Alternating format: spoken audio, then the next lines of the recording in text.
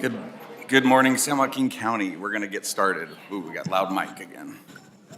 We have a fun-filled agenda today, lots of stuff on it, so we're going to try to do this a little faster. So welcome to July 29th Board of Supervisors meeting.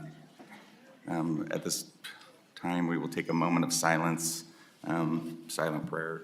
I just wanted to say, I wanted to do this in memory of Bob Nelson, who was murdered on 8 Mile Road, and so if we could keep him in our prayers, that would be much appreciated.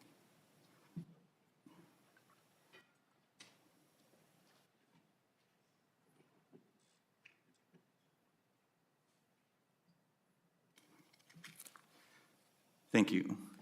Vice Chair Dollywall, would you lead us in the salute? Thank you, sir. Ready to begin? I pledge allegiance to the flag of the United States of America and to the republic for which it stands, one nation, under God, indivisible, with liberty and justice for all. We're going to sing for a second. Huh? We're going to sing for a second. Yeah, I know, a little bit. I had to slow down. Recognitions and presentations. So I know there's a board policy, so a couple of these, we have a board policy that was supposed to come forward that each supervisor is allowed to bring one item forward. So we're going to try to move this along as quickly as possible. It's also important that we celebrate our employees. So a couple of these are coming from District 2, so I apologize for that. And then Clerk of the Board and County Council. If something is going to come forward actually in policy, it would be appreciated so that we could do this. So bear with us, but I think it's important that we not only celebrate people in the community, but our organization as a whole. So thank you all for attending, and Clerk of the Board, take it away. Thank you, Chair. I'm going to start with roll call. That would be helpful. Yes. Supervisor Gardia. Present. Supervisor Dollywall. Present. Supervisor Rickman. Here. Chair Canepa. Present. And for the record, Supervisor Ding is absent at this time, but should be joining us shortly. I do have one quick correction on the agenda, just a small one. For the first proclamation, it does indicate BOS District 2. This is actually an annual proclamation that comes every year to the Board of Supervisors. And it's the proclamation of August 3rd through the 9th, 2025 is National Health Center Week in San Joaquin County, and I would like to invite Joan Singson and our healthcare centers to the podium as we read this recognition, which states, whereas for nearly 60 years, community health centers have provided high-quality, affordable, comprehensive primary and preventative health care in our nation's medically underserved communities, delivering value to and having a significant impact on America's healthcare system. And whereas as the county's largest primary care network, community health centers are the healthcare home for over 32.5 million Americans in over 16,000 communities across the country. And whereas community health centers are a critical element of the nation's health system, serving rural, suburban, island, frontier, and urban populations, often providing the only accessible and dependable source of primary care in their communities. And whereas community health centers respond to chronic disease epidemics and expand access to primary care, which keeps Americans healthy and stay out of expensive healthcare systems like hospital emergency rooms. And whereas San Joaquin County is proud to be home to several well-established, trusted, and recognized community health centers, including San Joaquin Health Centers, Golden Valley Health Centers, and community medical centers, who collectively serve our communities by ensuring access to high-quality primary health care, behavioral health, and other medical services. And whereas community health centers integrate their primary health services with outreach, street medicine services, mobile clinics, health education, and patient care management to reduce barriers to care and enhance care delivery for our county's vulnerable populations, including children and elderly and our veterans, among others.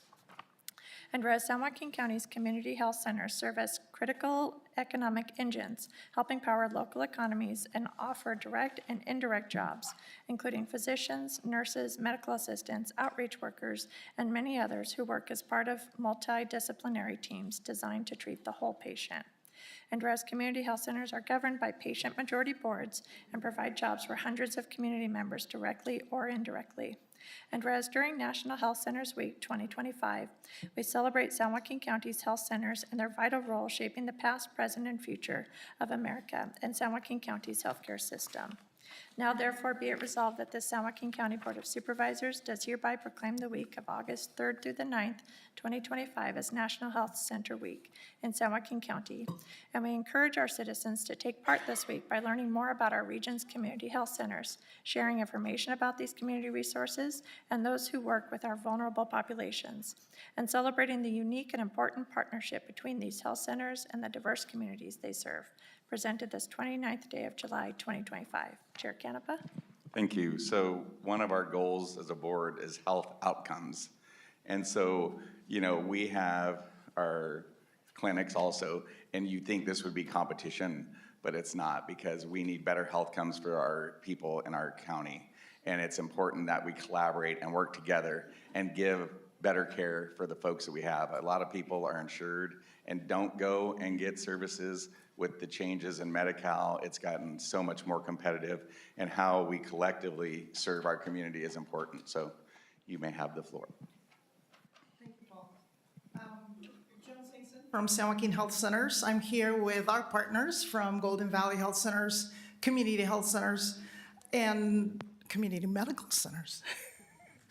And I just want to say quickly how much we appreciate the support from the Board of Supervisors for everything that we do, our efforts in providing our community with healthcare services, and Sandy as well.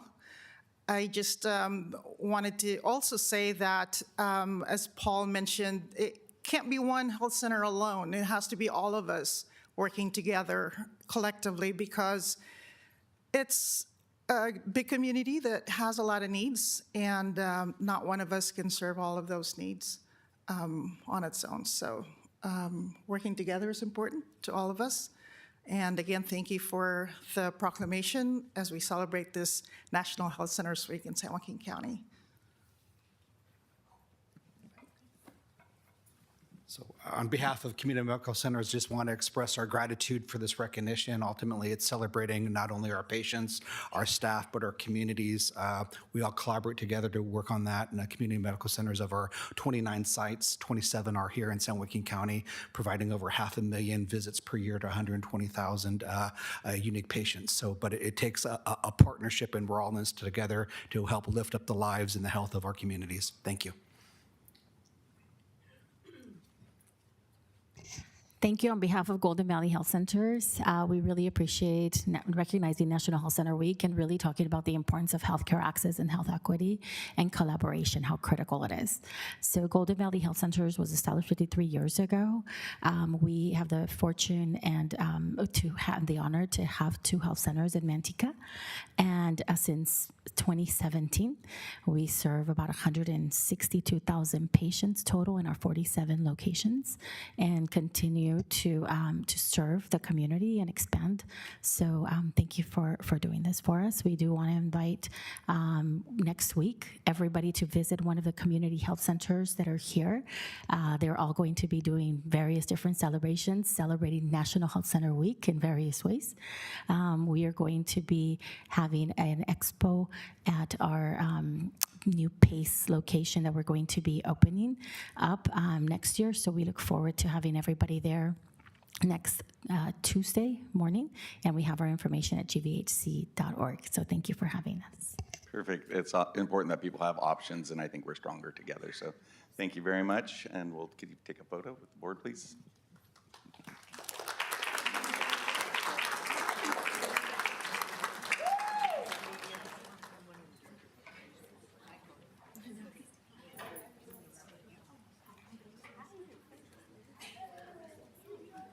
We don't have time, we only have 12 presentations. We'll be here before the regular meeting.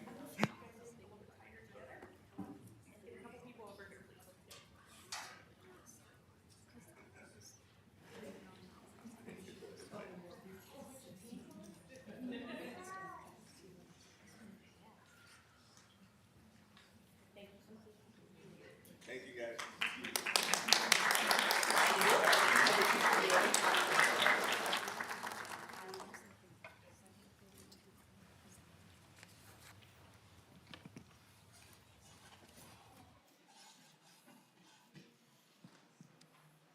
Number 2. Thank you, Chair. Next is a recognition of Alejandra Garibay Ortiz and Julissa. Oh, I apologize. Actually, next is the recognition of our Future Leaders recognition by the 2nd Supervisorial District, recognizing the Ag Venture for its dedication to education and inspiring future leaders of our county. And I would like to invite Krista McCoon with Ag Venture to the podium as we read this recognition, which states, "This is being presented to Ag Venture in recognition of your agricultural and nutrition education programs that has made a lasting impact on over 10,000 third grade students each year throughout San Joaquin County. Through hands-on field days, engaging presentations, and interactive displays, Ag Venture provides students with a meaningful connection to local agriculture, nutrition, and natural resources. This outstanding program is made possible through the dedication of over 1,000 volunteers and the collaboration of numerous community partners, sponsors, and agencies. Ag Venture continues to innovate through its award-winning virtual farm trips and enriching agricultural literacy for students of all ages. Congratulations," presented this 29th day of July 2025. Chair Canepa. So what we're doing is I've asked everybody each month to do what something is important in youth in our community. And Ag Venture is just an absolute home run. Our fellow board members have funded it, and it's Lodi, Tracy, and Stockton. But what you do is just an absolute amazing job, and I just wanted you to come and be able to share what you do and how you do it. So you brought some help with you here? I do. I have lots of help. Wow, awesome. You have the floor. Hi, I'm Kelly Schroeder, the Assistant Agricultural Commissioner with San Joaquin County, and we run the Ag Venture program under our department. Thank you. Story of my life. Got to come down a little. Like it's been mentioned, my name is Krista McCoon, and for the last 11 and a half years, I have had the distinct honor and privilege of serving as the San Joaquin County Ag Venture Coordinator. With most things in life, I think it's really important to show and not tell. So we're going to share a video with you of what Ag Venture really looks like.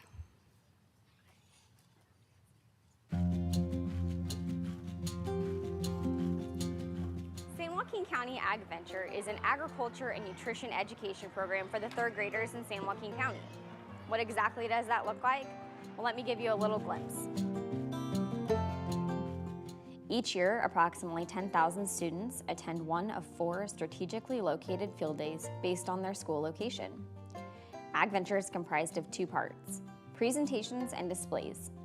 Students view 4 10-minute presentations, one on soil and water conservation, another on health and nutrition, and 2 on various local commodities. These commodities can be anything from almonds, walnuts, or pumpkins to dairy, beef, grapes, and more. The second component is interactive experiential displays. Displays cover everything from fruit and vegetable ID to livestock, machinery, and equipment, and even the Sheriff's Department and square dancing. Additional display topics include San Joaquin County 4-H, weights and measures, the Agricultural Commissioner's Office, Master Gardeners, PG&E, mosquito abatement, and a wide array of commodities and community organizations. These hands-on displays give students the opportunity to see, touch, taste, smell, and hear agriculture in a way they may otherwise not. It takes a host of resources to make this free program possible. Ag Venture is hosted and sponsored in part by the San Joaquin County Agricultural Commissioner's Office. Federal, state, and local grant programs, as well as private sponsors, help to maintain this no-charge experiential learning opportunity.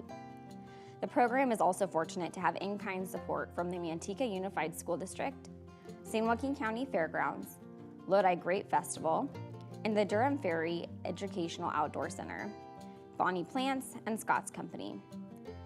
It takes many partnerships to make a program of this size feasible. These include the County Board of Supervisors, San Joaquin County Office of Education, San Joaquin Chapter of the California Women for Agriculture, Natural Resource Conservation Service, San Joaquin County Farm Bureau, and the UC Cooperative Extension Service. Annually, over 1,000 volunteers breathe life and education into the Ag Venture program by giving of their time and resources to educate our youngest consumers about agriculture and nutrition. These include farmers, ranchers, producers, processors, community and business leaders, as well as 4-H members and FFA students. In addition to field days, live interactive virtual farm trips are offered to students of all ages throughout the school year. Previous trips and other digital content can be found on the AgVenture website at www.sjcagventure.com. To see more or get involved, please visit the AgVenture website, and we look forward to giving students an adventure in agriculture.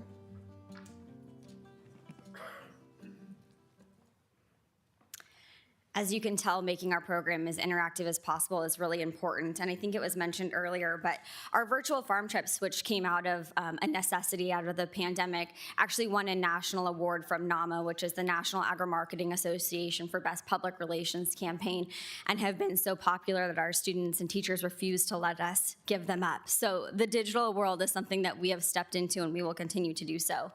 I want to share a few facts with you. Since inception about 20 years ago, AgVenture has educated an estimated 200,000 third graders, an additional 10,000 chaperones via our in-person programming. Since 2021 and the digital virtual farm trips, we've educated an additional 183,000 students from 43 different states. So in total, we've educated over 383,000 students, teachers, chaperones. My husband recently informed me that this is enough to fill Levi's Stadium 5 times over. Fun fact that only a husband can share. Due to building capacity limits and spring and summer vacations, it's not possible to cram all of the people in this room, but I did bring 2 very special people with me who'd like to share a little bit about their AgVenture experience. My name is Scarlett, and one thing that I like about AgVenture was that I got to brand a piece of wood, which they use on cows, how they branded cows. And the other thing that I got to learn at AgVenture was how to sand a piece of wood. Thank you. Good work. Thank you so much. Which her mother recently informed me she actually has those pieces that she branded at AgVenture a few years ago in her room still, so the impression is long lasting. The next individual I have with me is very special because this is my daughter Riley, and she has undoubtedly attended more AgVenture events than anyone else in this room besides myself. She was there from literal birth to kindergarten and still may or may not miss school once a year to attend an AgVenture event. But she is in 3rd grade, so she will get to go legitimately this year. So Riley, come tell us your favorite part about AgVenture. My name is Riley McCoon. My favorite part about AgVenture is knowing how agriculture is so important in this environment. And I also like helping out my mom.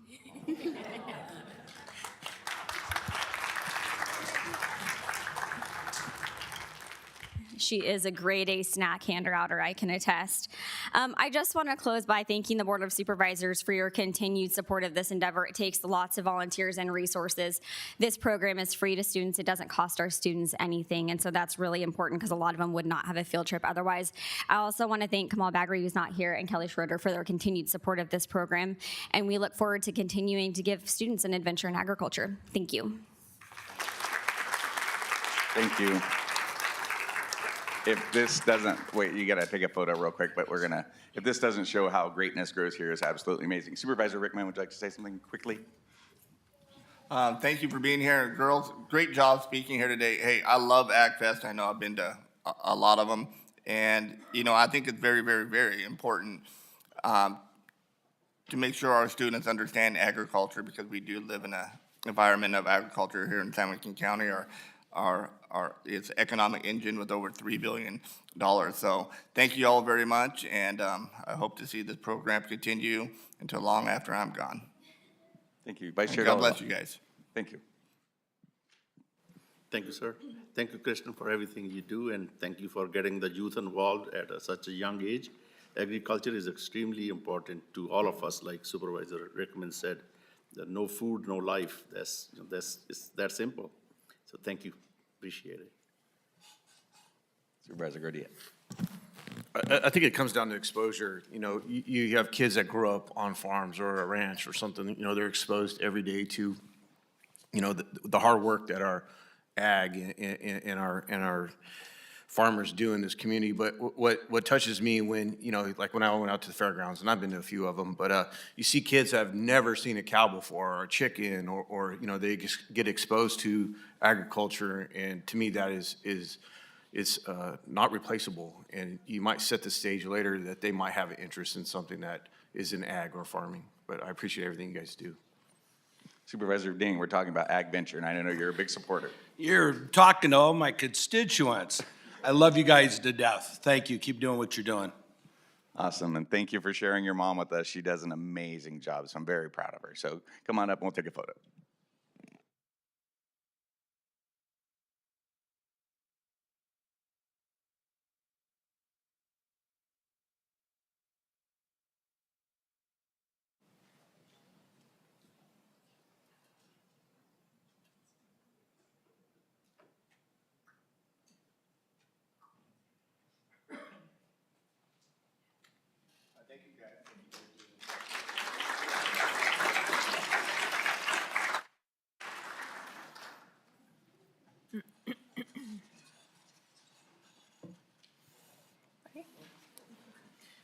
Next, we have a recognition that was requested by District 2 Chairman Canepa.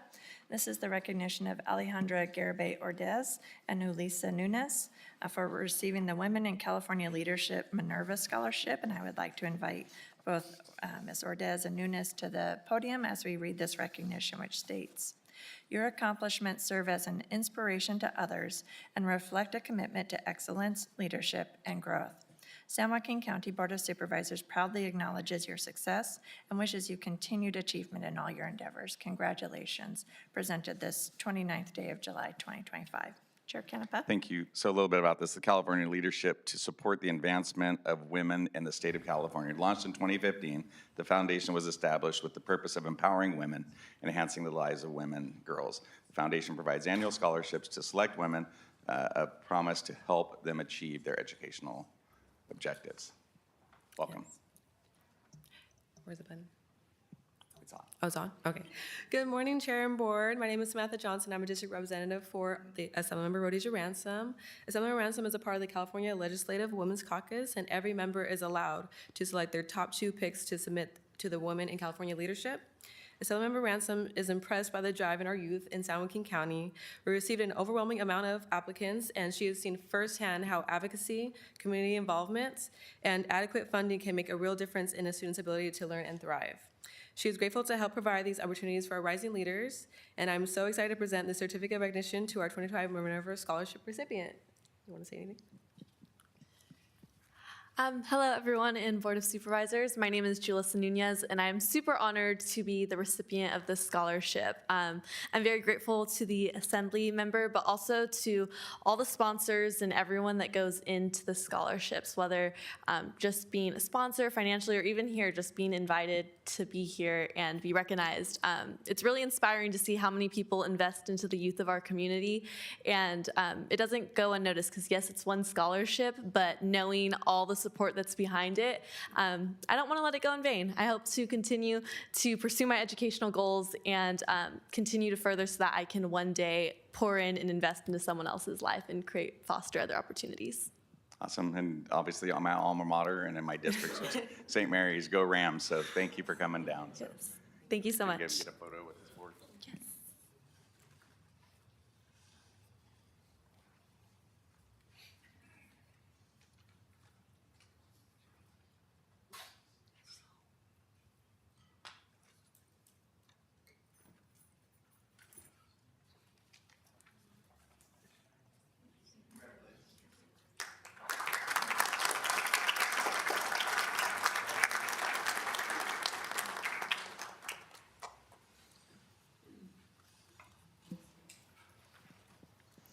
Thank you, Chair. We'll make sure that the recipient of the other certificate receives that. Next, we have a recognition that was requested by the 3rd Supervisorial District, Supervisor Sunny Dhaliwal. And this is the recognition of Marissa Carcamo for her act of kindness. And I would like to invite Supervisor Dhaliwal to the dais with Chair Canepa and Marissa Carcamo to the podium as we read this recognition, which states, "In appreciation of your kindness, compassion, and willingness to help others, the San Joaquin County Board of Supervisors proudly recognizes your thoughtful actions. Your selfless spirit reflects the values we strive to uphold in our community. Through your care and concern for others, we have made a meaningful difference and reminded us all of the power of kindness. Thank you for embodying the best of our county. Presented this 29th day of July, 2025. Chair Canepa and Supervisor Dhaliwal. Marissa, thank you so much. You didn't have to do what you did, but I think your action saved a life. Thank you so much for reuniting the gentleman with his family and showing us a true act of kindness. Thank you. God bless you. Thank you. Would you like to say a few words? I just like to say thank you. You know, having this recognition is nice, but I was just doing the right thing and setting a good example for my kids. So I appreciate it. It was really nice to get a picture of his grandson with him saying thanks. So that was the best part. You have set up an example for many of us. Thank you. So do you want to give a little background of what you did? There was a gentleman from Antigua. He didn't speak any English. He was disoriented. He didn't know where he was. He was close to the freeway. Cars were passing by. I think you were on your way to work? Home, yeah. From work. She stopped. She got the community involved. We ended up finding the family, and the gentleman got reunited with his family and his grandkids, just because of you. Thank you.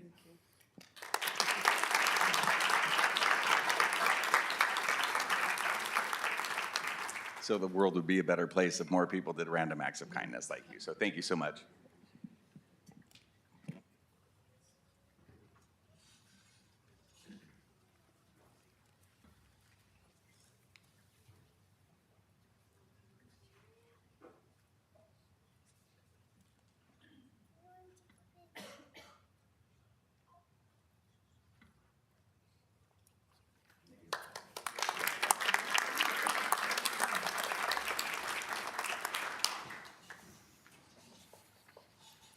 Next, we have the proclamation of the month of August 2025 as Child Support Awareness Month in San Joaquin County. And I would like to invite our Director of Department of Child Support Services to the podium as we read this proclamation, which states, whereas August is Child Support Awareness Month that is observed nationwide. In partnership with 47 county and regional child support offices, the California Department of Child Support Services recognizes the challenges of families in need of our services. And whereas San Joaquin County Department of Child Support Services collaborates with families to establish child support agreements, facilitate consistent payments, and engage with partners to support unique family needs and promote the well-being of children. And whereas San Joaquin County Department of Child Support Services collected $61.8 million in financial support for families last year and continuously works to improve the lives of the 34,000 children it serves through the efforts of its 171 committed child support professionals. And whereas the County of San Joaquin recognizes the importance of raising awareness about the significance of child support in strengthening families, encouraging responsible parenting, and ensuring a brighter future for our children. Now therefore be it resolved that the San Joaquin County Board of Supervisors does hereby proclaim the month of August 2025 as Child Support Awareness Month in San Joaquin County, presented this 29th day of July 2025. Chair Canepa. Thank you. You do a vital role in our community. And the block party the other week was absolutely amazing. It was at Pixie Woods, and they had free admission. And it's amazing how many people had never been to Pixie Woods, and the joy, and the other county departments. Shout out to Sixth Floor for being there and everybody else. It was an amazing day. So just the great work that you do in helping people obviously stay afloat in our community, because a lot of people don't like paying child support, but it's vital. And I appreciate you guys. So you have the floor.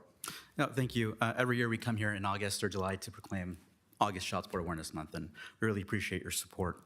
I will say that the proclamation is just more than words on paper, right? It really signifies your meaning and understanding of the service that we provide to the children and families in San Joaquin County. So with that said, we can't do it alone. So we do have a lot of community partners that we collaborate with.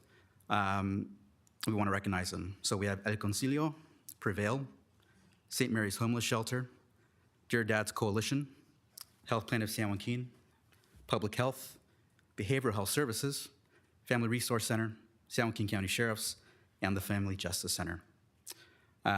We couldn't do what we do without them, and so we appreciate them and you and your support as well. And I'll turn it over to our Assistant Director, Kathy Bohasic, talk a little bit about the block party. You stole my thunder. Sorry. So on July 19th, we held the 10th annual block party at Pixie Woods.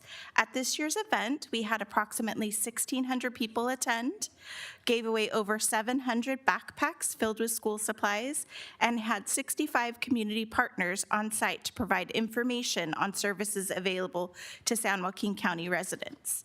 Our event would not be successful without the dedication of our DCSS Block Party Committee, many of whom are in the back of the room today here with us, our community partners, and the over 50 local businesses who donated to the event. Thank you, Chair, members of the board, and CIO's office who were able to make it out to the event. The block party is held each year to kick off Child Support Awareness Month and to spotlight the work we do each and every day.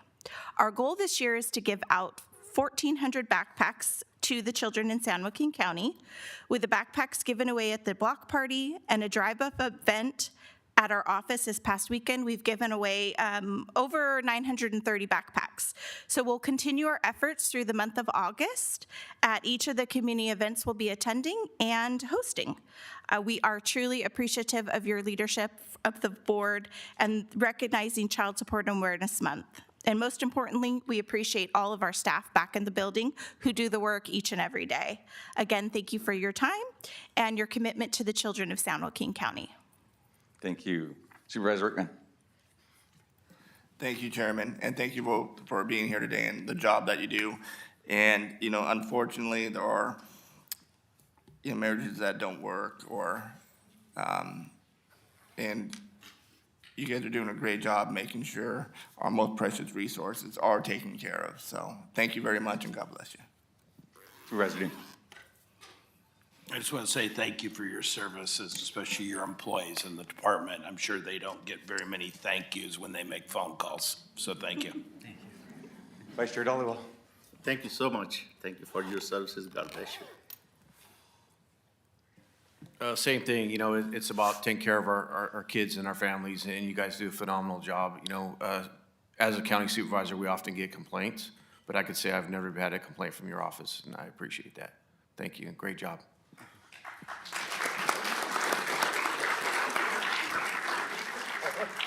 Yeah, I just want to say thank you. Thank you to the employees, because it's really important, and that the event that you guys put on, just the smiles and just the face painting and all the things that they got to do there was absolutely amazing. So job well done. Thank you.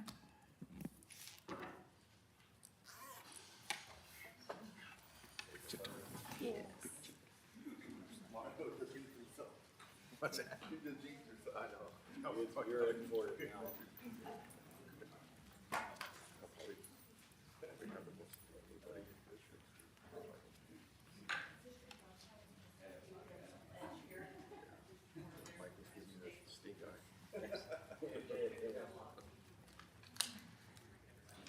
Supervisor, 468 3113.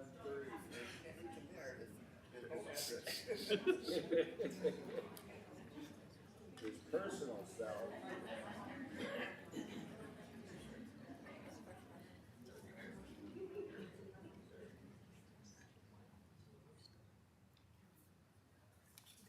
Thank you, everybody. Great job.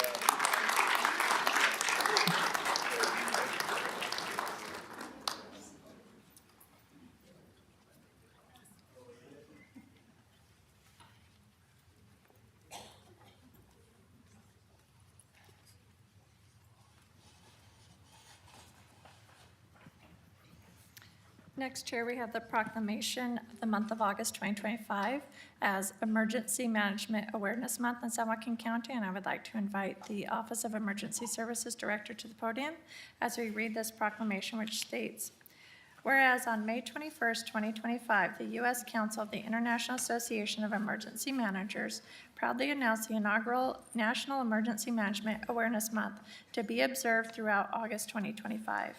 And whereas National Emergency Management Awareness Month is a time to spotlight the important role of emergency managers and the importance of building strong disaster preparedness, response, and recovery systems throughout the United States. And whereas throughout the month, emergency management professionals in San Joaquin County will engage in a coordinated, industry-wide campaign to promote public awareness, build partnerships, and strengthen community resilience. And whereas the safety, security, and well-being of all who live, work, and play in San Joaquin County depend on the ability of individuals, organizations, and government to prepare for and respond effectively to emergencies and disasters. And whereas this month-long effort includes outreach to elected officials at all levels, nonprofit and private sector leaders, healthcare and utility providers, educators, and other community decision makers to advocate for emergency preparedness and highlight the capabilities of emergency management. And whereas San Joaquin County Office of Emergency Services is committed to providing training and exercise opportunities to the operational area, further strengthening core capabilities in mitigation, preparedness, recovery, and response phases. And whereas the community outreach and education efforts include supporting local partners, events, providing community presentations, and promoting the Office of Emergency Services programs to both the media and public, all aimed at making emergency preparedness more visible, equitable, and accessible to the public. And whereas a culture of readiness is only possible when communities are well-informed, actively engaged, and supported by trained professionals equipped to lead during times of crisis. Now therefore be it resolved that the San Joaquin County Board of Supervisors does hereby proclaim the month of August 2025 as Emergency Management Awareness Month in San Joaquin County, and encourages all community members, agencies, and community leaders to recognize and support the mission of emergency management professionals who dedicate themselves to protecting our county through preparedness, response, recovery, and mitigation. Presented this 29th day of July, 2025. Chair Canepa. Thank you. I try to attend a lot of events, and these guys are at the events, and they do outreach, and they do trainings. You know, we don't think that we have natural disasters. Obviously, floods and fires have been in the forefront in San Joaquin County, and it's how prepared you are in emergency. So, you know, I guess it's better that we don't see you guys, but know that they do an amazing job of outreach and training. They do training with the county employees, and they had a graduation we attended, and everybody has stepped up immensely, because when all these things went down a couple years ago, a lot of departments weren't volunteering employees to help in emergencies or disasters. So I want to commend the office and the work that you do and the outreach that you do and the cool things, the drones and everything. You pull people in, and it also educates folks of what we have and how we have it, and also sharing the resources that we have with other people that need it in the community and other counties. So thank you, and you have the floor. Thank you, Chair. Good morning, Supervisors, CEO Regallo, County Council, and Clerk of the Board. This is the first ever National Emergency Management Awareness Month, and with the amount of effort that this board has put forth to strengthening emergency management in this county, we wanted to bring this forward to thank you and to thank the work that you've put in for us. Emergency management is more than a function, it's a profession, and one that anticipates risks, builds partnerships, and strengthens systems long before the crisis begins. From wildfires to floods, power outages, and public health threats to, I lost my spot. Emergency managers are the center, coordinating, communicating, and leading through the uncertainty. In San Joaquin County, we're fortunate to have a great team. I have part of them here, the rest are at training and doing actual work back at the office. But it's not just our office. We have partners across all of our departments in this county, from public health to EMS, human services. Everybody has stepped up, and Chair, you stole my thunder also.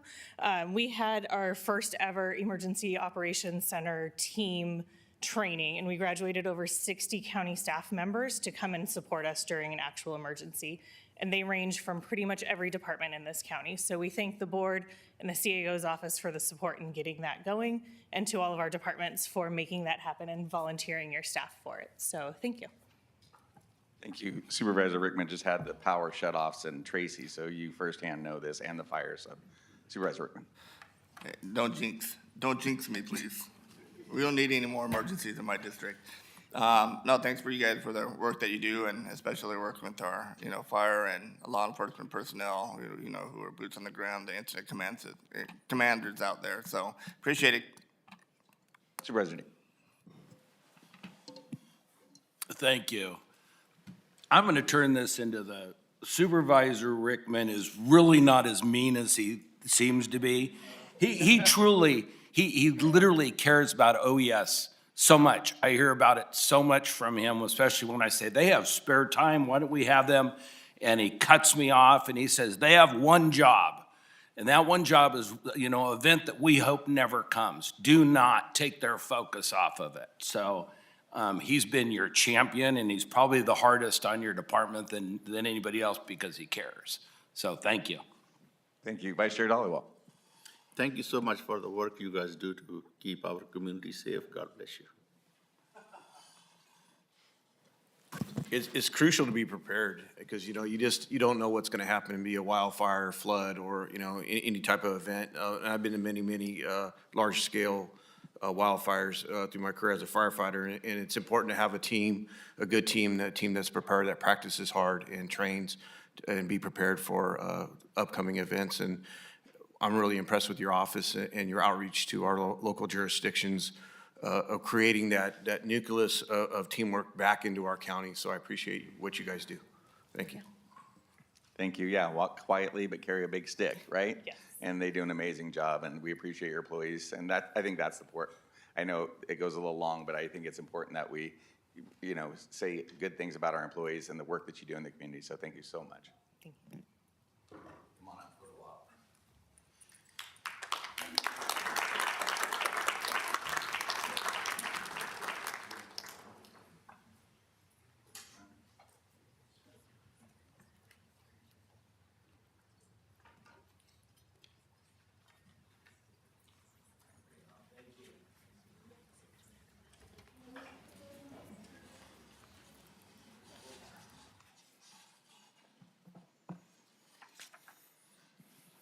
Chair Campa, next we have the proclamation of the week of July 20 through the 26th, 2025 as pretrial, probation, and parole supervision week in San Joaquin County. And I would like to invite Probation Chief Steve Jackson and his team to the podium as we read this proclamation, which states, whereas community corrections plays a vital role within the justice system, and those who work in this field uphold the law with dignity while ensuring the public is protected from criminal activity. And whereas they are responsible for supervising both adult and juvenile offenders within the community, providing essential services and referrals to support rehabilitation and reintegration. And whereas community corrections professionals collaborate with local agencies, organizations, and community groups to strengthen public safety and well-being. And whereas their work emphasizes prevention, intervention, advocacy, and restorative practices. And whereas community correction professionals offer valuable support and protection to victims, fostering healing and accountability. And through their dedication, they serve as a powerful force of positive change and community betterment. Now therefore be it resolved that the San Joaquin County Board of Supervisors does hereby proclaim the week of July 20th through the 26th, 2025 as pretrial, probation, and parole supervision week in San Joaquin County, and encourage all citizens to honor these community corrections professionals and to recognize their achievements. Presented this 29th day of July, 2025. Chair Canepa. Thank you. This has been a tough month, obviously. Jim Christensen, a friend of mine for over 40 years, was caught on fire doing his job. And I mean, he's just a hero because what he did, he put his own life on the line to save somebody else's, and he got lit on fire. So Jim's up at UC Davis, so I want everyone, he has a GoFundMe, if anyone's able to give to that, it's huge. But I think it just shows the dedication and the work that the probation department has. I mean, we were all out there for their honor this past week, and I think they were a little timid. Oh my God, the Board of Supervisors here, but we're just normal people, doing our job too, and it's important that the probation department knows, and we put SJ Cares on them, so we've dumped a lot of extra responsibilities, and they've stood up to the challenge. So I want to commend you and your team for doing the great job, and thanks for inviting us out. We're going to be invited to the next pinning because they said they didn't want us to have to come to two things in 1 week. But anything that we can possibly do to show our support for county employees is vital. So you have the floor, sir. It sounds like you gave my speech there, but I'll get to that. Anyways, yeah, thank you, supervisors and Chair Canepa, CAO Regalo, Council Kernan, Madam Clerk. First, I just can't express my appreciation for your support over the last few years. It's meant the world to me and our department. I think we all see it. And, you showing up for our barbecue, as I told you, and the others, it meant the world to our staff. You really validate what they do each day when you show up like that. So, and we'll get you an invite to the pinning too. That's in January, so. anyways, today I wanted to, speak a few stats and put some context behind the work that these folks do across our department. So I'm going to start with our pretrial assessment unit, which sits in the intake portion of the jail at the sheriff's office. Our pretrial assessment unit in the last fiscal year conducted over 6,600 assessments and interviews of those booked in jail. On top of that, they conducted over 1,900 probable cause hearings on weekends and holidays. Conversely, our pretrial monitoring unit, which supervises those released from jail pending court matters, currently is monitoring over 1,000 of those defendants in the community. On average, they make 1,400 contacts with clients pending trial. Into a group that often goes overlooked, our detention officers. I don't know if any of them are here this morning, but I just really need to recognize them for their tireless commitment and effort for keeping our kids as young as 12 and as old as 25 safe and secure in our juvenile institutions. With that being said, over the last fiscal year, they processed and supervised over 670 youth booked in our institutions. And I'm going to go on a limb here lastly, and I'm going to humbly state that no one else in the county knocks on more doors than the men and women of the probation department. In the last fiscal year, they conducted 12,345 home visits for those defendants that we serve on probation. And as you mentioned, Chair Canepa, and I think it never could be overstated, you talked about heroes, and I've said that before and I'll say it again. I really need to give my deepest gratitude to those officers who jumped into action a couple weeks ago, not only to avoid or to avert a potential catastrophe at the Canlis building, but they also put themselves in between a violent and dangerous felon and the public. And they were able to resolve that situation safely.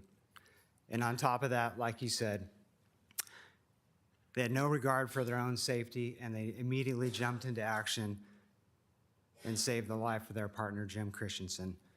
I don't think any one of us here is more grateful for those officers. It is truly greatly appreciated, and we all do consider them heroes, so thank you.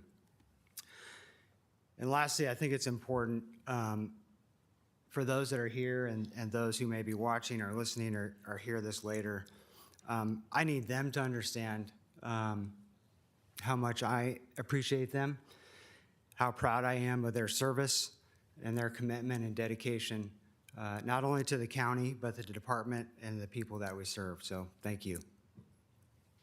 Thank you. Supervisor.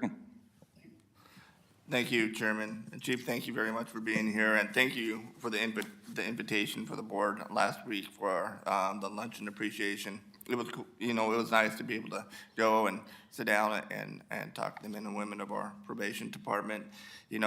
Over the years since I've been on board, last 4.5 years, your role as probation has expanded probably more than you expected or realized. So thank you and your team for taking on the extra responsibility.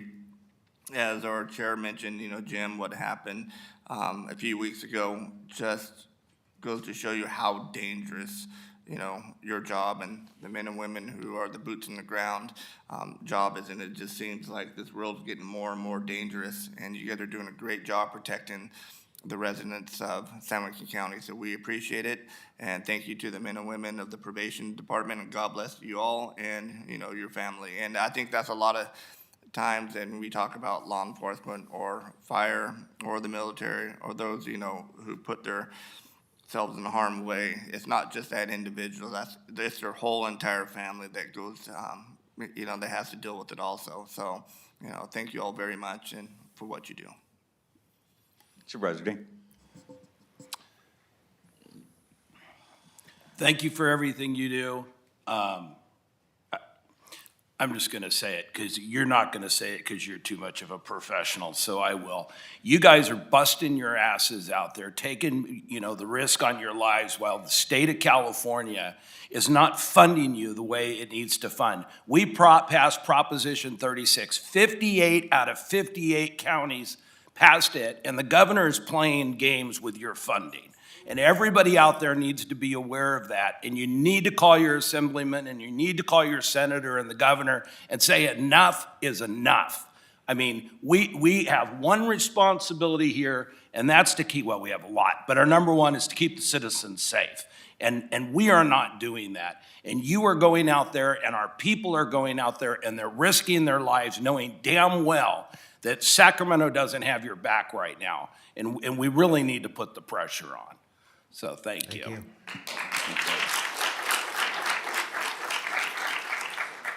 Thank you.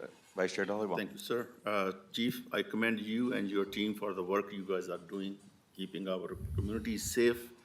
Your job is not easy, and we all know that. Stay safe out there. God bless you.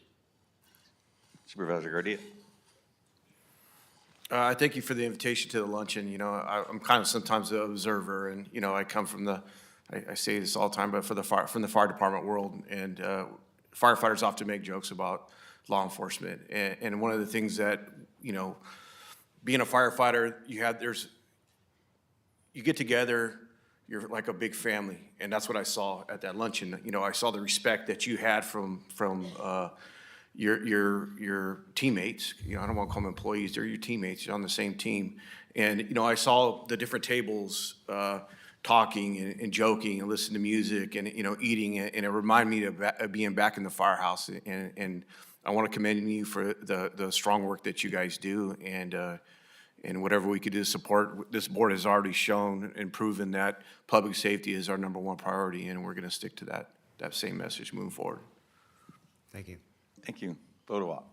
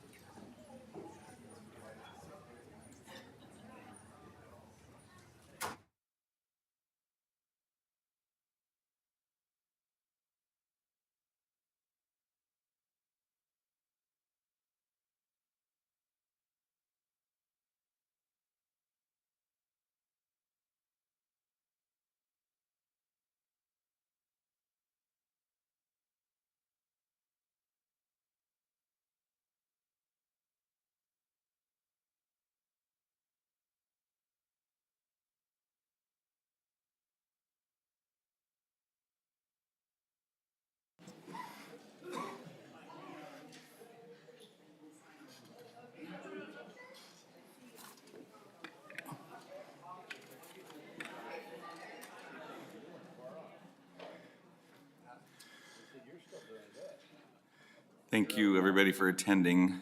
It means a lot to celebrate our employees and the different agencies that we have here at the county. At this time, we're going to move on to appointments to boards and commissions for a public interview.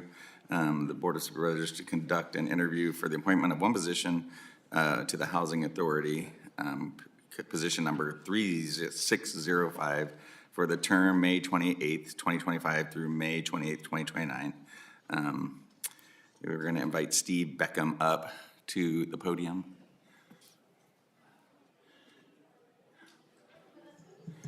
Thanks for coming back, Steve. The last meeting you attended went a little long, and I apologize for a couple of hours. Where do you want them? At the podium. Foot surgery. Oh, do you want to sit down? You can sit down. I'm okay. Okay, all right. Welcome. So at this time, County Administrator Regallo will conduct the interview questions, and you have the floor. Thank you, Chair. Mr. Beckham, if you don't have an opening statement, or if you do, you could provide one, or I can start with questions. My opening statement would be that I have served 4 years on the Housing Authority. We have an incredible executive director in Peter Ragsdale. I think all of you have met him. You've attended various things. In my 4 years, we completed 167 units. And we have another 179 in the making right now. These will be for homeless people. But the one I'm most proud of is Calaveras Quarters. It's on March Lane behind Chick-fil-A. And it's 69 units. It was a motel that we converted. And it is for homeless foster youth. These are kids who have aged out of the foster program. And we have all services there for them, not just the apartments. And I'm really proud of what the Housing Authority did for that. Okay, thank you. We'll go ahead and get started with the questions. All right. And you spoke a little bit about it with your Calaveras Quarters, but can you tell the board what is your vision for a housing authority in the community, and what are your ideas related to affordable housing? As I mentioned initially with the foster kid aging out and having places for them, that was a program that we initiated in the Housing Authority. I see us doing more of that. In addition, we are backfilling a number of places in Stockton, in Tracy, in Lodi, units that have gone under, and we are rehabbing them. Our department has done a great job of looking for grants and initiating monies, whether private, city, county, state, or federal funds. And we just want to keep that going. Funding is going to be critical. Right. Okay, thank you. As affordable housing and homelessness are in crisis in California, what are your thoughts on producing more affordable housing, and do you have insight as to the type of housing needed and the populations to be served? A lot of groups are working to try to overcome the homelessness, whether it's items happening in Lodi or Stockton or Tracy. We're not going to solve it in the immediate. The best we can do is look to the county and other entities like you when we go and get building permits and how long a building permit takes. We redid some property just south of the Crosstown Freeway, and the add-ons that we kept having to produce because this stairway was 6 inches out of alignment, or this was, I mean, you just keep adding dollars and dollars and dollars to these programs.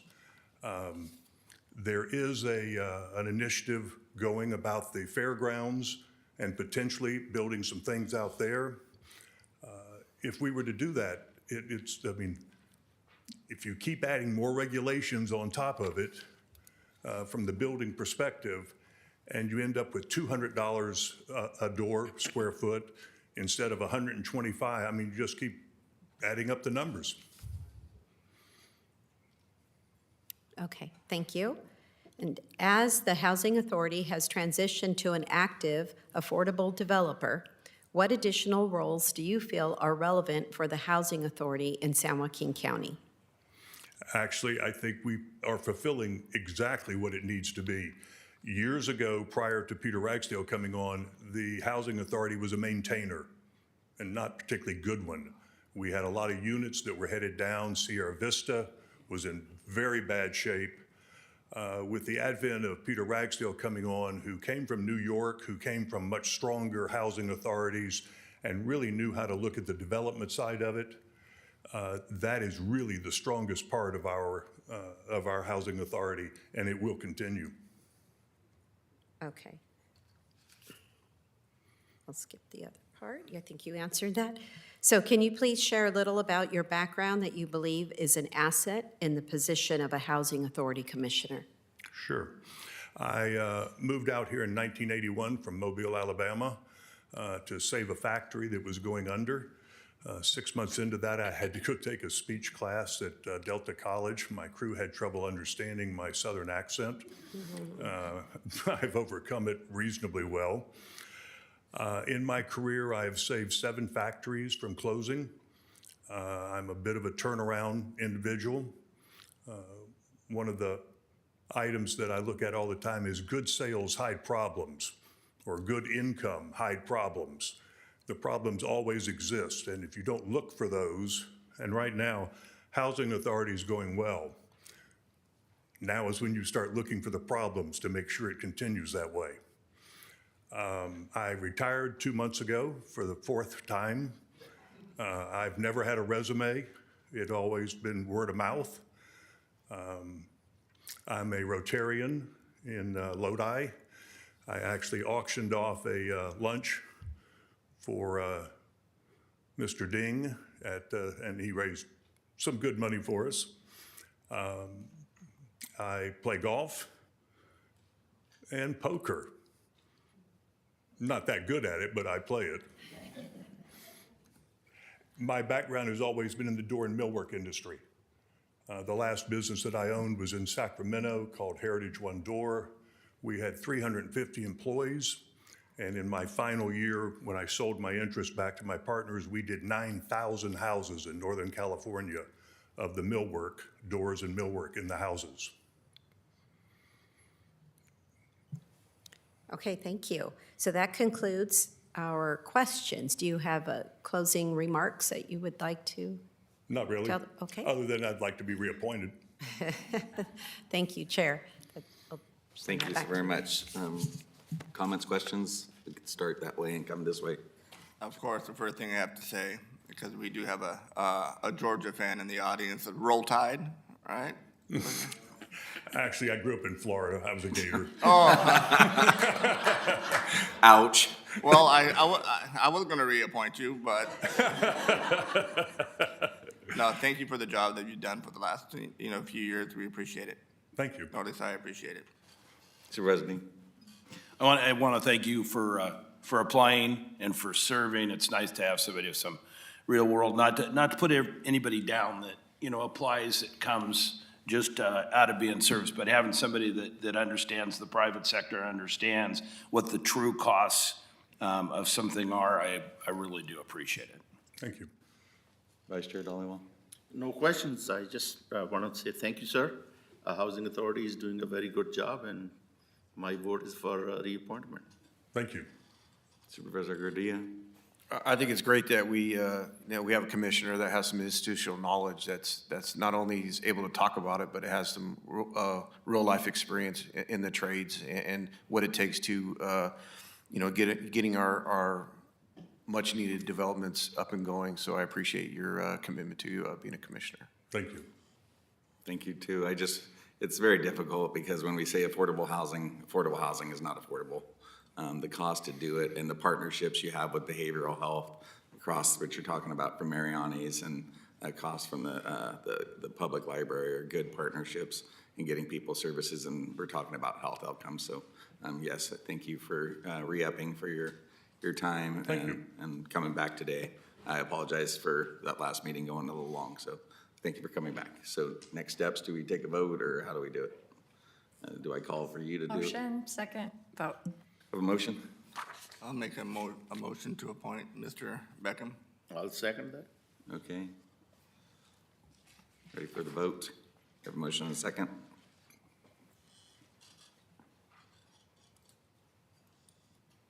You've been appointed 5-0. Thank you. Thank you.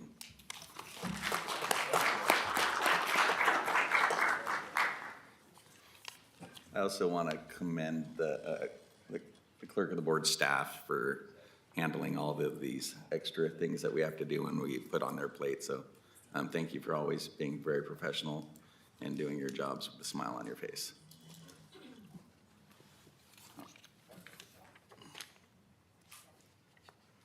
Okay, at this time, we're going to public comment. Now is the time for public comment on matters within the jurisdiction of the Board of Supervisors that are not listed on the agenda and minutes, consent calendar, and closed session items that are not listed. We request that you fill out a comment form if you address the board in person. There is a time limit of 3 minutes for these comments. There is a device on the podium with a green, yellow, and red light. The yellow light will come on 30 seconds before the end of the 3 minutes. With regard to public comment, the law strictly limits the ability of board members to discuss matters not on the agenda, so this is not an appropriate time to have a discussion with the board regarding your comments. We ask that you refrain from personal attacks during your comments and that you address all comments to the Board of Supervisors, not to the audience. Comments from the public may not reflect the viewpoint of the Board of Supervisors. At this time, we have Tammy Dunbar and Carla Huney is on deck.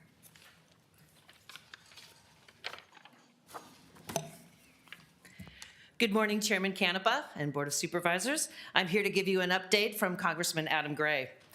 First, his Strive Act, which limits copay costs for veterans at VA health clinics, passed with unanimous consent out of House Committee on Veterans Affairs last week. It is now eligible to be brought to the House for vote.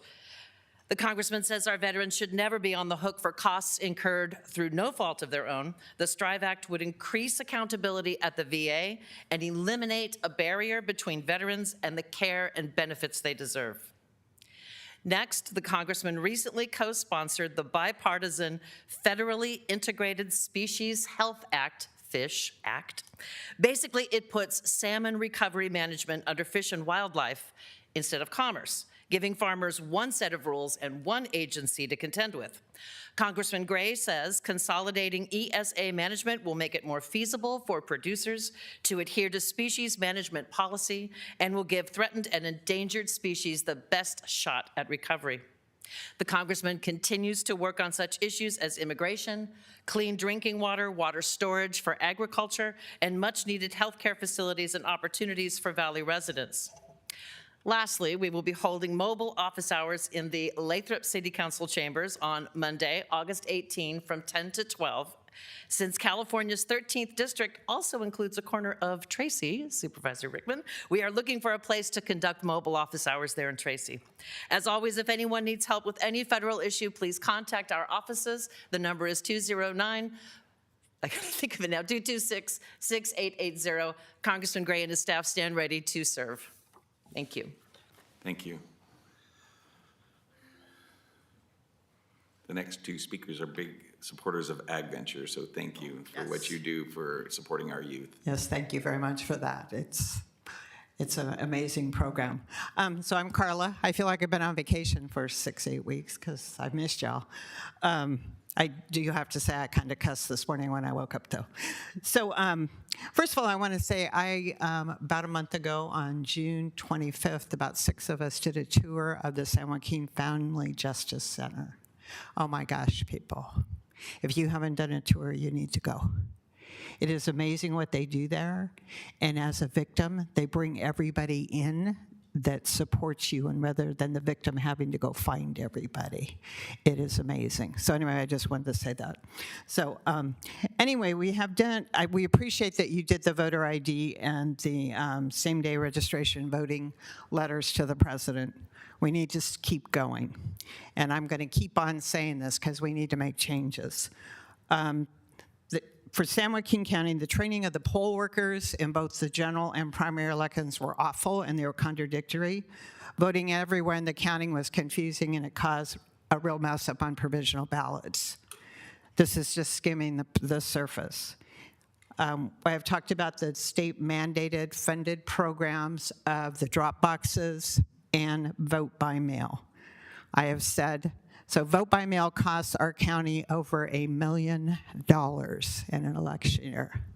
Every registered voter, and at any given time, I'll just do an approximate, that's 385,000 registered voters, because that number changes every day. Okay, just know that. So only about, I want to say in the general, 267,000 people voted. So what happened to the rest of those ballots? And you just wasted money because they didn't go anywhere, or they got sold, or they got thrown away. So why are we doing this? Why are we spending money that we don't have, the state doesn't have, and the federal government is not going to give us at this point? The state is broke. And I don't care what Sacramento says. We are broke. And you just listen to the fire victims down in LA. He wants to put multifamily housing down there. Was this all by design or what? So what I'd like to see you do, we've had an absentee program forever. And that was you signed up. Like when I used to travel overseas, I would not be here doing lectures, so I signed up and got a mailed ballot. I think the last number we had, that was about 81,000 people in the county. That's a lot better than 385,000. And then on the drop boxes, again, there's no chain of custody. There's nothing there. I can show you statistics on some of the drop boxes that don't make any sense at all. For like the 30 days before the primary election, one drop box got 147 ballots. On election day, it got 707. Not possible. Thank you. Thank you. Molly Watkins. Mary Elizabeth is on deck. Good morning. It has been a long time. It's like we are all on a vacation. Anyway, thank you for having Ag Venture. I actually started the program with the Ag Commissioner many, 20 years ago. And it's always good to see the support and the continued recognition and the effort to educate our community on agriculture. Remember that out of 3,100 counties in the United States, we're number 7 for dollar value of crops. So we're really special in the ag space, and we need to make sure everybody else knows that, because there's only 2% of us that actually farm. The rest of you all make money. We don't make any money. But anyway, we feed you. On the election note, AB 930 is going on to the State Senate Committee. We just create more and more silly laws. This law will let us count ballots, will let you turn in your ballot for 7 days after the election. At least now, all the ballots are supposed to be in at 8 o'clock on election night. So Sacramento wants to extend it 7 days after Election Day, that you can just bring it in if you were busy or you didn't think about it, you could just bring it in. Or you could bring the neighbors, or you could make some and bring them in. What is this? And the other part of that AB 930 is that non-citizens can serve on the recount committee. So if you didn't like your election and you want to recount, somebody who's a non-citizen can help check and see if that worked out for you. Crazy. So all of us as citizens, I don't think you as a board can do anything, but we need to bark in Sacramento, and we tell them 930 is silly and ridiculous, and we don't want 930. So thank you. Have a good day. Thank you. Mary Elizabeth.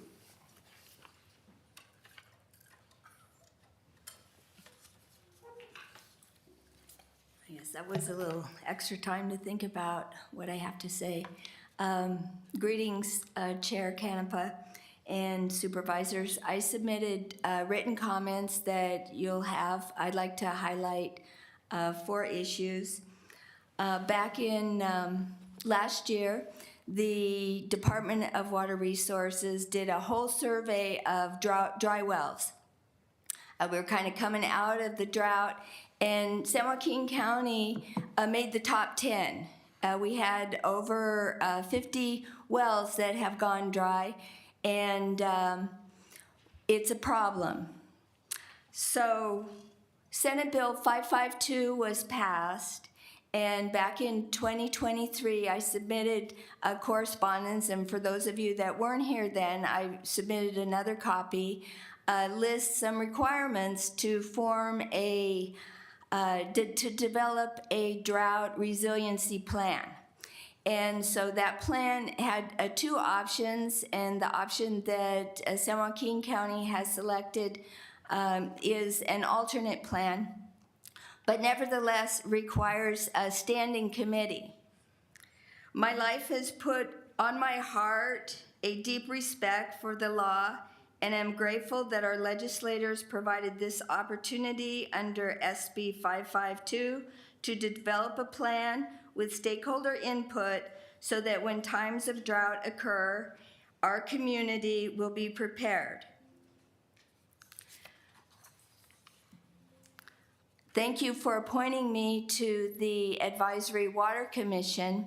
And when I brought up this program that is under the Irrigated Lands Program, I was informed that that was not under the purview of the Advisory Water Commission. But I want you all to know, and on the second page of my letter, I provide information from the Valley Water Collaborative, which is a nonprofit organization that has been tasked to test wells for nitrate.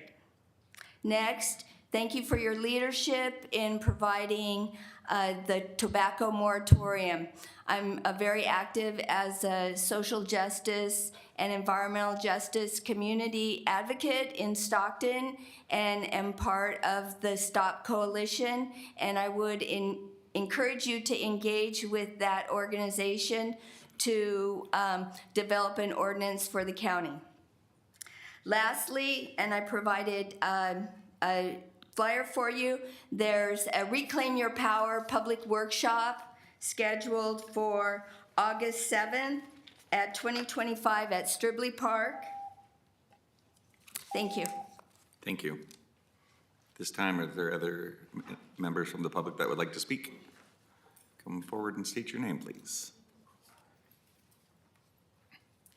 Did you get my card? Yeah, I can.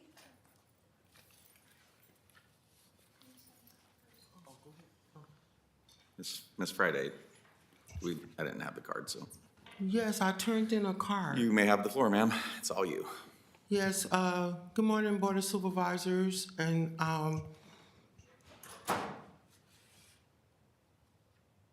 to you,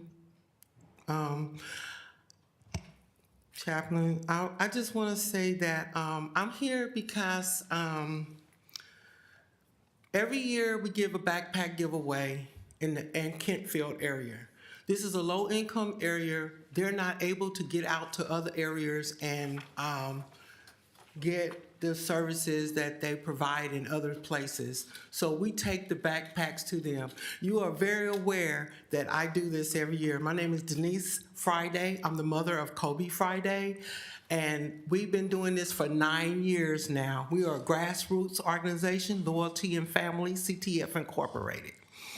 And we need your support. I reached out to you, Chair, to support us in our efforts to provide a fun-filled day for the children with backpacks full of supplies, to have food for the whole community, bounce houses, face painting, everything everyone else presents and does, we do it also.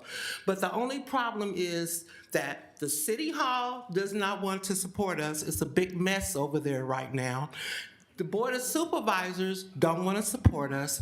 I reached out to the chair. I sent a letter and put a flyer in there to let you know that we're doing it this Saturday, August the 2nd, 2025, and all you guys are welcome to come out and see what we do. You've been there before, Chair. You know that it's a beautiful event. We serve the community, and we've been doing it for 9 long years.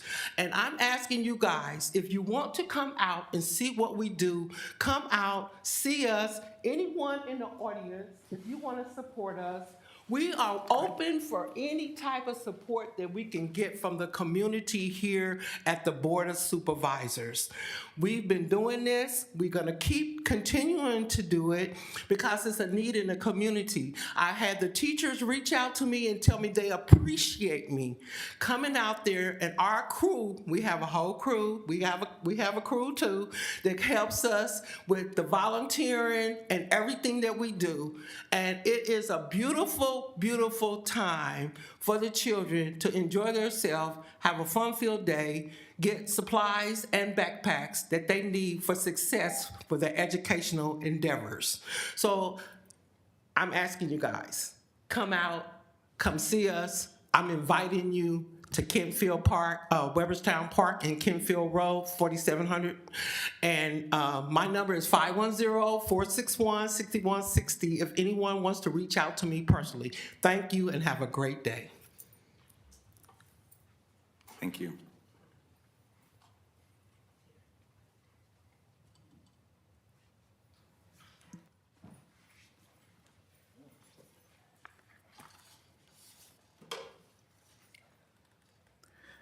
Good morning, Chairman Canepa, Board of Supervisors. My name is Melanie Knott, and I'm a citizen of San Joaquin County. In an article at Election Integrity Project of California, the article explains the weakest link in the chain of threats to election integrity in California is the topic of voting by mail. It's just the tip of the iceberg. Counties utilize the Postal Service to mail a ballot to all persons on the voter rolls. Yet the Postal Service cannot provide the reliable chain of custody necessary to protect the integrity of the system.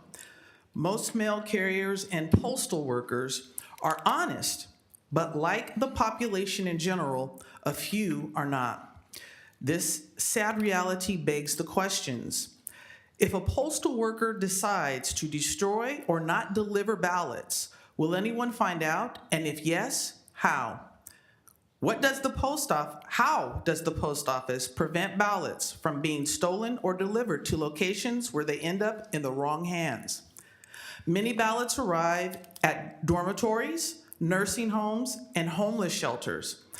Ideally, the staff at these locations distribute the ballots correctly, making sure ballots get to the right people and return unopened the ballots of people who no longer live there.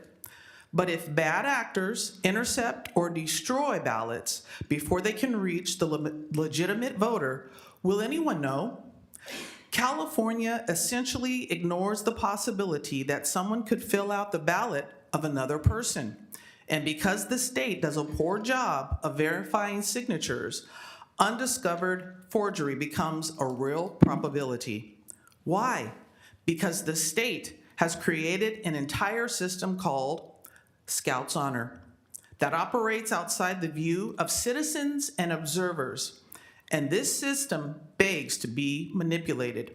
This is why I have reminded us that the Make Elections Secure Act, which would implement 5 keys for secure elections: hand-marked and hand-counted paper ballots, voter ID, citizenship requirements, shorter early voting, limited mailed ballots, and paper elections in small precincts. Thank you for the time to speak today. We can and will restore integrity to the process and return faith, hope, and trust to every legitimate voter in the Golden State of California, even here in San Joaquin County. In Proverbs, I'll leave you with this, in Proverbs 14:34, righteousness exalts a nation. God bless you all and have a wonderful day. Thank you. Thank you. Is there anybody else wishing to speak from the public? County Administrator Regalo, when does the non-county, the NCO grant period end? That's coming on the 31st? Because like those requests for money from the county, can you explain a little bit of that? Give us a Sure. Please. Yes, so the portal is open now through July 31st.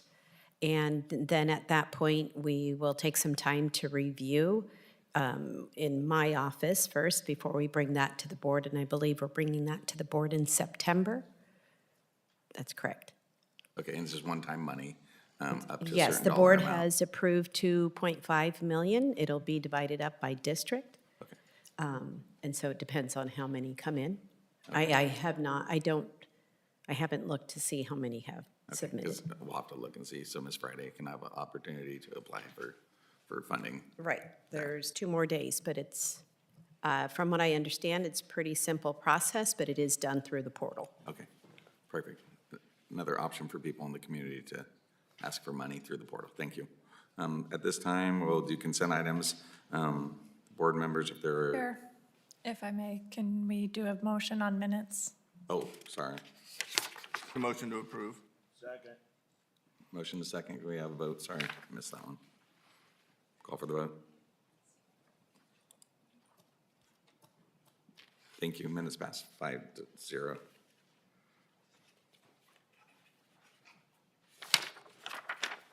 Thanks for getting caught up on those. Board members, if there are any consent items you would like to pull, we'll start on Supervisor Rickman's side. Supervisor Ding. Supervisor Dollywall. Last but not least.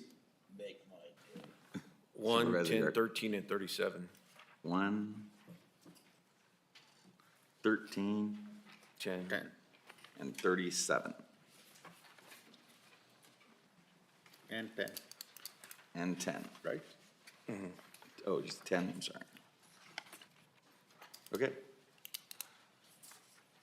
Director Sokol, number 1, airport.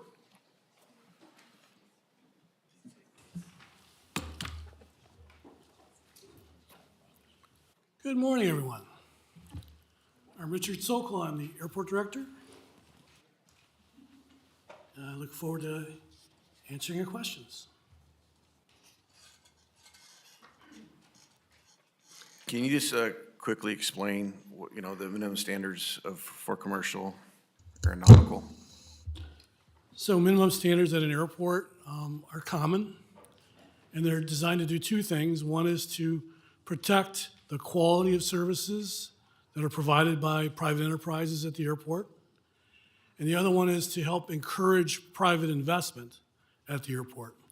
So by providing a level of minimum standards, the airport helps entrepreneurs understand and feel confident that when they make an investment at the airport, that their investment won't be undercut by other people that might come in and, for example, maintenance operation, they don't want to be undercut by somebody that drives up to the airport and does maintenance from the trunk of their car. We help to protect the investment that way. And so it's intended to be a way to create a stronger business environment for operators. What's the industry standard for how many years do you do this? I'm not sure there isn't a standard. I would certainly recommend that this kind of review be done every 5 years or so, about the same time that we do rates and charges reviews. We just completed a rates and charges review and adopted new rates and charges effective July the 1st. We did that review a few months ago, so this will logically be tied to that, and I would hope that going forward that we would do this review simultaneously. Yeah, and that was one of the concerns of why I pulled this item, because I believe the last time that we did this was 23 years ago, and that kind of concerns me. Yeah, it was too long. It was too long to wait. The industry's changed a lot in 22 years, and we didn't keep up. And so I'm hoping that by making this change and doing a review more regularly, we'll keep up with the industry. No, I agree. And then kind of a little bit off, but we talked about your speed dating to try to bring different airlines to our airport. Do you have a report on that? Well, I was pretty optimistic last time we spoke about this.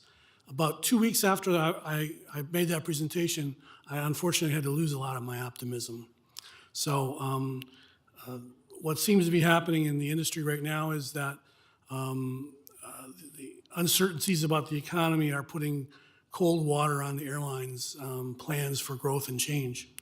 The other thing is that's working against us right now is that the conditions, for whatever reason, Las Vegas is a big destination for us. Travel to Las Vegas is going down significantly lately, and that's been a negative. However, if you recall, back in the end of May, we introduced a new airline schedule with Legion Airlines, introduced new services to Denver. I'm very pleased to report to you that we have 1 month of performance now. Our airline enplanements in the month of June compared to last year were up 18%. That on all flights, we're averaging over just about 120 passengers per departure. That's pretty darn good, particularly since Allegiant Airlines has a business model where they fly every airplane they can back to a base every night, and we have what we would describe as repositioning flights. We have late night departures going to Las Vegas, not a popular time to go to Las Vegas, and that would typically bring our average down, but we still are averaging about 120 passengers a departure. So I'm very pleased with actually with the performance so far this month. I did bring along 4 very brief emails, if you want to give me 2 minutes to read to you, to give you kind of a flavor for the response that we're getting from airlines as we talk to them. I have to sanitize it because I don't want to identify the airlines, but I'd like to give you an idea of what they're saying. Is that all right? Okay. So one airline that we reached out to says, thanks for reaching out. Unfortunately, it's true. We'll be winding down our West Coast operation and moving all assets to our East Coast bases by such and such a date. This does mean that we will not have the resources for a Stockton base or operation for the time being.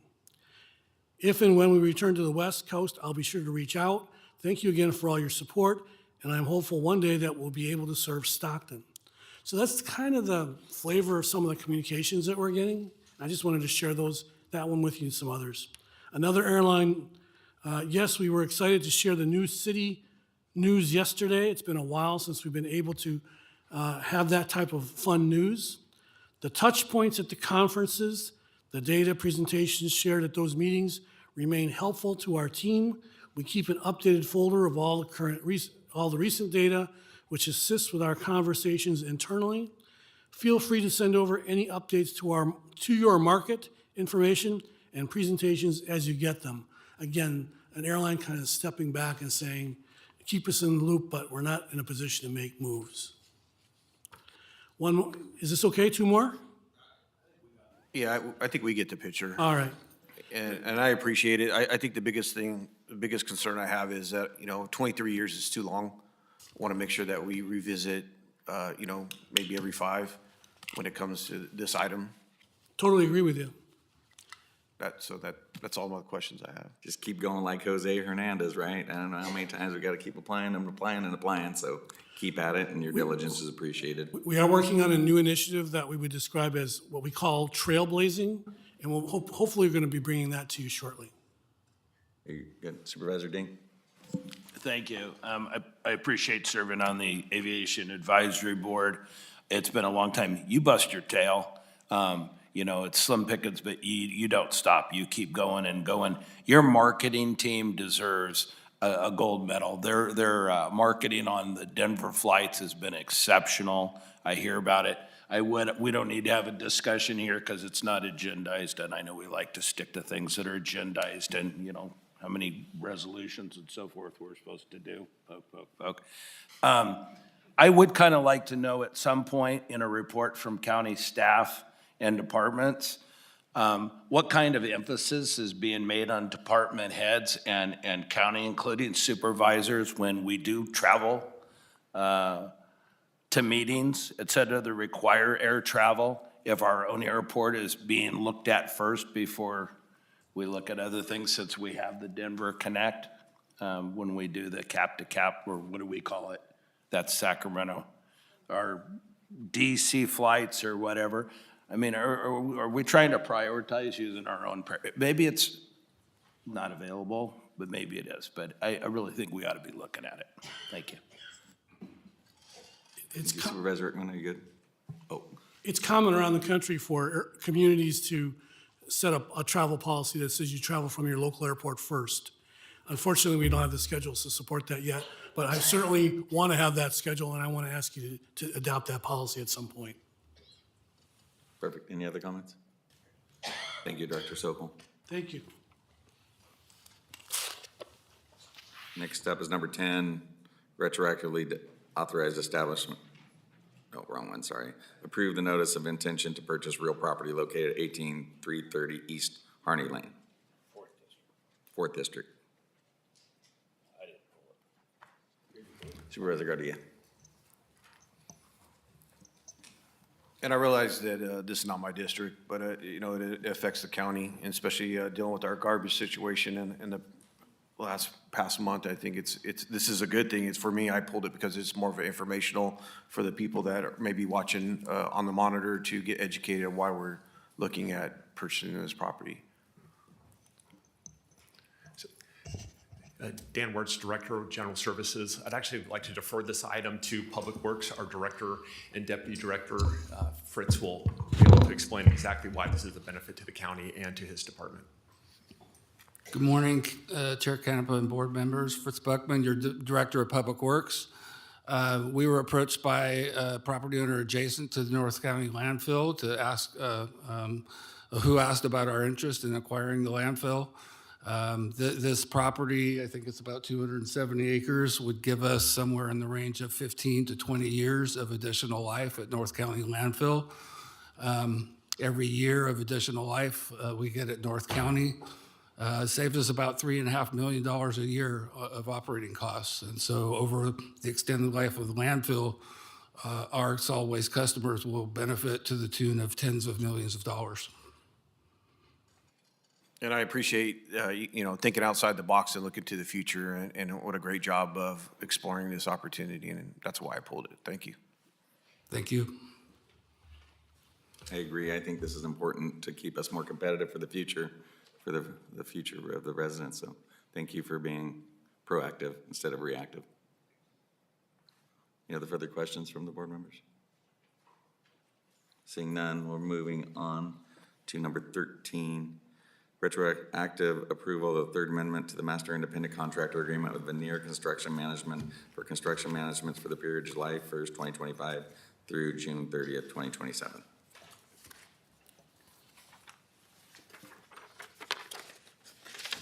Yeah, same thing. I'm obviously the freshman up here. I got a lot to learn. You know, it's been 7 months of a crash course.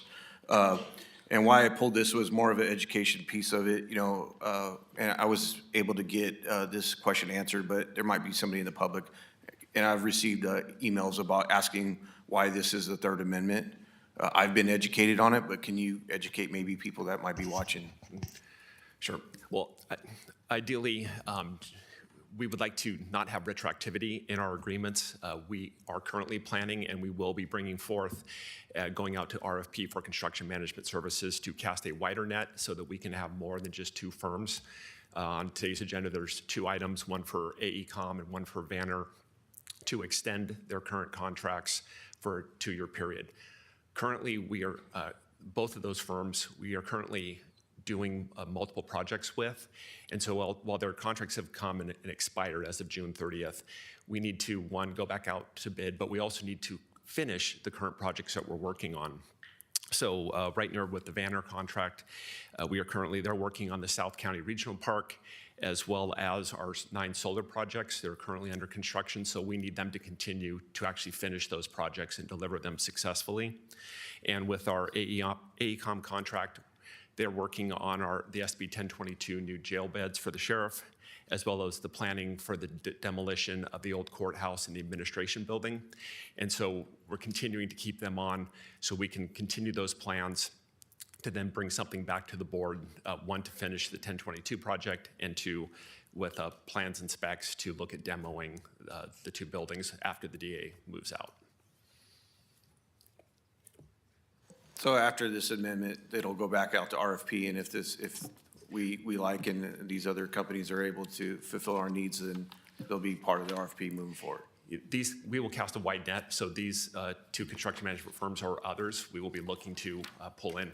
We plan to issue that RFP by September, and then go through the process, come back to the board to award contracts, and our hope is any new construction management services will be awarded under the new construction management service. Thank you. Any other questions? We're all good. Thank you. And number 37, adopt a resolution authorizing the Veteran Services Office to apply for, and if awarded, accept a $38.5 million of Home Key Plus program funds for individuals who are homeless, chronically homeless, or at risk of homelessness with a behavioral health challenge. Supervisor Garcia.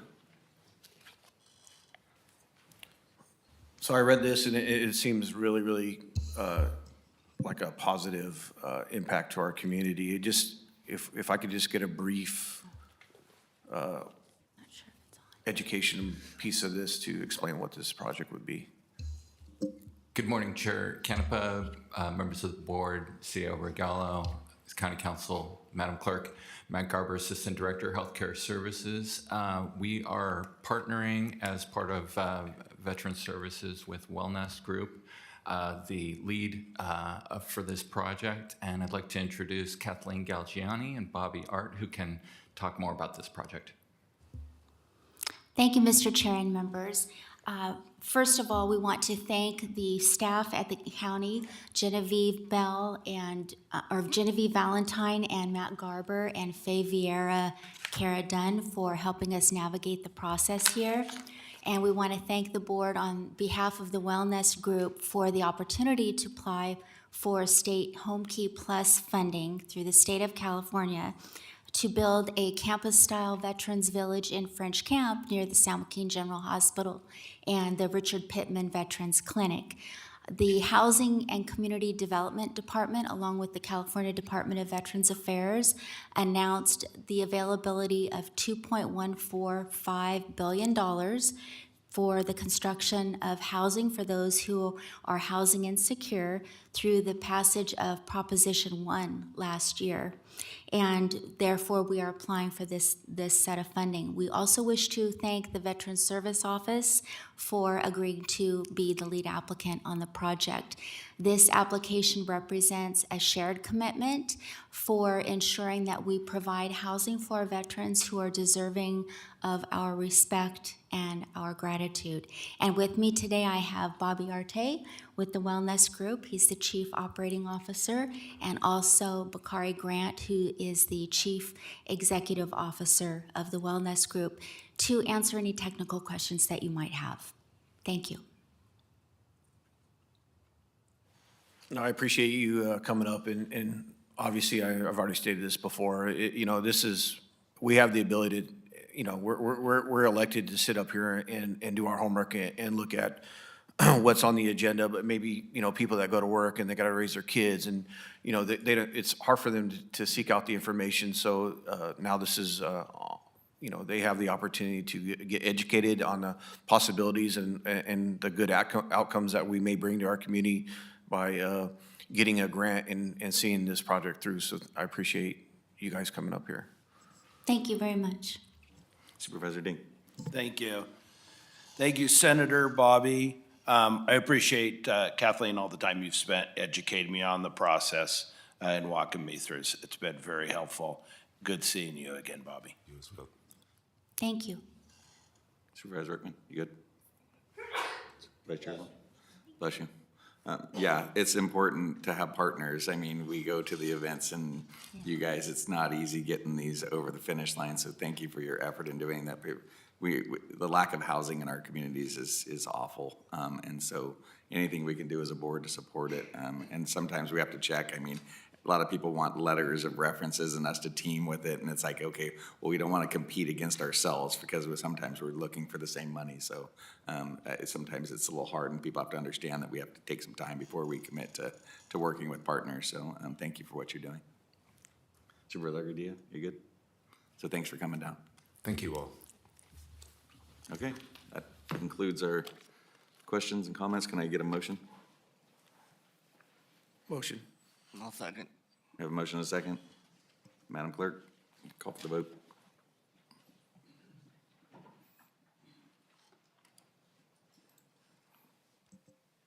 Consent passes 5-0.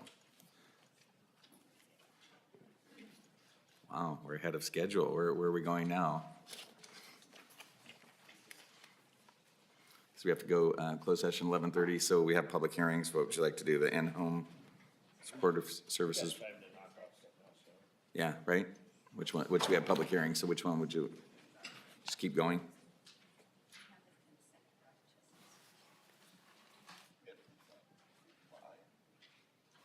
In-home supportive services, public authority? Is that consent? Okay, 9 AM, so public hearing on Williams Act, are we gonna do that one first, or? Chair Canepa, there should be an in-home supportive services item just before that.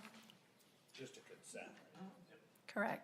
So you would be recessing the Board of Supervisors and convening the in-home supportive services public authority. Somebody stole my gavel. I believe it There may it be is. near Supervisor Dean. They didn't want me to hit anybody, so they probably took it away from me. Okay, so we're gonna call the regular board meeting to recess in-home supportive care services public authority. And this is just a consent item, so we need a motion, a second, and a vote. Motion. To approve. Second. All right, we have a motion and a second. Call for the vote for the in-home supportive services public authority. Motion passes 5-0. And now at this time, you would adjourn the in-home support services and reconvene the Board of Supervisors. All right. Just what she said. Thank you. Clarity. Okay, so we'll go on. We have 45 minutes before closed session, so we'll go on.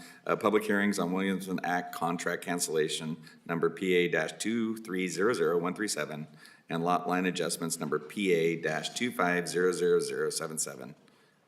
Richard B. and Anna R. Miller Trust et al., Joe Murphy of Dillon and Murphy Engineering, District 4. No, go ahead. So, good morning, Corinne King, Deputy Director of Planning. I have Megan Ayere here, Principal Planner. She'll provide a presentation, and then we're available for any questions. Great, good morning.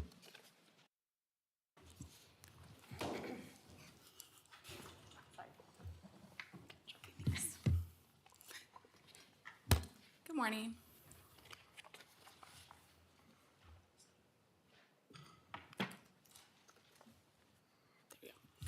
Okay, this project is a Williamson Act contract cancellation to remove a 2-acre portion of a parcel from contract in order to facilitate a lot line adjustment with an adjacent parcel. The project site is located in Linden on East Walnut Drive, 3/4 of a mile west of Fine Road. The project site has a general plan and zoning designations of general agriculture, and the surrounding area is agricultural with scattered residences. The 2 existing parcels are outlined in pink. The proposed lot line adjustment would relocate the smaller parcel to the proposed cancellation area, which is depicted with the blue hatch marks.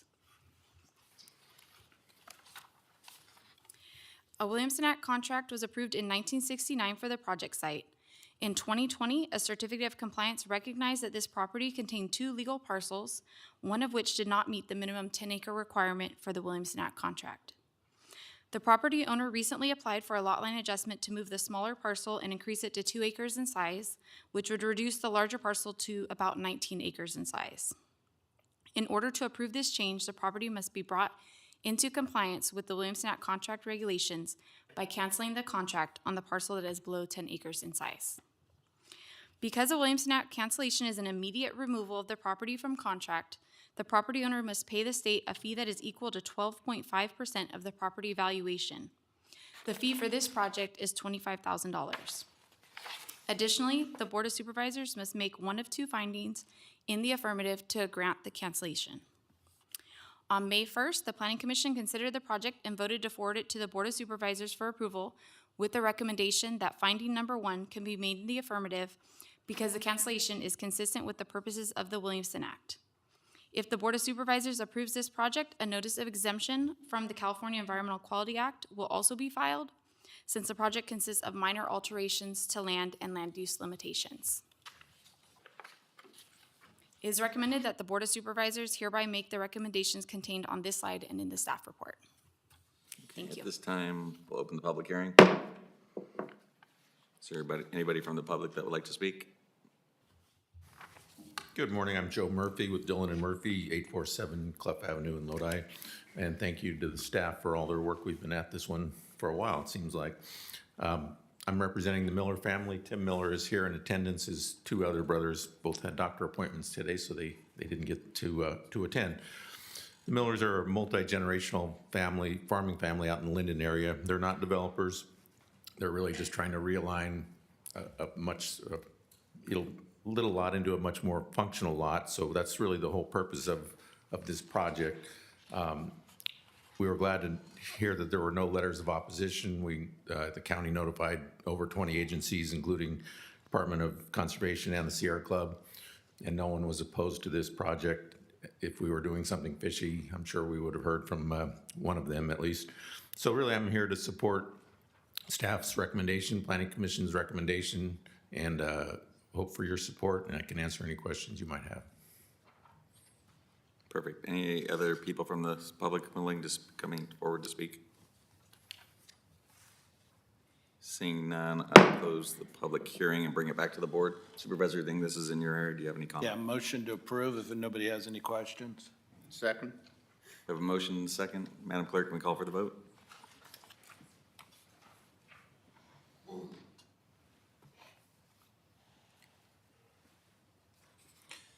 Good job, thank you. Motion passes 5-0. Thank you. Thank you very much for being patient. It wasn't at 9 o'clock. Number 2, public hearing to increase service charges for Bowling Green Estates, Moreland Manor, and Murata Acres Maintenance Districts and County Services Area 3, Zone A, 15, 18, 23, and 35. First, 4th, and 5th districts. Public Works, Fitzbuckman, you have the floor. Good morning again, Chair Canepa and board members. I'm Fritz Buckman, your Director of Public Works. This is a time and date set for a public hearing regarding proposed service charge for the districts shown on the screen, adjustments rather. As promised, we bring service charge proposals before your board as part of our efforts to achieve or maintain financial sustainability for our special districts. Staff will provide a brief presentation regarding the proposed service charges, and following the presentation and any questions from your board, we recommend that you open and close each public hearing individually. At this point, I'll turn the presentation over to Engineering Services Manager Cheyenne Raymond. Thank you, Fritz. Good morning, Chair and members of the board. The purpose of today's public hearing is to receive public testimony or written protest regarding the proposed service charges in several special districts. Special districts provide services only to properties within a defined boundary. The primary source of revenue for the special districts comes from service charges paid by property owners. Some districts also receive a portion of their funding through property taxes. By law, all revenue derived from each district is used exclusively in that district, and each district in general is financially self-sustaining. There are 9 service charges proposed today for various services in 8 special districts. 5 of the charges are for water services and 4 for storm drain services. Service charges are based on the Single Family Equivalent Unit, or SFE, which is the level of benefit received by the average single-family home. Every single-family residential parcel is assigned 1 SFE. Multifamily and commercial properties are assigned SFE values based on their level of benefit or service received as compared to a single-family home. Additionally, there is 1 metered rate for water service that is charged per 1,000 gallons of water used. The proposed service charge adjustments are either rate schedules or inflationary adjustments and are for a 5-year period. As you will see later in the presentation, County Service Area 15, or CSA 15, has an inflationary and rate schedule proposals for different services. The proposed inflationary adjustments are based on the Consumer Price Index, or CPI, but not to exceed 5% per year. The CPI adjustment for fiscal year 2025 through 2026 is 2.76%. Special districts with previously approved inflationary adjustments are evaluated annually to determine if an adjustment is warranted, and if so, staff will recommend inflationary adjustments up to the CPI not to exceed 5% in conjunction with the county's annual budget. Now, let's look at 6 districts with proposed inflationary adjustments. The first district, CSA 3, Zone A, Tallahatchie Terrace, is located in the Garden Acres community in Supervisorial District 1. The district serves approximately 108 parcels. The proposed service charges for storm drain service. Rates for this service were last adjusted 7 years ago. It is recommended to approve an inflationary adjustment of 2.76% for the current fiscal year and potential adjustments for the next 4 years not to exceed CPI or 5%, whichever is less. Next is Marlin Manor, located adjacent to the City of Tracy in Supervisorial District 5. This district serves approximately 37 parcels. The proposed service charges for water service rates for this service were last adjusted 6 years ago. It is recommended to approve an inflationary adjustment of 2.76% for the current fiscal year and potential adjustments for the next 4 years not to exceed CPI or 5%, whichever is less. Next is CSA 23, Granada Glen, located in Linden in Supervisorial District 4. The district serves approximately 100 properties. The proposed service charges for storm drain services. Rates for this service were last adjusted 6 years ago. It is recommended to approve an inflationary adjustment of 2.76% for the current fiscal year and potential adjustments for the next 4 years not to exceed CPI or 5%, whichever is less. Next is Bowling Green Estates, located near the City of Manteca in Supervisorial District 4. The district serves approximately 40 parcels. The proposed service charges for storm drain service. Rates for this service were last adjusted 7 years ago. It is recommended to approve an inflationary adjustment of 2.76% for the current fiscal year and potential adjustments for the next 4 years not to exceed CPI or 5%, whichever is less. Next is Murata Acres, located in the Murata area in Supervisorial District 4. The district serves approximately 34 properties. The proposed service charges for water service. Rates for this service were last adjusted 6 years ago. It is recommended to approve an inflationary adjustment of 2.76% for the current fiscal year and potential adjustments for the next 4 years not to exceed CPI or 5%, whichever is less. The last district for the last district with proposed inflationary adjustments is CSA 15 Waterloo, located north of the Stockton Diverting Canal along Cherokee Road in Supervisorial District 4.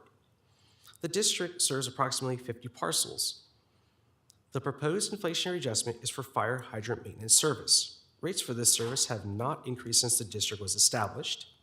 It is recommended to approve an inflationary adjustment of 2.76% for the current fiscal year and potential adjustments for the next 4 years not to exceed CPI or 5%, whichever is less. Continuing with CSA 15, which is the first of 3 districts that have proposed rate schedules. CSA 15 storm drain service, storm drainage system services approximately 50 properties. The current storm drain rate for CSA 15 is $25 per parcel and has not increased since the district was established. The current methodology does not consider the proportionate benefit each property receives from the storm drainage system. Therefore, a revised methodology is recommended that considers the parcel size and land use to determine the service charge per parcel. This rate structure will assign undeveloped and vacant properties a rate of 0.2 SFEs per acre, single-family residential properties 1 SFE per acre, and non-residential properties 3 SFEs per acre. The proposed rates shown on the slide are the rates for residential and non-residential properties per acre.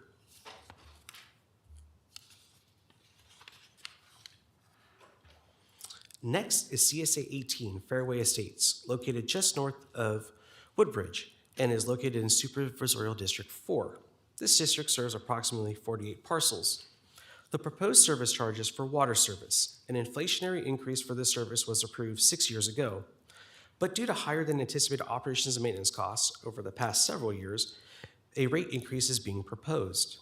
The proposed 5-year rate schedule for annual service charges is presented on the slide. The last rate schedule is for CSA 35, Santos Ranch, located north of Highway 205 and east of the city of Tracy, and west of the city of Tracy in Supervisorial District 5. The district serves approximately 108 parcels. The proposed service charges for water service, an inflationary rate increase for this service, was approved 5 years ago.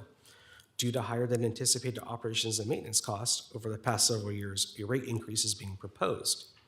The proposed 5-year rate schedule for annual service charges is presented on the slide.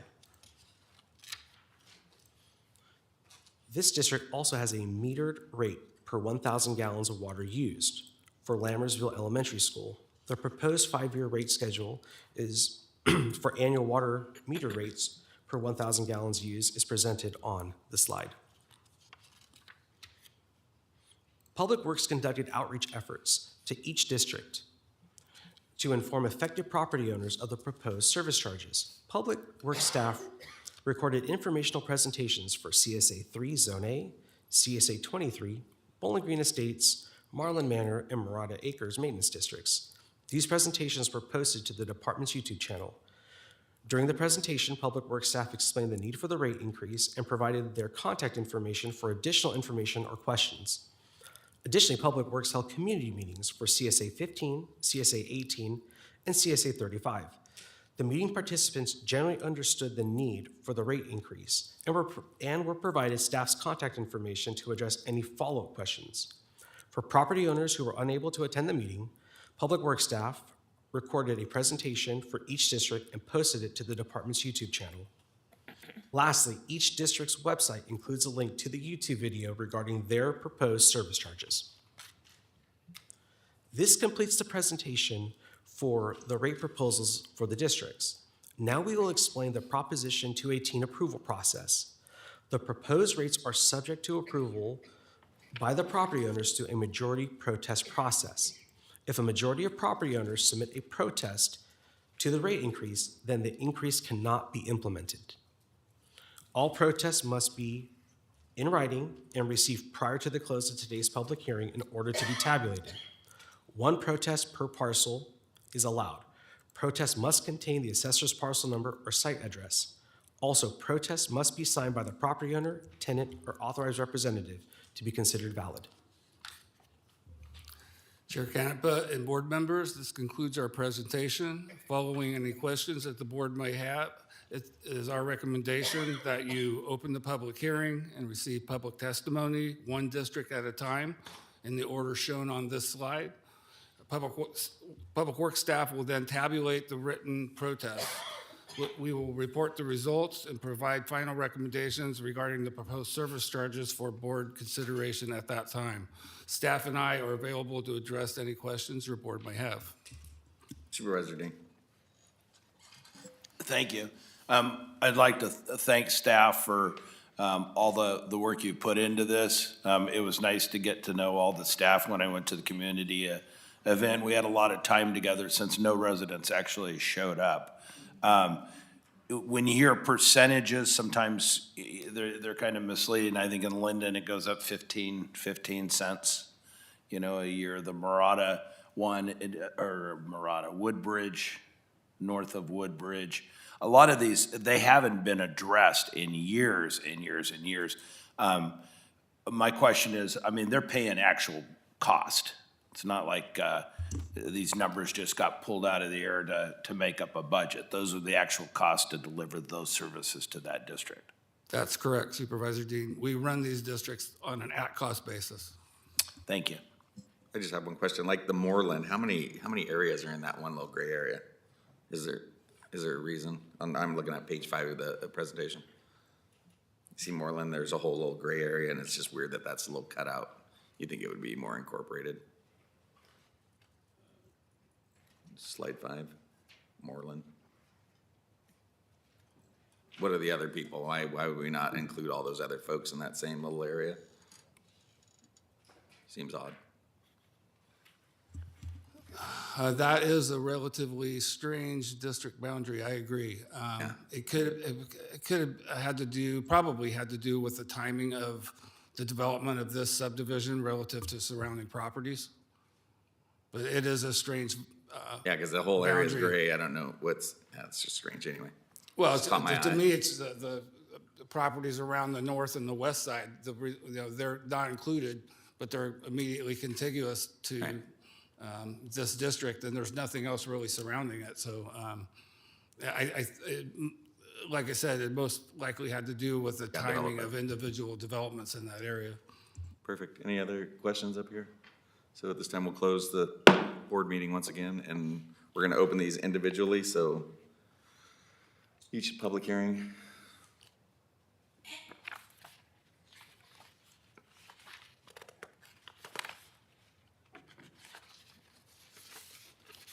So at this time, start in this order, CSA 3A. Open the public hearing. Madam Clerk, is that what we're doing, right? Just go in that order? It's That's good? correct, yes. Okay, so we're gonna open the hearing for CSA 3A. Anybody from the public wishing to speak? Or are we just asking for protests? I believe that's correct, if members of the public want to come up and protest or speak. Okay. And then Testimony or protest? Testimony? Correct, correct. Okay, so anybody wishing to have testimony or protest for CSA 3A? No, close that hearing. Opens for testimony and protests on CSA 15. Would anybody like to, this is not gonna be redundant, do I need to say that every time? Yes, I do, okay. Testimony and protests for CSA 15. Seeing none, I'll close that hearing. And open the hearing for CSA 18. Any testimony and or protests? Seeing none, I'll close that one. I'm gonna open CSA 23. Any testimony or protests for CSA 23? Seeing none, I'll close that. CSA 35, open the public hearing. Any testimony and protests? Seeing none, I'll close that one. We'll open up the public hearing for Bowling Green Estates Maintenance District. Anybody have any testimony and or protests for Bowling Green Estates? Robert Rickman, question. Oh, no, go ahead and go. Oh, I'll wait. okay. Close that one. Open the Moreland Manor Maintenance District. Any protests or testimony? Seeing none, close that one. And Murata Acres Estates Maintenance District, open the public hearing. Any testimony and or protests? Seeing none, I'll close that. When would you like to speak? Go ahead. Thank you, Chairman. Just two quick questions. One, I mean, we're talking about inflation. That's what majority of these fees, right? If we don't raise fees, then we're subsidizing pretty much, correct? That's correct. There are a couple of rate increase schedules, but I think 6 of the 8, six of the 8 are inflationary adjustments only. And then my last question is reference to maintenance cost. And so I think it was off, in the Von Sostin area, whatever district that was. So what exactly does that entail? Because we just, I mean, what does the maintenance entail? I know it's not sewage or anything like that, so that we had to deal with earlier this year. Well, the water in that particular area is very aggressive, high in total dissolved solids, as you know, very hard water, and that's aggressive on the equipment, and so pumps and pipes need to be replaced more often in that particular district. And in the last 5 years, I think their last adjustment was roughly 5 years ago. In the last 5 years, we had the post-pandemic inflation that ran higher for several years than the 3% annually we typically assume in our rate modeling. So that's why we're looking at a little more than an inflationary increase for this particular district. So I just wanted to make clear, and it sounds like what because of the hardening of the water and so on, is not because of the equipment is obsolete anymore. It's just water eat through pipes and so on. I know, hey, I live in Tracy, and I go through a water heater every 5 to 7 years because it just gets eat up because of the water. So just wanted to make that just wanted to ask that question, so I appreciate it. Thank you both. Of course. So Chair Canepa, we have received no protests for this process, so we recommend that the board adopt the proposed rates as presented today. So that makes tabulating simple, right? Yeah, we have a big zero. All right. Thank you. So at this time, I'll call for a motion to accept the recommendations as presented by Public Works. So moved. We have a motion and a second. Madam Clerk, call for the vote.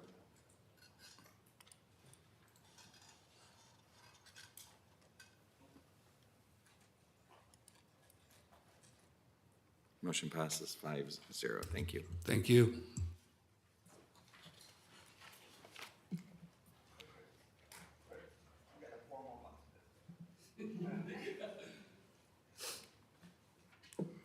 Okay, moving right along.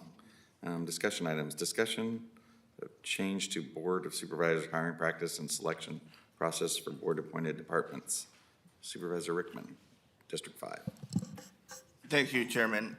Yes, I brought this forward here today for discussion. And the reason being, as stewards of public trust, it is incumbent upon us to ensure that the process by which we select leadership are not only fair and thorough, but also transparent and accessible. The director position or leadership position is one of the considerable responsibility and influence, and the method by which we choose this individual must reflect the seriousness of that responsibility. Conducting interviews in public serves multiple critical purposes. First and foremost, it promotes transparency. In a democratic system, the public has a right to observe the deliberative process of their government. Upon open interviews assures our constituents that decisions are being made based on merit, free from undue influence, or closed-door considerations. Second, public interviews reinforce accountability, both for us as a governing body and for those who seek to lead in these positions. A candidate who will hold a leadership position within a public institution must be comfortable operating in a visible and accountable manner. The ability to communicate clearly and credibly in a public setting is a core requirement for a public servant. Third, this process facilitates equity. By conducting interviews openly, we ensure all applicants are given the same platform, asked comparable questions, and evaluated under the same public lens. This safeguards the integrity of the selection process and provides a level playing field for all the candidates. Finally, public interviews increase legitimacy. Regardless of the outcome, when the community has had the opportunity to observe and engage with the process, they are more likely to view the final decision as credible, well-considered, and deserving of their support. In summary, holding all director leadership interviews in public is not merely a procedural preference. It is a reflection of good governance. It upholds our commitment to transparency, fairness, and public accountability, values that should define every decision we make in service to our constituents. Now, our current practice, selection interviews for Board of Supervisors, selection interviews for Board of Supervisor appointments, designated department head, clerk of the board, public information are currently held in closed session. I understand there is to be no formal policies, ordinances, or rules which require interviews to be held in either open or closed. Currently, the only requirement for public interviews is when an elected official resigns their position before the end of their term, in which case the board must hold public interviews to select someone to complete the remainder of the term. The proposed practice change is not all dissimilar, nor is it from the current board practice of selecting appointees to various boards and commissions. In fact, we just saw it here today with the Housing Authority. We also do it for the Stockton Port District, and San Joaquin Regional Transit District. So, Chair, I just wanted to have a discussion on this and see where the board stands. Questions or comments from the board? I had a couple of questions, they've been addressed. So Vice Chair I'm Dahl. good. You have the floor. I'm good. Oh, you're good? Yeah, I had a couple of questions, they've been answered. Any other questions?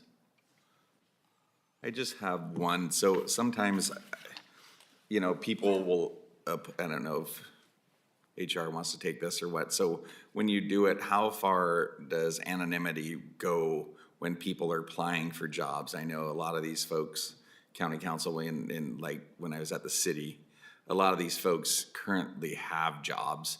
What risk do you lose folks knowing that they possibly are going to be brought out in public? What kind of risk can you speak to that? Certainly. Good morning, members of the board, Chair Canepa, CAO Regallo, and County Council Kiernan. I'm Jennifer Goodman, the Director of Human Resources. I think one of the likely impacts of making a decision to move to public interviews would be a reduction in people participating for that reason. Currently, the way the practice of the board is, the only time a candidate is disclosed is at the time that they're formally appointing them on the open agenda. And so it does provide candidates who are wanting to keep their candidacy private. It enables them to continue that privacy. And by holding interviews in public, it obviously would be a public knowledge of their candidacy. And it could impact the number of people who are willing to participate in our selection processes. Yeah, because earlier we were wondering which ones actually did the public hearing ones, and I think it was 2017 when that was taken into consideration then.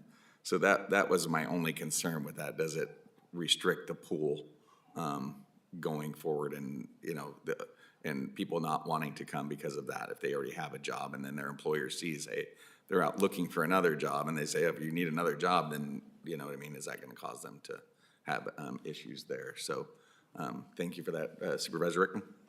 Don't you just love when, you try to bring in transparency and there's always an excuse of why you can't? And, I think experienced public administrators like our directors and leadership, especially at this level, are familiar with public processes and often view them as a sign of, institutional integrity. A well-run public interview process can be a selling point for strong candidates who value openness and fairness. And do you have any, statistics on how many people haven't, pulled because of an open interview? Because you see it at the federal level. I'm sorry to interrupt. I asked you a question, I just jumped in, because I don't want to lose my thought here. But you see it on the federal side when, the president, appoints the cabinet members. It goes through a whole entire open process, right? And so people get to see exactly who their leader is going to be. And of course, I'm not saying that some of our director positions are like the Department of Defense, but they are, obligated to pay, they're paid by tax dollars. They work with the public. When people come into this office or this building, or this, seek county's help, they're the person that they're going to see. So, and also, we do keep when you're talking about confidentiality, we're talking about, the early recruitment process can stay confidential. What we're talking about is like the final 2 or 3 members that are possibly going to be appointed to our director position that comes before the board in which we look at, correct? That's correct. And if I could, Supervisor Rickman, through the chair, I would say certainly it's not an issue that we cannot make this decision. The board provides this direction. It is something that the county can move to do that. So I don't want you to think that this is we cannot do this. It's something that's available to us. But I do believe the balancing of wanting that transparency that you're talking about, that it's valued obviously by the county and by our constituents, it needs to be balanced with some maybe unintended impacts. And I do believe that there could be some unintended impacts of moving to an open interview session.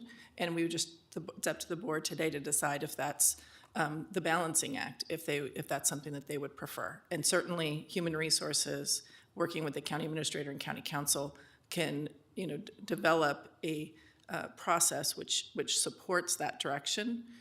Just a matter of if the board chooses to make that decision today. Because there are other areas, for example, police chief, or, I mean, look, our sheriff, I mean, he's an elected official, go through the public scrutiny. We all do up here on this board, and, I think we have qualified candidates up here. So, I mean, that could be used, as a reason not for the transparency side. And I hear it over and over again, and it just drives me absolutely insane. And, for, fire chiefs is another one in which some cities open, to public. So this isn't an uncommon thing by any means. I did survey the HR directors throughout the state, and the responses that I received all were that their counties currently hold those interviews in closed session, unless it is the elected officials whose term has ended and the board is replacing those. Okay, thank you. Mm-hmm. Supervisor Gardia. Yeah, so my question was the recommendation or at least consideration, I wouldn't want to see 20 applicants up here doing interviews. I mean, I would think that we would go through some type of process to break it down in maybe top 3, top 5. But something that I would like to be part of, and I think this board would like to be part of, when you have your when you put your team together to do your initial interviews, to be part of that process, to see what type of questions you're asking, qualifications and things like that. Not looking to take over that, but at least be part of that conversation to see, what are we looking for a certain director, work experience, things like that. If we could be part of those conversations, I would appreciate that.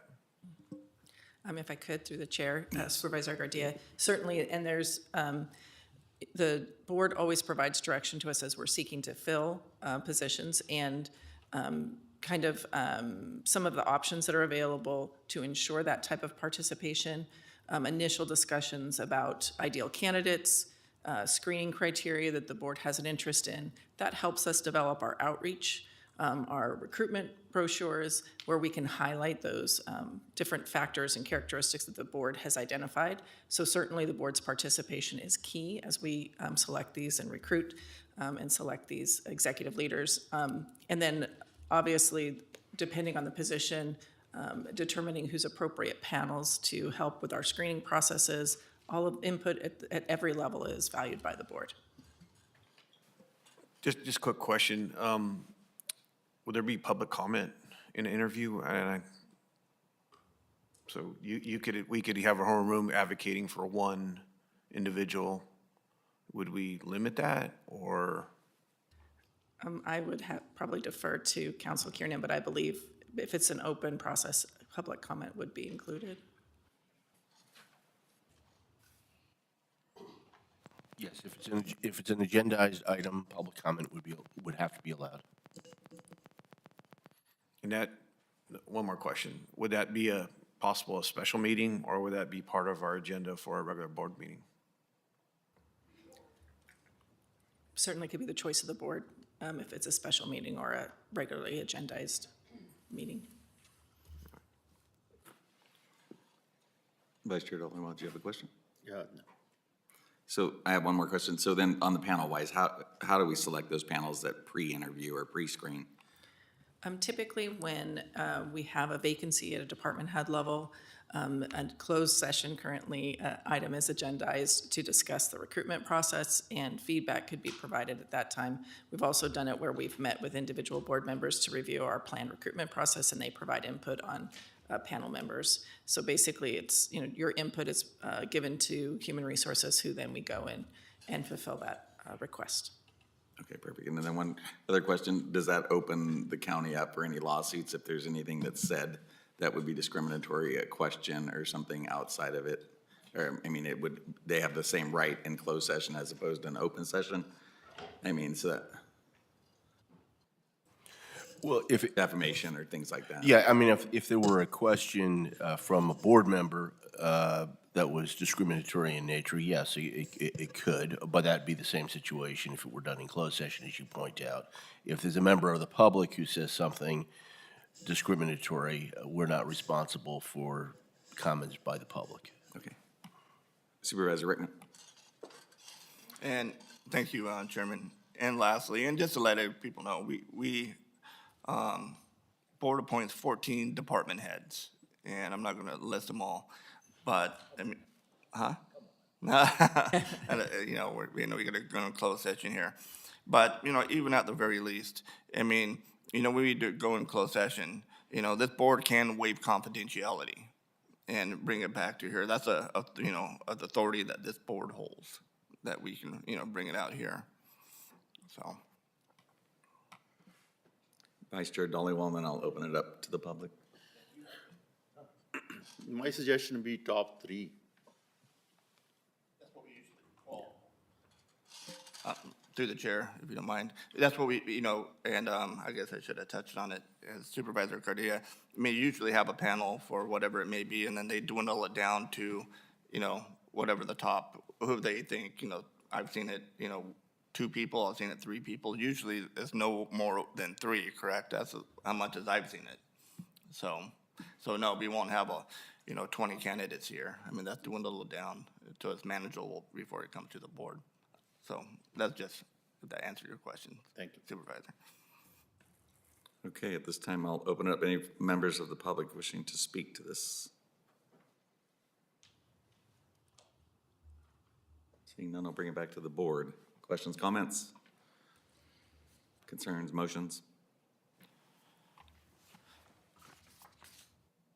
I'll make a motion. I just wanted to see here.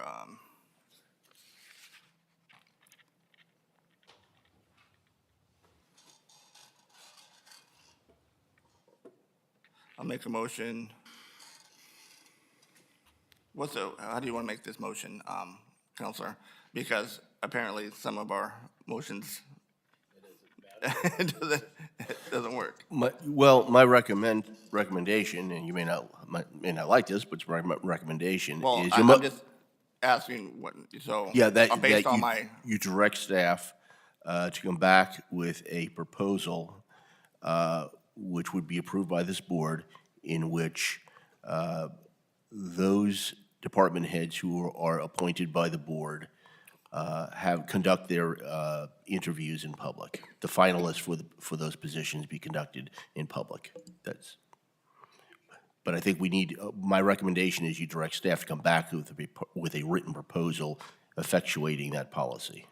Well, I'll make a motion to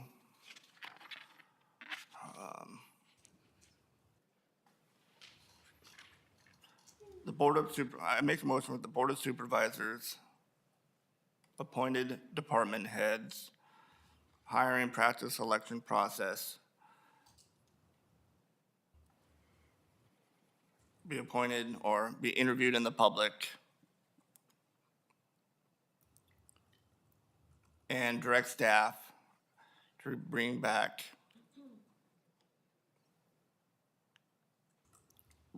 written policy to reflect the board's decision. How's that? Sure, that works. And that would be, just for clarification, for those positions which are currently appointed by the board, department heads appointed by the board, all department heads appointed by the board, and it would be the finalists, not everybody who applies for the position. Correct. Yeah. Second. Motion and second. Call for the vote.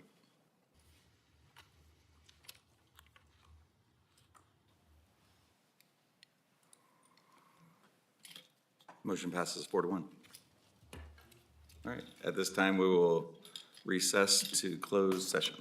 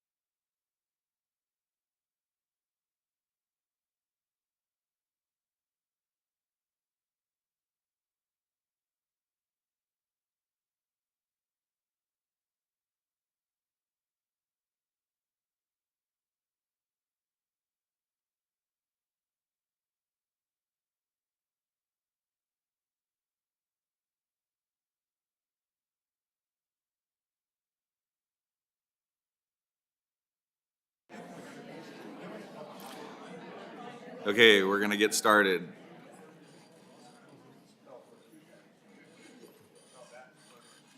Sorry for the delay.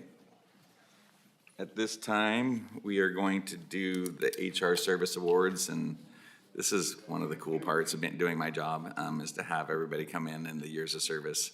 You know, what was that? Oh, are we reporting anything out of closed session? Sorry, we have official business to do. I apologize. County Council. Thank you, County Administrator Regalo. Yes, there's one reportable action. It has to do with the Barrios case. Supervisor Gardia made the motion, which was seconded by Chair Canepa, and by a vote of 5-0, the board voted to approve a settlement of that matter, the terms and conditions of which will become available upon request once all parties have signed off on the settlement agreement. That's all the reportable action. Thank you. So being part of this, the leader of this county is the people that have worked here and the people that have worked here for so long. So it's exciting for me to hand this over to HR and celebrate folks that have worked for this organization and make it, because we always say greatness grows here, and it wouldn't grow here without the people that we have in the audience. So at this time, Jennifer Goodman and Oriana Magoni, did I pronounce your name like? Mahoney, but good enough. Huh? Sorry.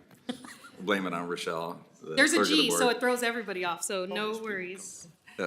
So anyway, take it away, please. Chair Canepa, members of the board, CAO Regalo, and Council Kiernan, we are, Human Resources is proud to be a part of the County Service Award Program. The award program strives to recognize employees at milestone periods, 10, 15, 20, 25, 30, 35, and up to 40 years of service to our community. Employees with over 20 years of service are honored by your board in an award ceremony. We will honor our employees today by calling each group of awardees by their years of service, where they will take a photo with the Board of Supervisors. So for our attendees, sorry. And so for the attendees, we ask that when you hear your name, you can walk to the front and wait for all the members within your service year's timeframe, and a photo will be taken. The Service Award honorees are provided with 2 long-lasting gifts, a service pin identifying their years of service, and a framed photo. Hopefully, this symbol is something our employees are proud to have and display. The framed prints are reproductions of 19th and 20th century originals from the archives of the San Joaquin County Historical Society and Museum. The employees have a choice of 45 historical figures, architecture, agriculture, and nature scenes to choose from. The prints include a brass plate identifying the employee's name and years of service. So today, 81 employees from 18 departments were eligible to participate in today's award ceremony. 33 employees requested to be honored publicly today. These service awards will cover staff who became eligible for the months of January to April of 2025. In addition, we had 90 retirees who were eligible to be recognized as part of the program from 21 departments, and we have around 20 retirees who've requested to be honored publicly today. Awardees for the retirement recognition will be called up individually by their years of service in an alphabetical order, so they can take an individual photo with our County Board of Supervisors. Human Resources is proud to recognize employees for their years of service and dedication to our community. We thank the Board of Supervisors for providing the opportunity to express meaningful recognition to our employees who have made public service their career choice. And as our chair often says, greatness grows here. And for Human Resources, we know how important our county employees are and the service that they provide. So it is a great feel-good event for us to be able to honor those employees. So we thank the board for continuing to support the program. So we will now honor our retirees first and then move to the service awards for our existing employees. And we'll ask for you to hold your applause until we get to the portion of the event where the names have been called for that service period. So I'll turn it over to Ms. Oriana. All right. Oh, did I turn it? Okay. Hello, everyone. So the way that we're going to do this is retirees get called up individually to take a photo with the Board of Supervisors. So I'm going to call out the retirees' names. We do have a few folks that maybe didn't get their certificate. If you're one of those people and you want to take your photo with the frame of it, you can come grab it from me and then just drop it back off. There's only about 3 or 4 of you that may need to do that. But let's go ahead and get started. Maybe the supervisors want to come down first and get photo op ready. Might take a little longer for some of you.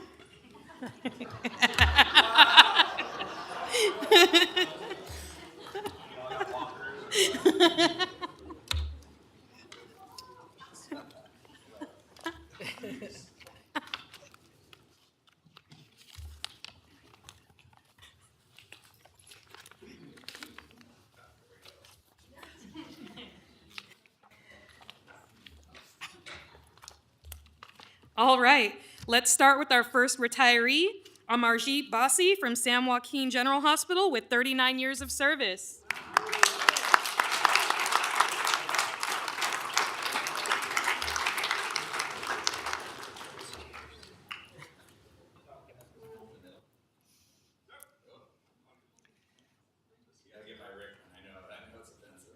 Am I taking pictures of individuals?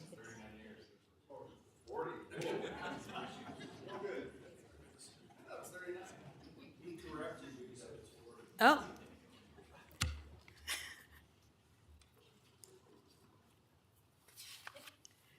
All right, thank you so much. Next up, we have Andrew Feingold from Child Support Services with 22 years of service.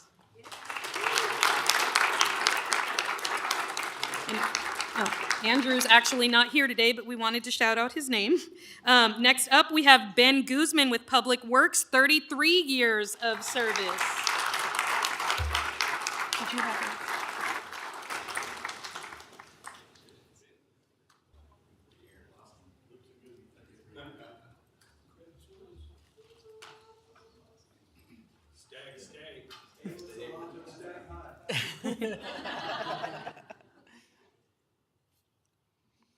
All right, wonderful. We have Sina Thompson with HSA, 21 years of service.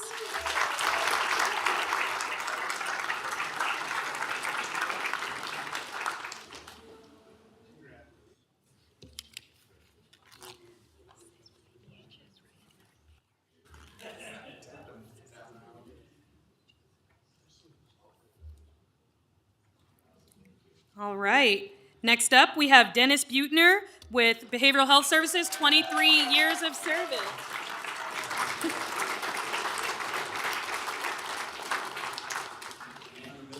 Yeah.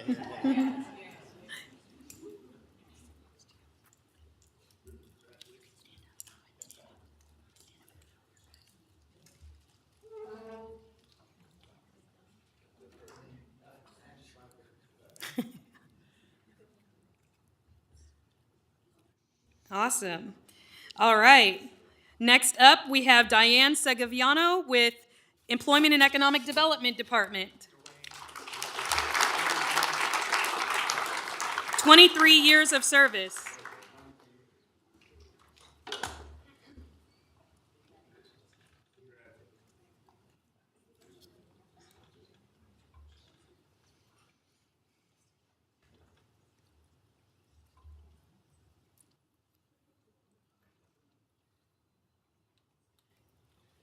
All right. Dwayne Sabignano, Public Works, 39 years of service.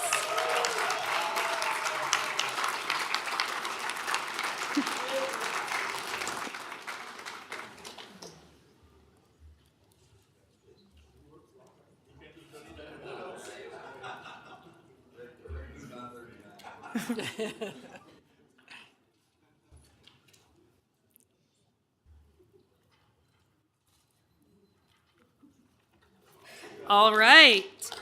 We have Evaristo Ordaz with Sheriff's Office, 6 years of service.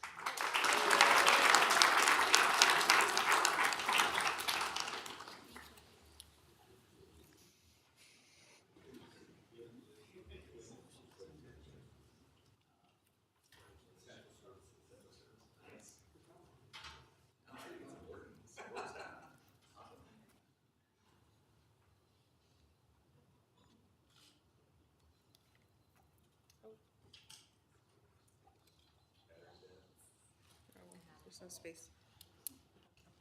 You got it. Thank you. Okay, thank you. All right. Yeah, you got the photo? Or you did? No space. Oh, you got the photo. Okay, that's. Hero. Heroes, not all heroes wear capes.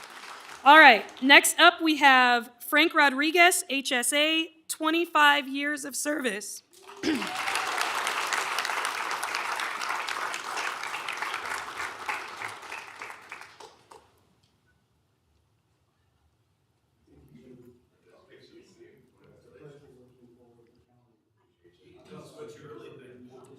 Yeah.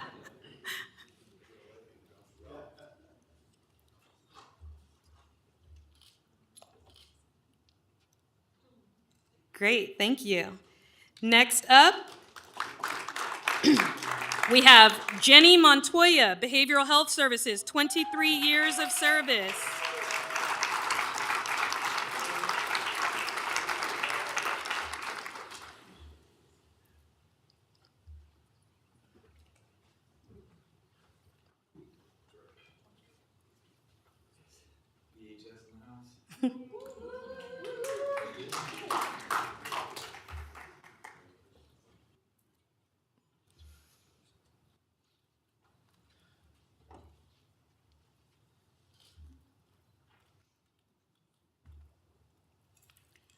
All right. Next up, we have Karen Johnson, HSA, 22 years of service.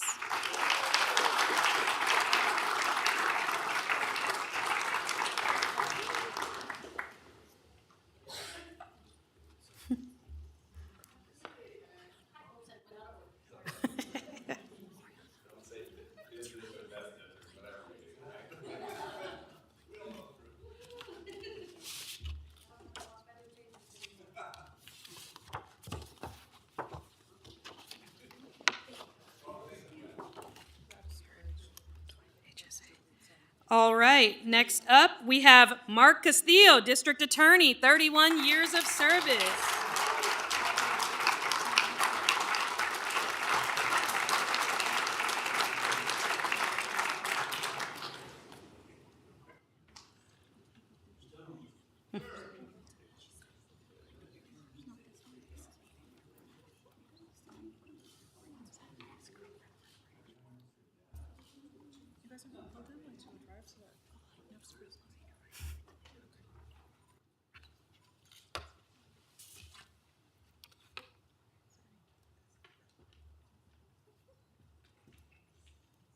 All right. Next up, we have Nieves Atterbury, Public Works, 24 years of service.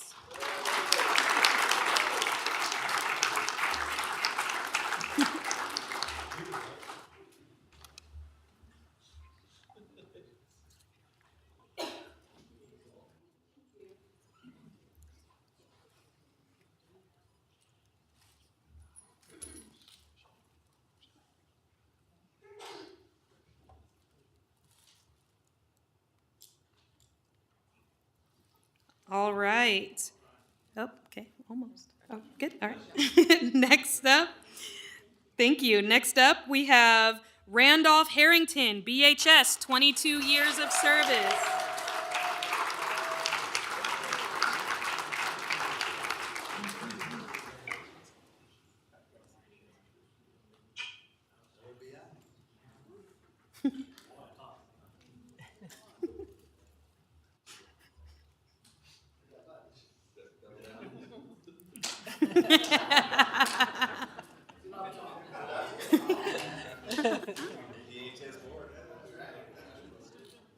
He even put on his retirement shirt. Palm trees, ready for it. All right. Next up, we have Tony Hens, San Joaquin Hospital, 25 years of service. San Joaquin General Hospital, Tony Hens. You're the next contestant on It's Time for Vacation.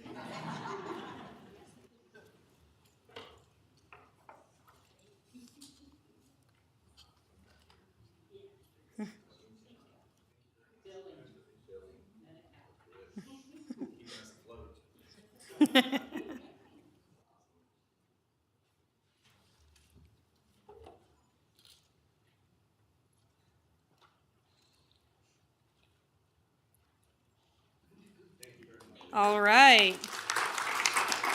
Next up, we have Vivian Cefalo, San Joaquin General Hospital, 8 years of service.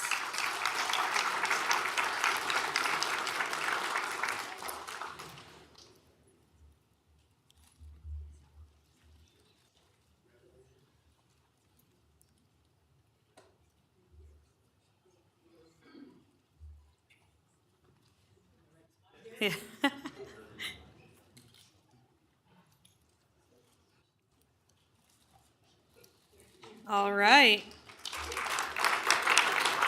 Next up, we have Yolandra Crane, Public Health, 17 years of service.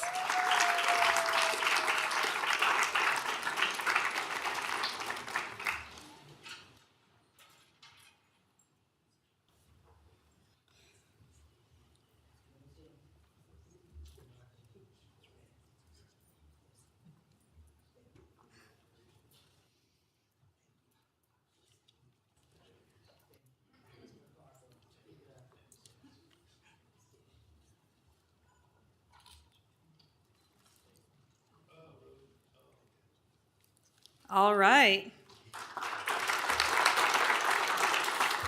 Next up, we have Renessa Castañeda Jensen, Behavioral Health Services, 26 years of service.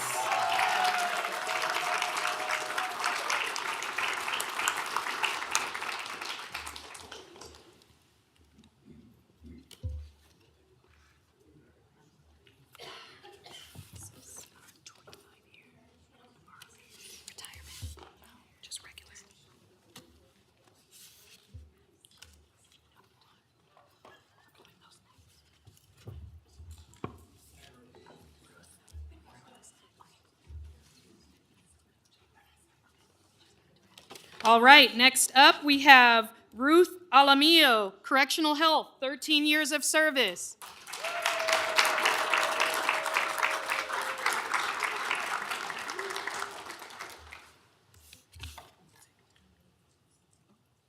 Thank you.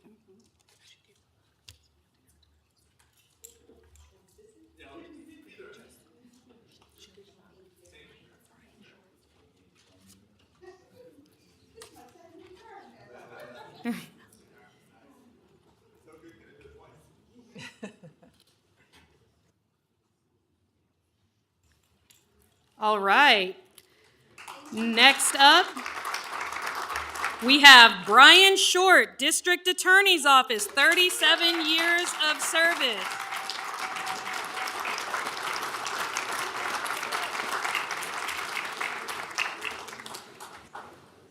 Thank you.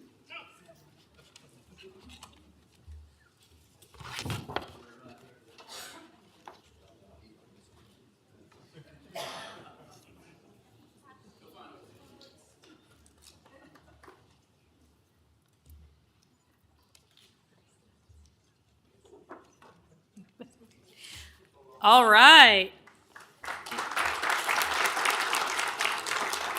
And last but not least for retirement, we have Mary Aguirre, DA's Office, 35 years of service.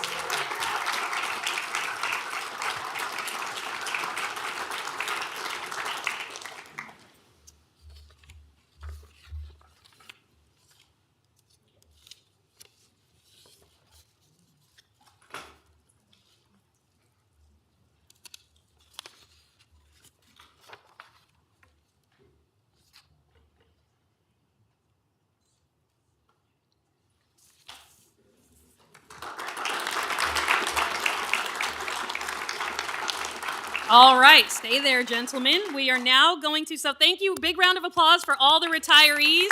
This was our largest group of retirees that have come to celebrate with us, so we're really excited about that. Next up, we will call our service awards. This will be our 20 years of service. So I am going to call your names, but you're all going to walk up when you hear your names. We're going to get one big picture with everybody from 20 years. So we'll hold applause till everybody's up there. Let's start with Alex Ramirez, Sheriff's Office. Anna McGuire, Human Services Agency. Brian Potter, Information Systems Division. Carmelita Buentipo, San Joaquin General Hospital. Christine Gutierrez, Public Defender's Office. Clarissa Corpus, San Joaquin General Hospital. Colette Holmes, San Joaquin Health Centers. Deborah Rivera, Probation Department. Dexter Cho, Sheriff's Office. Elissa Garcia, San Joaquin General Hospital. Martin Besa, General Services. Michael Easton, Sheriff's Office. Nicholas Miat, Sheriff's Office. Nicole Medain, Probation. Renee Neal, Public Works. Renee Callahan, Behavioral Health Services. And Robert White, Treasurer Tax Collector. That concludes our 20 years, so go ahead and come up and get your photos.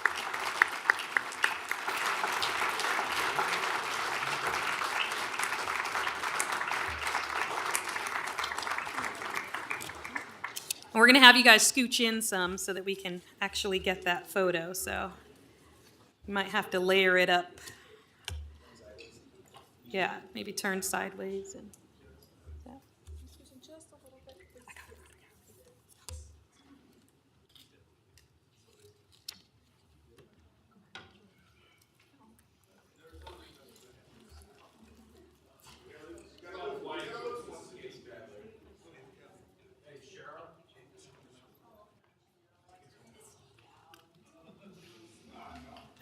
all right.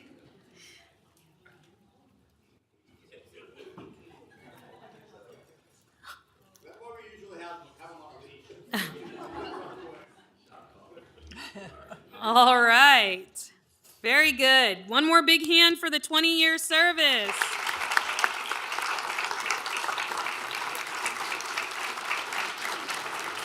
All right, you guys can go ahead and have a seat. Oh, got it.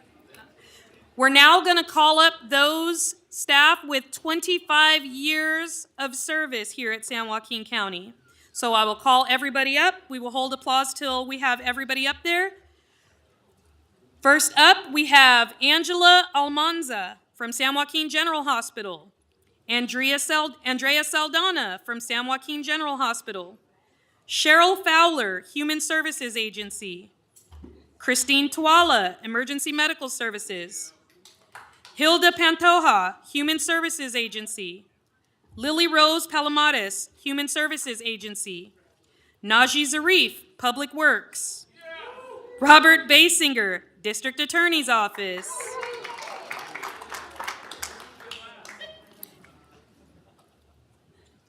Let's give a big round of applause for our 25 years of service.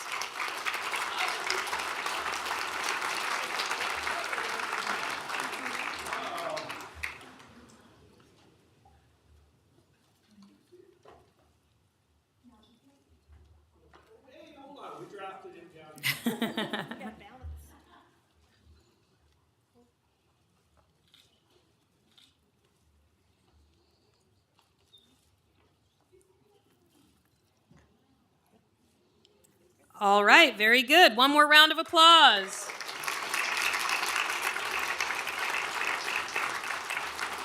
Next up, we have our staff with 30 years of service. We have a couple of folks coming up, so once they're all up, we'll give them a round of applause. Let's start with Gerald Camara from San Joaquin General Hospital, Adele Campos from San Joaquin Health Centers, Joaquin Vivero from Behavioral Health Services, and Christine Kramer from Behavioral Health Services. Let's give them all a round of applause, guys.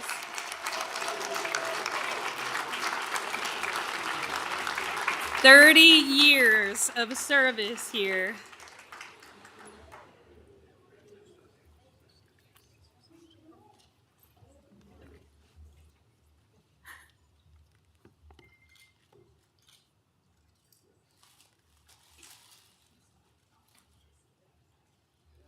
All right, let's give one more big round of applause for those years of service.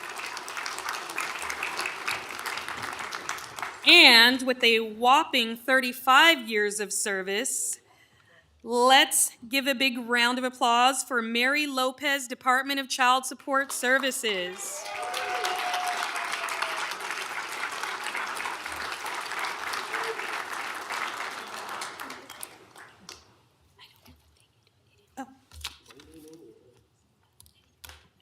Yeah, are you okay? Oh, yeah, you're not a retiree. Jeez.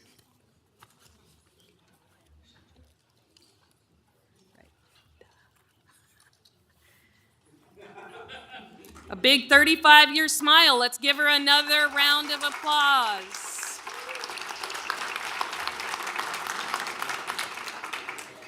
She said she started when she was 12. I wasn't even born yet. That's sadly a joke. All right, so that concludes our service awards. So I pass it back to you all. Thanks. Uh-huh. Do they want to say anything? Not today. Do they need to say anything about it? We're good to go.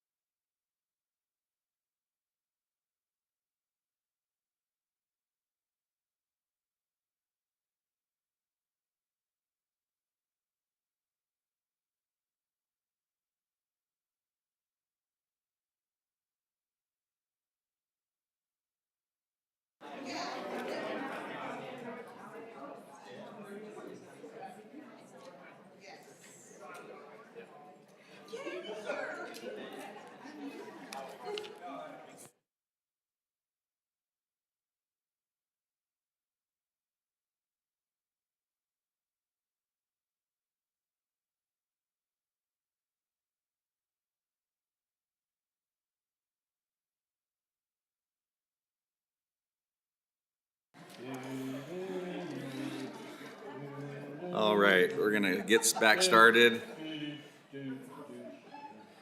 At this time, we're gonna have our tax collector, Ponce Kyokum, come on up, and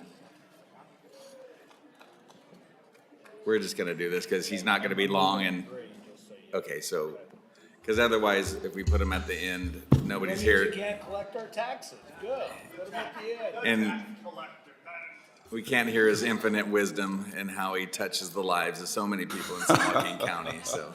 You know what, since you went through the agenda so quick, I do have a 30-minute presentation for you. Yeah. They might throw the gavel at you because they stole it, so you just might need to be careful.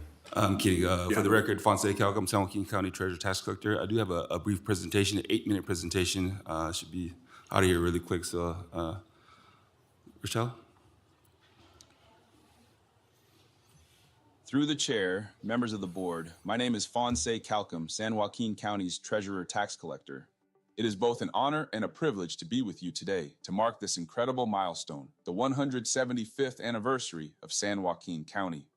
This is a truly special occasion as we celebrate the founding of one of California's original counties. As you already know, San Joaquin County was established in 1850, the same year California gained statehood. When California's original counties were created on February 18, 1850, no specific instructions were initially provided for how they should be governed. That changed on March 2, 1850, when the California legislature directed counties to hold elections on April 1, 1850. These elections were to fill key offices, including district attorney, county judge, county clerk, county attorney, county surveyor, sheriff, and treasurer. On that day, Henry Wadsworth Alden was elected as San Joaquin County's first treasurer. I'd like to take a moment to honor the 17 former treasurer tax collectors of San Joaquin County. Their names and year of service are commemorated in the table below and is proudly displayed in the lobby of the Treasurer Tax Collector's Office. I also wish to extend my sincere appreciation to my predecessor, Shabir Khan, who served with distinction as Treasurer Tax Collector for 17 years. His dedication and leadership helped lay the foundation for the continued success of our office. When California became a state in 1850, counties were established as administrative arms of the state. Treasurers were primarily responsible for receiving, safeguarding, and dispersing county funds. As counties grew, so did the complexity of their finances. Treasurers began managing investment portfolios, issuing bonds, and overseeing large-scale public finance operations. Behind me, you'll see a remarkable artifact of our county's financial history, the Treasurer's Report dated July 7, 1873, prepared by Treasurer M.S. Thresher. At that time, the total Treasury balance stood at $97,465.82, a modest sum by today's standards, but a vital foundation for a young and growing San Joaquin County. Now, fast forward 152 years to June 30th, 2025. The county's treasury balance has soared to an astonishing $6.3 billion.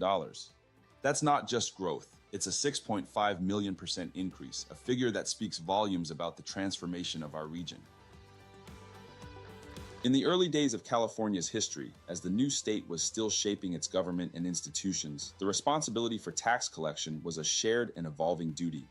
Initially, this critical role fell to the county treasurer, who was charged not only with safeguarding public funds, but also with ensuring the collection of property taxes that would fund essential public services. As counties grew and the demands of governance expanded, this responsibility shifted to the county sheriff. By 1861, however, the complexity of property tax administration and the growing population called for a more specialized approach. That year, the role of tax collector was formally established as a distinct and dedicated position within county government. Behind me is a tax bill dated 1909, issued by Treasurer Tax Collector W.C. Newmiller, who notably served in the position for an extraordinary 48 years. The tax bill pertains to a 20-acre agricultural parcel which, at the time, carried an assessed value of $1,380 with a total tax obligation of $26.50. Fast forward to 2024, a comparable property now holds an assessed value of $1.1 million with a total property tax of $12,026. This represents a 45,000% increase in property taxes over the course of 115 years. A key moment in our office's history came in 1975, when San Joaquin County made a significant leap into the digital age and computerized its tax collection system. That year, the Board of Supervisors authorized the rental, and later the purchase, of data processing controllers and 3 computer terminals. The purchase of the new equipment marked a major step forward in modernizing operations in the Treasurer Tax Collector's Office. It enabled cashiers to enter payment dates in real time, increasing both accuracy and efficiency. While today serves as a moment of reflection, it is equally an opportunity to look toward the future. The challenges ahead will require innovation, adaptability, and a stronger connection with the public we are honored to serve. We remain committed to embracing emerging technologies, enhancing our operations, and upholding our proud tradition of effective financial stewardship. A significant milestone in our journey toward modernization came in 2018 with the implementation of an automated investment management system. This advancement streamlined the preparation of monthly investment reports, substantially reduced labor costs, and improved transparency in financial reporting. It marked a pivotal shift toward greater accountability and more strategic resource management. Also in 2018, the Treasurer Tax Collector's Office introduced a major enhancement to the property tax bill by introducing QR codes. This feature allows taxpayers to view and pay their bills conveniently using a smartphone, improving accessibility and ease of use. Progress continued in 2019 with the collection of email addresses to support digital communications. This initiative has also strengthened outreach efforts through timely email reminders. By October 2020, we launched e-billing for secured property taxes. We continue to encourage participation in paperless billing to help further reduce costs and improve efficiency. In 2023, we introduced a self-service payment kiosk fully integrated with the county's property tax system. The kiosk accepts cash, credit, and debit payments, and its usage more than doubled during the first installment period of 2024-2025.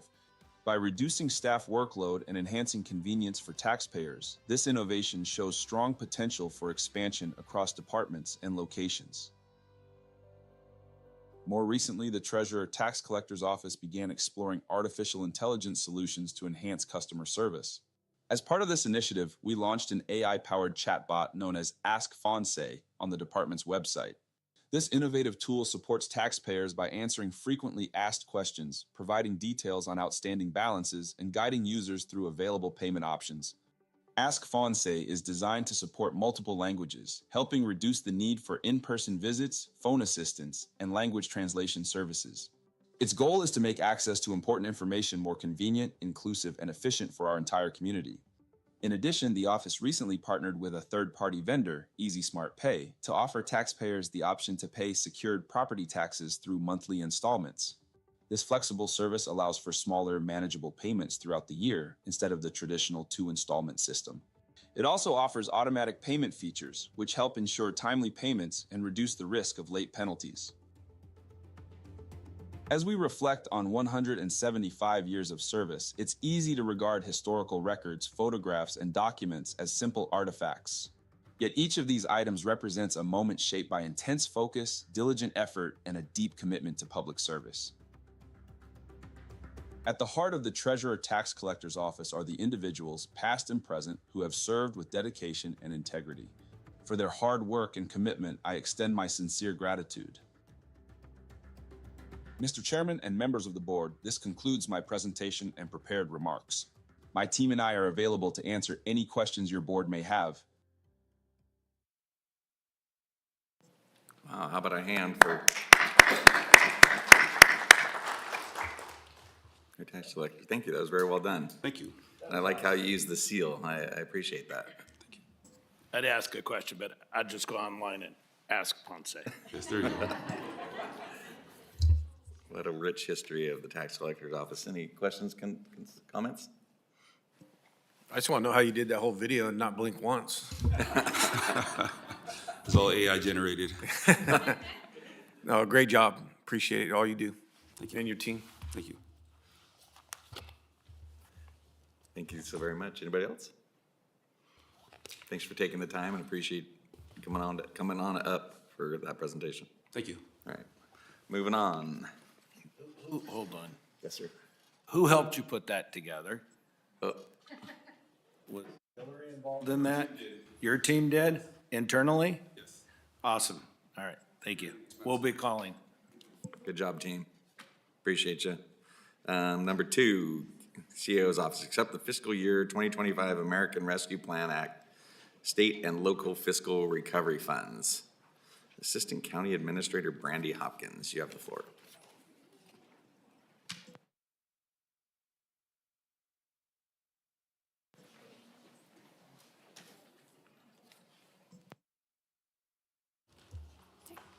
Good afternoon, members of the board, CAO Regalo, County Council Kiernan. Thank you for the opportunity to actually follow our treasurer tax collector and talk about the 2025 American Rescue Act State and Local Fiscal Funds Report. So we're going to talk about briefly just a highlight of ARPA funding and what it's used for, and then we're going to highlight two programs. One is a new program and one is a previous program. So with me today is Nicole Snyder, Deputy Director from our Economic and Employment Development Department, and then we have our DA Freitas, who's going to come down in a few minutes, and two of our community partners when we talk about those programs. Okay. So as we've discussed last year and this year, the State and Local Fiscal Recovery Funds, also known as SLFRF, program was part of the ARPA, American Rescue Plan Act, and was signed into law in March of 2021. This bill included $65.1 billion in direct flexible aid to every county in the United States. And so this annual report is something that every county in the United States produces for the feds. Our county received $148 million, and as of June 30th of 2025, we have spent about $88 million. So we'll be before you for another few years talking about the progress of all of our reports, of our programs, and that are contained in this report. The allocations were intended to support COVID-19 response efforts related to loss of funds for public sector, to support economic stabilization and resources to address systematic public health and economic challenges, and then aid to impacted industries such as tourism, travel, and hospitality. Just as a highlight, some of our reporting requirements, as I mentioned, we have to file this with the feds as of July 31st of every year. And it really needs to detail our strategy, goals, and approach to supporting COVID-19 recovery and the associated economic downturn. And those will be the two of the programs we're focused on today. This report includes the board-approved use of funds, promoting equitable outcomes, our community engagement, labor practices, our use of evidence, but more importantly, performance outcomes, and includes a project inventory of each approved project. For 2025, still focusing on negative economic impacts, this board continued to support additional repairs, replacement of equipment at numerous local veterans organizations. We highlighted those last year. We've continued to work with those organizations again this year. We've focused on small business assistance. Tracy City Center was a new one approved by the board. Local Investment for Financial Thrive was another one. And then today we're going to talk about the Incubator Program and Standing Together Against All Retail Theft, or the START program. We're first going to touch upon the Incubator Program. And as I'm just covering a couple highlights of the program, we're going to ask Les Fong to come down, and he's going to speak for just a minute or two. He's here. We've had to switch around for our speakers to adjust for the time, so thank you. So the Incubator Program is designed to support young adults who are interested in entrepreneurship through workshops, prototyping support, and other professional development.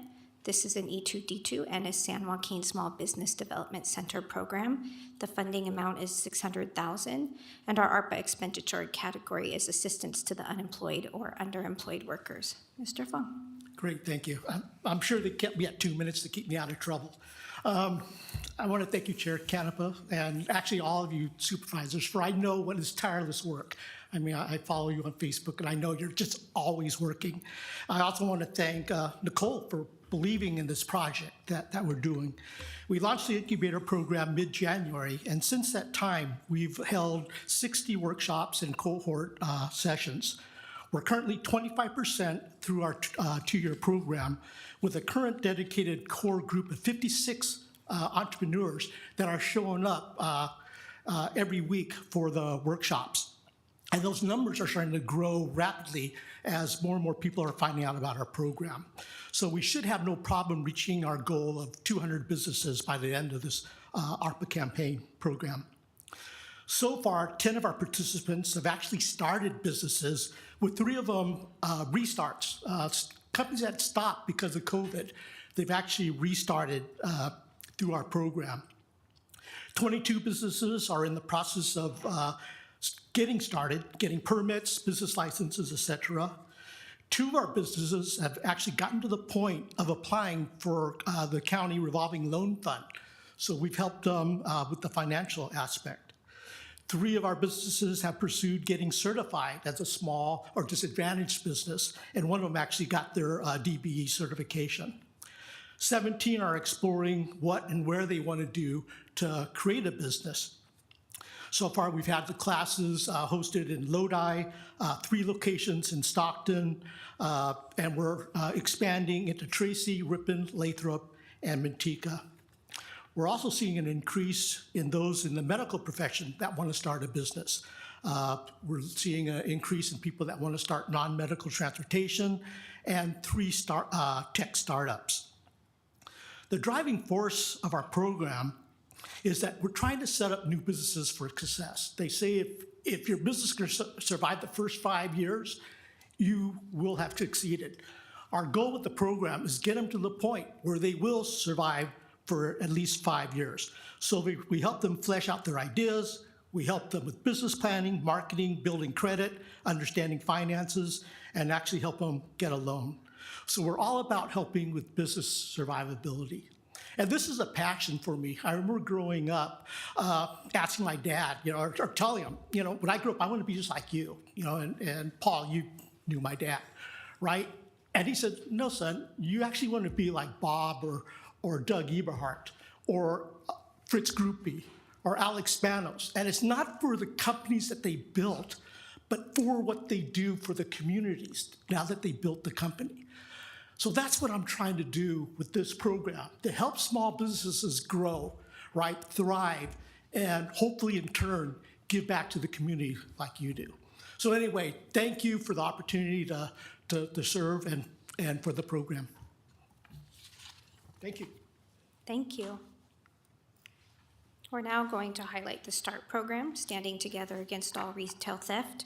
For the community who's listening, this was previously named Stockton Takes Action Against Retail Theft. It was rebranded to be more encompass of our entire community. So as I'm just giving a couple of highlights, if District Attorney Ron Freitas and Christina Urqueta from the Chamber could come up, I would appreciate it. So again, the START program is a retail theft initiative designed to proactively combat retail theft. It engages in activities aimed at mitigating crime. It's an award-winning program. I think Christina's going to cover that. The funding amount was $1.5 million, and our ARPA expenditure category was negative economic impacts, rehabilitation of commercial properties, or other improvements. Christina? Good afternoon, Chair and members of the board. My name is Christina Urqueta. I'm also joined by Evie Tristan. She is our new BEA coordinator. I serve for the Stockton Chamber as the START coordinator, and I'm here to provide some brief updates on the START program, Standing Together Against All Regional Theft. So, launched right here in San Joaquin County, START was created as a community-based solution to combat the rising tide of retail theft, which was devastating our local businesses. Through a secure, easy-to-use mobile app, residents and merchants can now capture, submit videos, photos, and written descriptions of retail theft in real time. These reports are then securely routed to impacted merchants and, when appropriate, the law enforcement agencies. This is not just a reporting tool, it is a public safety platform that empowers our community to become part of the solution. Since its inception, the START app has generated over 500 incident reports, supported close to 200 merchant accounts where the merchants then receive these reports, hosted over 75 community workshops and presentations all over San Joaquin County, and resulted in close to 5,000 additional eyeballs watching out for thievery. Importantly, it is also helping to restore confidence amongst business owners and consumers alike that our county, law enforcement agencies, and our chambers of commerce are mad as hell and we're not going to take it anymore. The START program has received over 260 applications out of the possible 375 installations for the Small Business Camera Grant. That is just another part of our collective efforts to help deter and protect our small storefront businesses here in San Joaquin County. Our county's START program has been recognized by the Western Association of Chamber Executives, WACE, as one of the best programs in the 8 Western United States, an award of excellence in innovation and technology by the California Association for Local Economic Development, CalEd, and the Californians Against Retail and Residential Theft, CART, recognized the START program with their highest inaugural Best New Program Award. And humbly, our county START program was recognized with a bipartisan joint resolution on the floor of the State Assembly, recognizing our county START program as a leader in California. Thank you again, Chairman Canepa, for joining us there at the Capitol. And thank you for your continued leadership and partnership in this important initiative. I can't wait to see the future. We are all very excited to see what our future collaborations will bring as far as safety in our county goes. And our Chief Policy Officer, Frank Farrell, does give his regrets for not being able to join us today, but aren't you glad that he's not here to talk your ears off? Thank you. Thank you. District Attorney Freitas?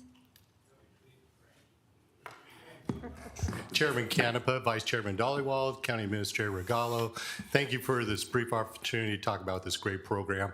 My 2 minutes is going to be much shorter than Les's 2 minutes because Christina did a great job explaining this. But quite simply, it comes down to this.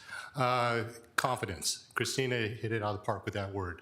County now, businesses now know that they have confidence that the county and the district attorney's office is open for business and paying is no longer optional. And using our cameras, using our app, these are great tools for us to get the message out that San Joaquin County does support small businesses and is here for it. Together with Prop 36, I'm proud to say that over 100 felons are now have been prosecuted, repeat offenders since its enactment in December, and over 90 repeat drug offenders, serious drug offenders have been prosecuted. Individuals that would not have been prosecuted but for this program and through Prop 36. So thank you for your support and thank you for making this happen. You guys forgot the part about the drop downs that we're gonna be working on for prostitution, sex trafficking, and illegal dumping. So more coming soon. Sorry to steal your thunder, but. We have to leave you hanging just a little bit. And Supervisor Rickman is also in Sacramento with us on the floor, so thank you for that. Thank you to all of our speakers for really highlighting the important work that they're doing and following the board's direction with our ARPA funds. Up on the screen is just a picture of our own county team receiving the Award of Excellence for the California Association for Local and Non-Economic Development related to the START program. Just a few other things about ARPA. Our recovery plan for 2025 and all of the previous reports can be found at our SJ Ready website. And it's important for the public to know that this is a readily accessible report to them. There's a requirement for the public to have really quick access to the report, so we've tried to make sure that it's within 3 clicks. So if you go to the county's main page, off of the main page you can click on emergency preparation. It's the last big box on the right. Click on disaster recovery, and then the reports can be found under COVID-19 state and local fiscal recovery funds.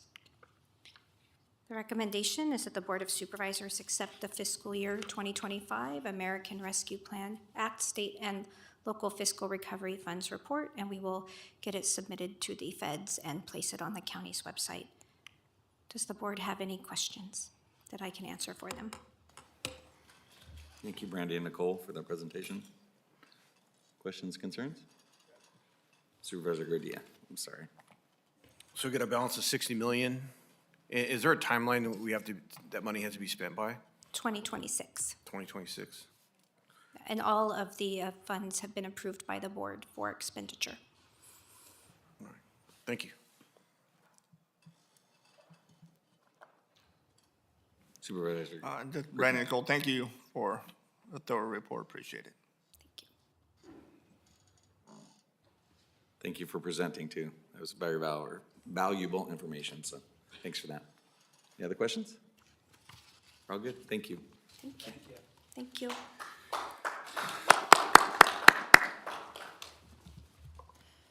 Through the chair, I believe that action is requested on this item. Oh, sorry, we need a motion. Sorry. Second.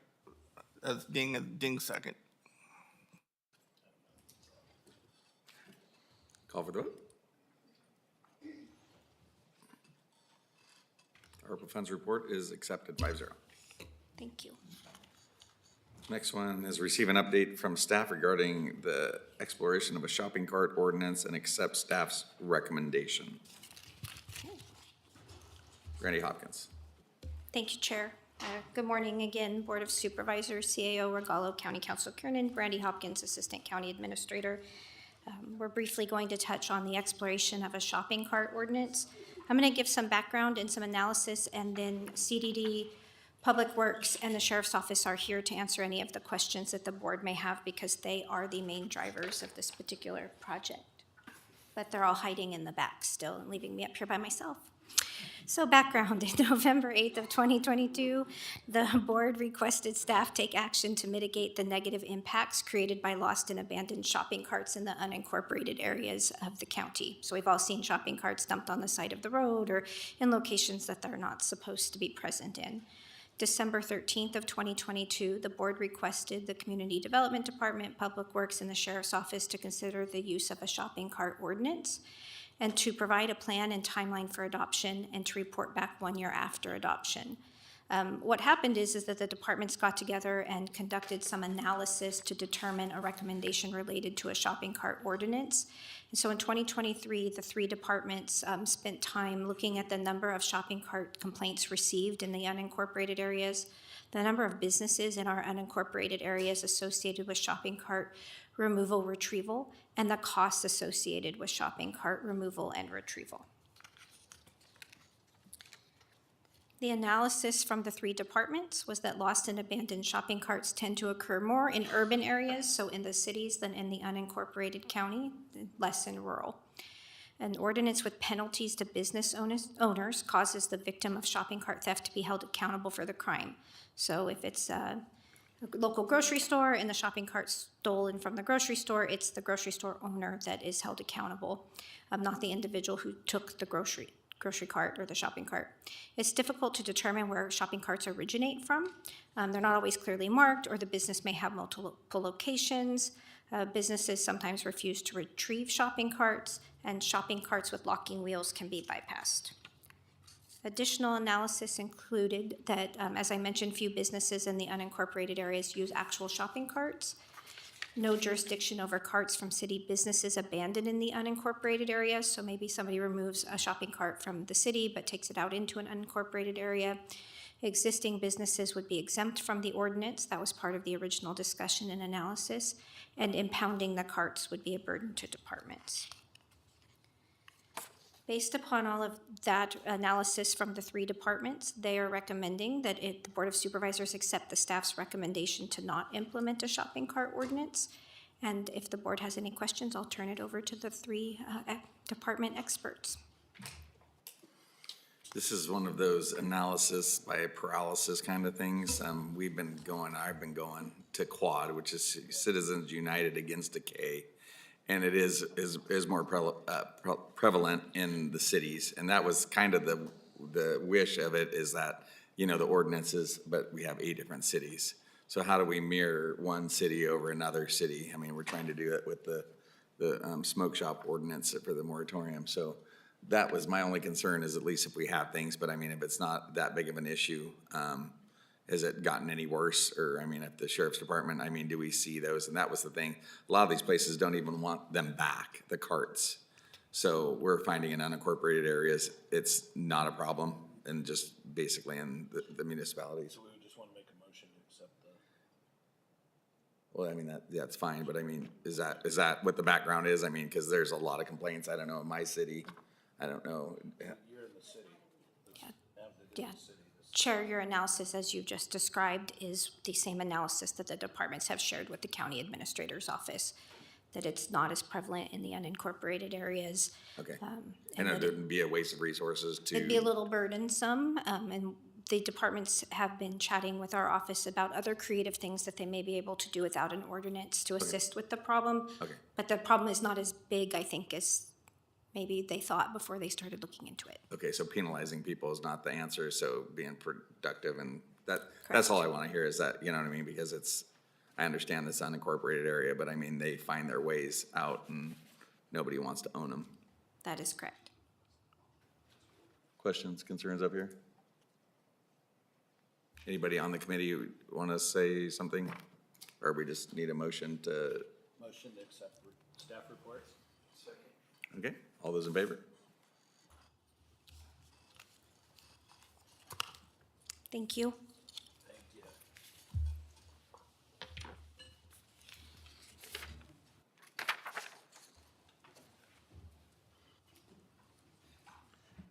Moving on, accept a report regarding San Joaquin County's transient occupancy tax rate analysis for the unincorporated areas. Senior Deputy County Administrator Kelly Cavello, Dan Michel, Dean Runyon, and Associates. Yes, You have the floor. thank you. Good morning, Chair Canepa, members of the board, County Council Kiernan, and CA Rogallo. Kelly Cavello, Senior Deputy County Administrator, and with me today is Dan Michel, Relations Manager with Dean Runyon and Associates.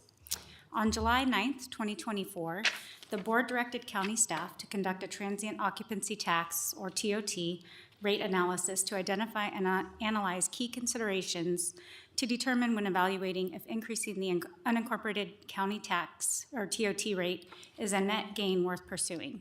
TOT revenues compensate local governments for the increased public service costs incurred by serving local tourists. TOT annual revenue for San Joaquin County unincorporated areas has averaged approximately $820,000 over the last 5 years, which funds the county's economic promotion budget. The county administrator's office contracted with Dean Runyon and Associates to conduct this evaluation. DRA provides customized economic impact analysis, forecasting, and analytics services related to travel and tourism.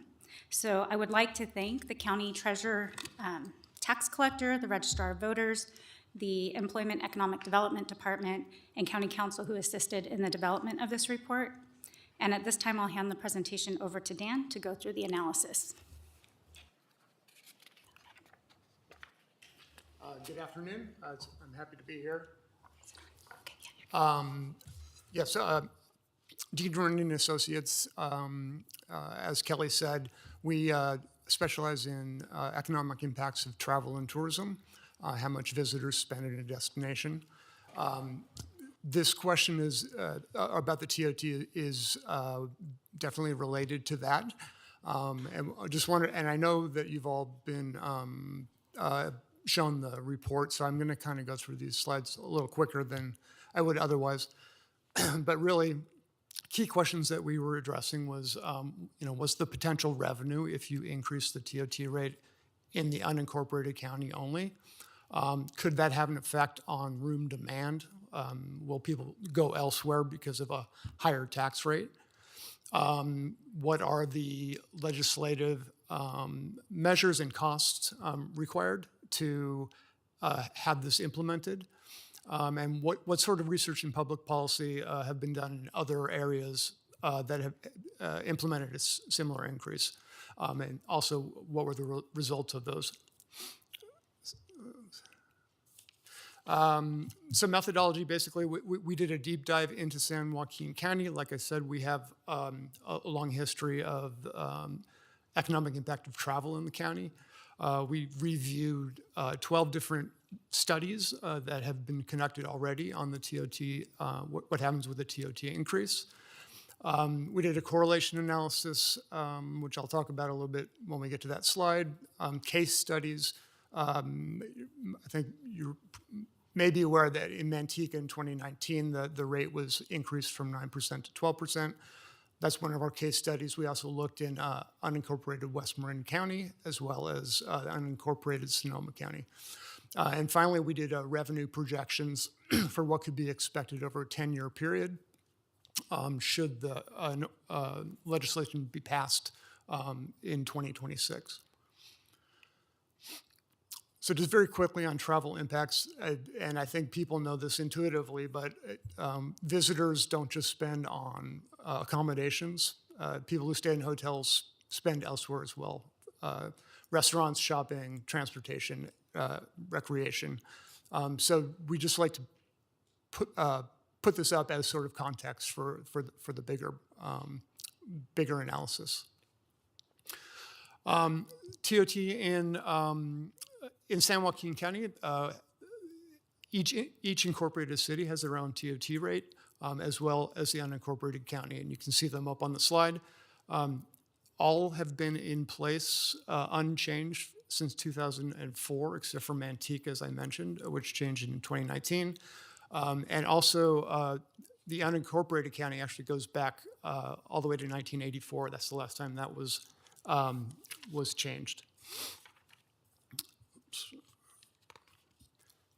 And this is what Kelly was referring to earlier. TOT collections annually. This is from 2023. You can see in the green bar there, the unincorporated county had about $800,000 of collections. And you can see how that compares to other jurisdictions within the county. Unincorporated county has 16 hotels and 13 short-term vacation rentals as of July. As was shown before, 8% TOT. And the 800,000 in revenue. So just like I said, we looked at 12 different studies. I'm just going to do a quick list of the key takeaways, and probably primarily is that with TOT increases in other places, some places have seen a decrease in room demand. People don't want to pay those taxes, so they go elsewhere. And some destinations, they just the rate is absorbed very easily, and it has no effect on demand.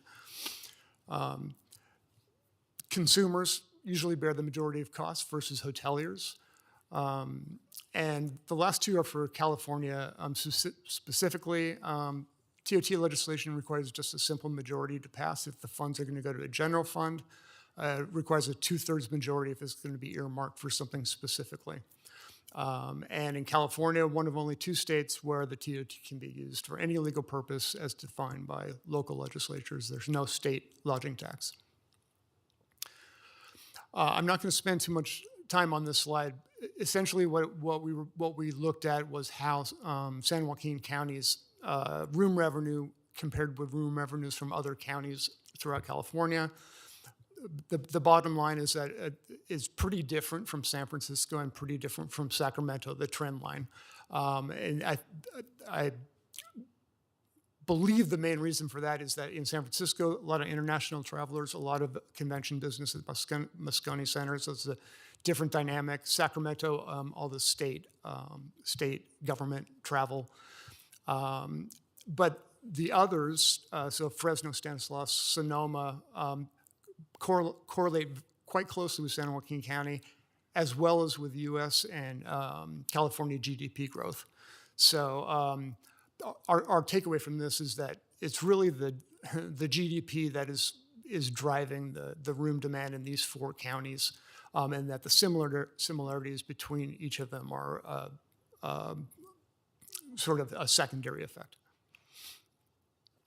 So just going to walk through the case studies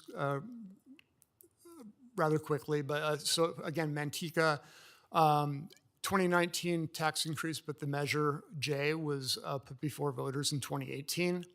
The city government did research about how those funds they want them to be used. They would go to the general fund, so this measure just required a simple majority, but because 62% of the general fund goes to public safety, the promise was to be able to hire 2 more police officers, 2 more firefighters, or a combination without relying on property or sales tax. And on this slide, there's 3 pieces of information. One is the average annual collections in Manteca in the 5 years prior to the rate increase. The second column is average annual change after the rate increase for 2 years, what the actual change was, and then that final one is the projected percent change. Really, I think the things to take away from this slide are that Manteca did have a very substantial increase in revenue, $480,000 on average following the rate increase. But based on the growth in other San Joaquin County of 20% and the rate increase from 9 to 12%, the projected revenue gain would have been 60%, but in fact it was about 54%. So we at DRA, we attributed this less than expected growth to a likely effect of the TOT on room demand, having people stay shorter or go elsewhere. In Marin County, they considered a TOT rate of increase of 10 to 14% for short-term vacation rentals, only in the western parts of the county, and really was in response to a proliferation of short-term vacation rental units that were causing problems, noise, trash, things like that. And so there's a whole strategic planning effort around that, how to regulate those resources. And one of the outcomes of that public policy procedure was to recommend a TOT increase that would be earmarked for long-term housing for residents as they were getting pushed out from the STVR growth, and enhanced fire and emergency services. Those were earmarked, so this was a 2/3 majority required, and as you can see, it was achieved with a 74% yes vote. And the 14% TOT on short-term rentals was implemented in January of 2019. In Sonoma County, this one dated back a little bit farther. Measure L was in 2016. This too came out of a strategic planning effort through the Economic Development Board as well as Board of Supervisors to work on the resources of how tourism was impacting the resources of Sonoma County. They proposed using increased funds for roads, emergency response, workforce housing. They included a very expansive communications with the lodging operators in Sonoma County, letting them know what they were considering, how they would be, and they gave them a chance to provide feedback. The measure passed 68% yes, so that TOT was implemented in January 2017. And similar to the slide I showed for Manteca, there's a substantial increase in the annual collections, average about 10 million per year. Sonoma County is much larger, obviously, than Manteca. And here the percentage increase of 90% was actually higher than what was projected just from regular organic growth and an increase in TOT. So in this case, we attributed this as an example of it not impacting room demand, fall off in room demand. I'm not gonna go through this slide other than to say that there's ordinances and regulations around the collections that TOT collections and registering that are pretty consistent across destinations, and that the San Joaquin County already has in place these voluntary collection agreement, and they subscribe to software that can identify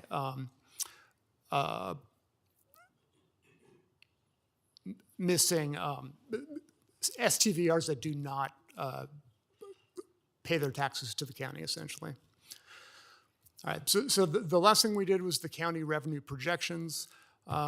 We made some assumptions that basically the historical revenue change is going to be indicative of future revenue change.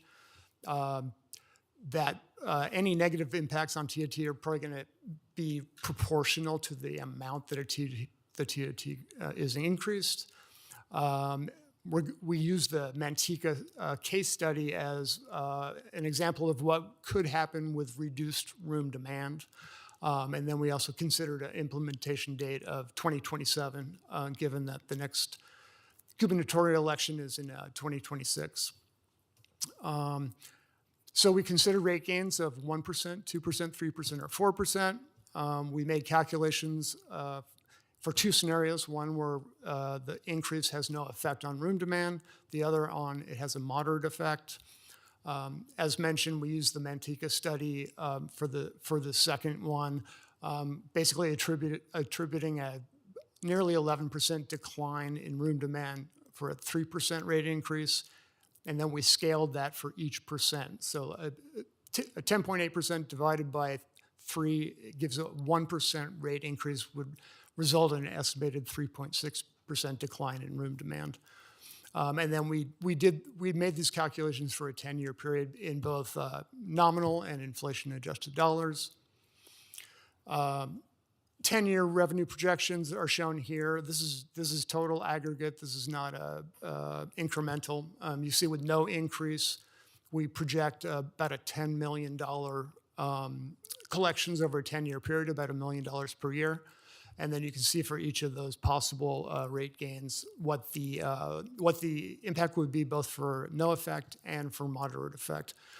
Essentially, the options being probably between 10.8 million and 15 million, depending on how things played out. And this is the slide showing that just the incremental portions of that. So the difference between each of those numbers and that 10 million for 10 years. Again, a range of 800,000, 0.8 million to 5 million over a 10-year period, depending on the degree of the increase as well as the impact on the room demand.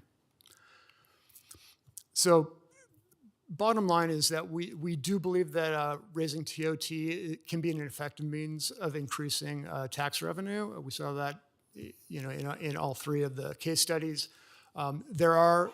It's complex, however, and can be costly. We spoke with the county registrar's office here that estimated $200,000 to $400,000 to add a measure to the 2026 election. And if it was a special election, considering only this issue, it could be $1 million or more. So quite expensive. Very important to have a specific use for the funds in mind when putting together the legislation.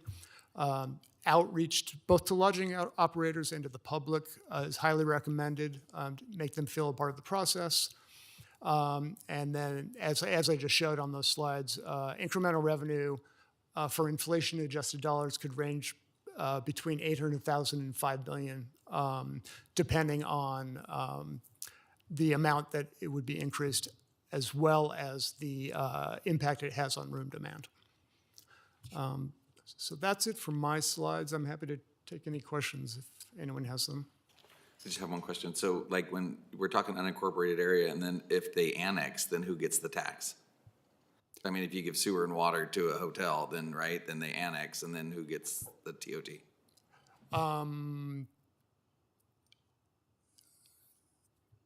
I think it's where it's physically based.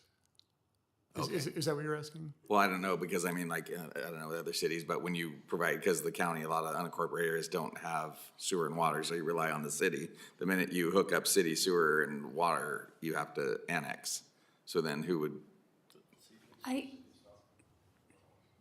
Through the chair, I'd want to look into it, but the off the top of my head response would be once the unincorporated area were annexed, it would no longer be in unincorporated San Joaquin County, and I don't think our TOT would apply to them anymore. If that city that annexed them had a TOT, they would be subject to that. Again, this is off the top of my head, but that's what I think would. Okay, just because I know that's anything that we annex into the city of Stockton, I know they would take it, would be the question. The other one is, as far as collecting from the VRBOs and everything like that. So, I mean, could we make up the difference in raising the tax? And then who also would vote on this in the unincorporated area? So how, if we did do the tax measure, you need 50 plus 1%, right?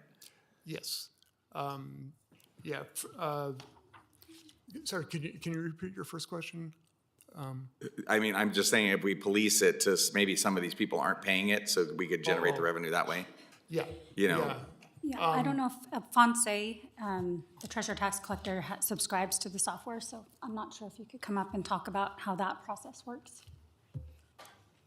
Because I mean, it seems like with this, there seems a point of negative return, that if you raise it too high, people are gonna shop it and go somewhere else. Through the chair, Fonse Calcom, I believe your question is, if you do raise it, you're absolutely correct. The VRBOs would be paying the additional tax. They'll be collected on our behalf and submitting the tax to our office. I'm just saying, how do we make sure that all those people, even the bad actors in the hotel industry or motel industry, are making their payments correctly? Okay, so we have two different type of operators. You have your standard hotels that you would normally would have. Those guys submit a TOT, return to our office, and make the payments a month after every quarter. Then you have the VRBOs, the Airbnbs. We have an agreement with Airbnb where they would collect the tax revenue and provide it to us. In addition, we have software provider that scours the internet to see if anybody's hosting their property, and then they'll give us a report to say, hey, these are the individuals who aren't doing it. Again, I don't think we have that big of a problem here. We're just, again, we're not a coastal county. We're not a county in the mountains. So. Okay, because with just the high cost of everything, I mean, I hate to add another tax. Supervisor Rickman? Thank you, Chair. I'm not for it, and let me get this, so I explained to everybody, hopefully we can move this along. It's, our revenue is about 800,000 we would get. So you would think, you put it on the ballot in a general election, be about 250,000, right, approximately, right? Then we're gonna have to, do PR for it in order to get our point of view, so that's another couple 100,000. So it's pretty much of a wash. Yeah, so that what my thinking is. So I'm not for it, so thank you. Perfect, thank you. Supervisor Gardia? So if I make a motion, it's to accept the analysis, correct? Yes, Yeah, please. so I'll make a motion, unless there's any other questions.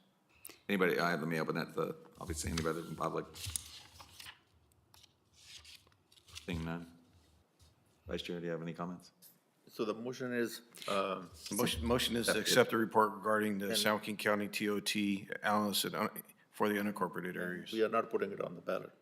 No. Okay, I'll second that. Madam Clerk, call for the vote. Motion to not go out to Prop 218 passes 4-0.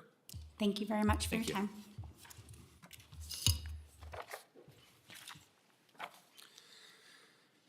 County Council introduce and waive the reading of an ordinance amending San Joaquin County Code Title I, Division 2, Chapter 3, Section 1-2030, adding Title 7, Division 1, Chapter 8, amending Title 9, Series 400, Section 9-408.070, and repealing uncodified urgency ordinance number 4670, whatever that means. County Council, you have the floor. Yeah, this is this is in response to direction that was given a while back. You'll recall that there was attention, the board's attention was called to some problems emanating from smoke shops in terms of illegal sales and maybe sales to minors and things of that sort. And in order to address that quickly, we being the board passed a moratorium on the opening and relocation of smoke shops, but that was expressed as a temporary measure. We then passed another moratorium. This one doesn't require renewal every 45 days because it looked like it might take some time to get feedback from the various departments that'd be affected by this as to how a replacement ordinance would be carried out and what it would look like. So in any event, we met the various departments, including the Sheriff's Office and CDD, in particular, since they're the ones who would be administering some of this, came together, and they got feedback also, I think, from the subcommittee as to what the members of the subcommittee thought this ordinance ought to look like. And with all that feedback, I took Stockton's legislation on this because I thought there was a certain value, and the feedback I got from the board was that there's a certain value in having a similar regulatory structure between the various public entities, so you don't have a situation where a smoke shop is running to the least regulated area. So anyhow, I took Stockton's ordinance, which I believe they borrowed from San Mateo or someplace in the Bay Area, tweaked it so as to make it fit our situation and also match what it is that the departments and the subcommittee thought was appropriate. And that's what I have here today. This is a proposal to regulate smoke shops. It is designed to target those where the problems are emanating as opposed to other places which, let's say, sell cigarettes, but where there's not been an established history of problems. So I don't know if grocery stores sell cigarettes. They might. Certainly convenience stores sell them, gas stations sell them, but that's not where the problem has been emanating. So I try to fashion this in a way so that it only targeted those businesses which have been found to be a problem. And then essentially what it's requiring is that those businesses subject to this need to get a license. The license needs to be renewed yearly. If there have been reports of problems, they may not have their license renewed. If there are reports of problems, we can take administrative action to suspend their license, in which case they cannot operate as a smoke shop. It's here before you. There's also a method by which we can assess fines. Those fines are maybe less than what was initially thought to be appropriate. The reason for the level of fines is there's state law which restricts the amount of fines we can have. This is actually more than was initially proposed because if it's an administrative fine, the fine level is capped at $100 per incident. But if you make it something which is otherwise a misdemeanor, you can actually have a higher level of fine. But in any event, the board's directions seem to be, we don't want a regulatory program where they just build in fines as a cost of doing business. So the crux of this smoke shop ordinance is less oriented toward fining smoke shops that are in violation and more oriented toward shutting them down, either suspending them or revoking their smoke shop permit, depending on how severe the violations are and depending on how frequently they have the violations. And I would note the violations run the gamut. Some of them are fairly minor. For instance, there's a regulation which indicates you can't have more than a certain percentage of your windows with signs in it. I would say most people would say, well, if they go over that, that's a violation, but it's not a severe violation. A violation might also be, let's say, your clerk sells some cigarettes to somebody who's 20 years old. It wasn't that long ago where you could legally buy cigarettes at 20 years old. That's not a good thing, maybe. The law says it's not allowed, but it's different than selling to a 14-year-old. And then you got some more severe situations where, you're selling illegal drugs or something. So there are many different types of violations. Some of them fairly minor, some of them more severe. This captures all of them, and based upon the severity and frequency of violations, a business can have its smoke shop permit, I'm calling it colloquially, either suspended or revoked. Awesome, thank you. Thank you for the work, though, too, doing this, because that was the problem in Supervisor Gardia and his district, the overlap, and Stanislaus County has been enforcing it, and we don't want to make it a safe place for people to come. So thank you for all the work. Supervisor Gardia, any questions? No, I just want to thank you for working on this and getting it right the first time and not reinventing the wheel. And I think it's something that's gonna make our community safer, and I appreciate it. So this will be coming back for adoption on August 12th? Yes, assuming the board passes it, this is the introduction, and the adoption would be on the 12th. Okay. Supervisor Rick, any questions? Vice Chair Dolly, I'll open up to the public. Is there anyone in the public that wishes to comment? I just want to reiterate, good job, the county staff, for bringing this back, and look forward to adopting it on the 12th. So hopefully it will go. So thank you.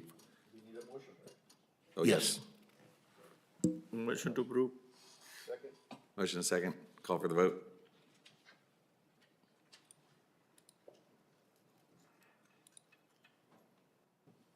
Motion passes 4-0 to come back for final adoption on the 12th. Thank you very much, County Council. Moving on to number 6, accept presentation of the San Joaquin County High School Internship Program Pilot and provide direction to Director of Human Resources to establish a countywide high school internship program. Jennifer Goodman, Ariana Magoni, you have the floor.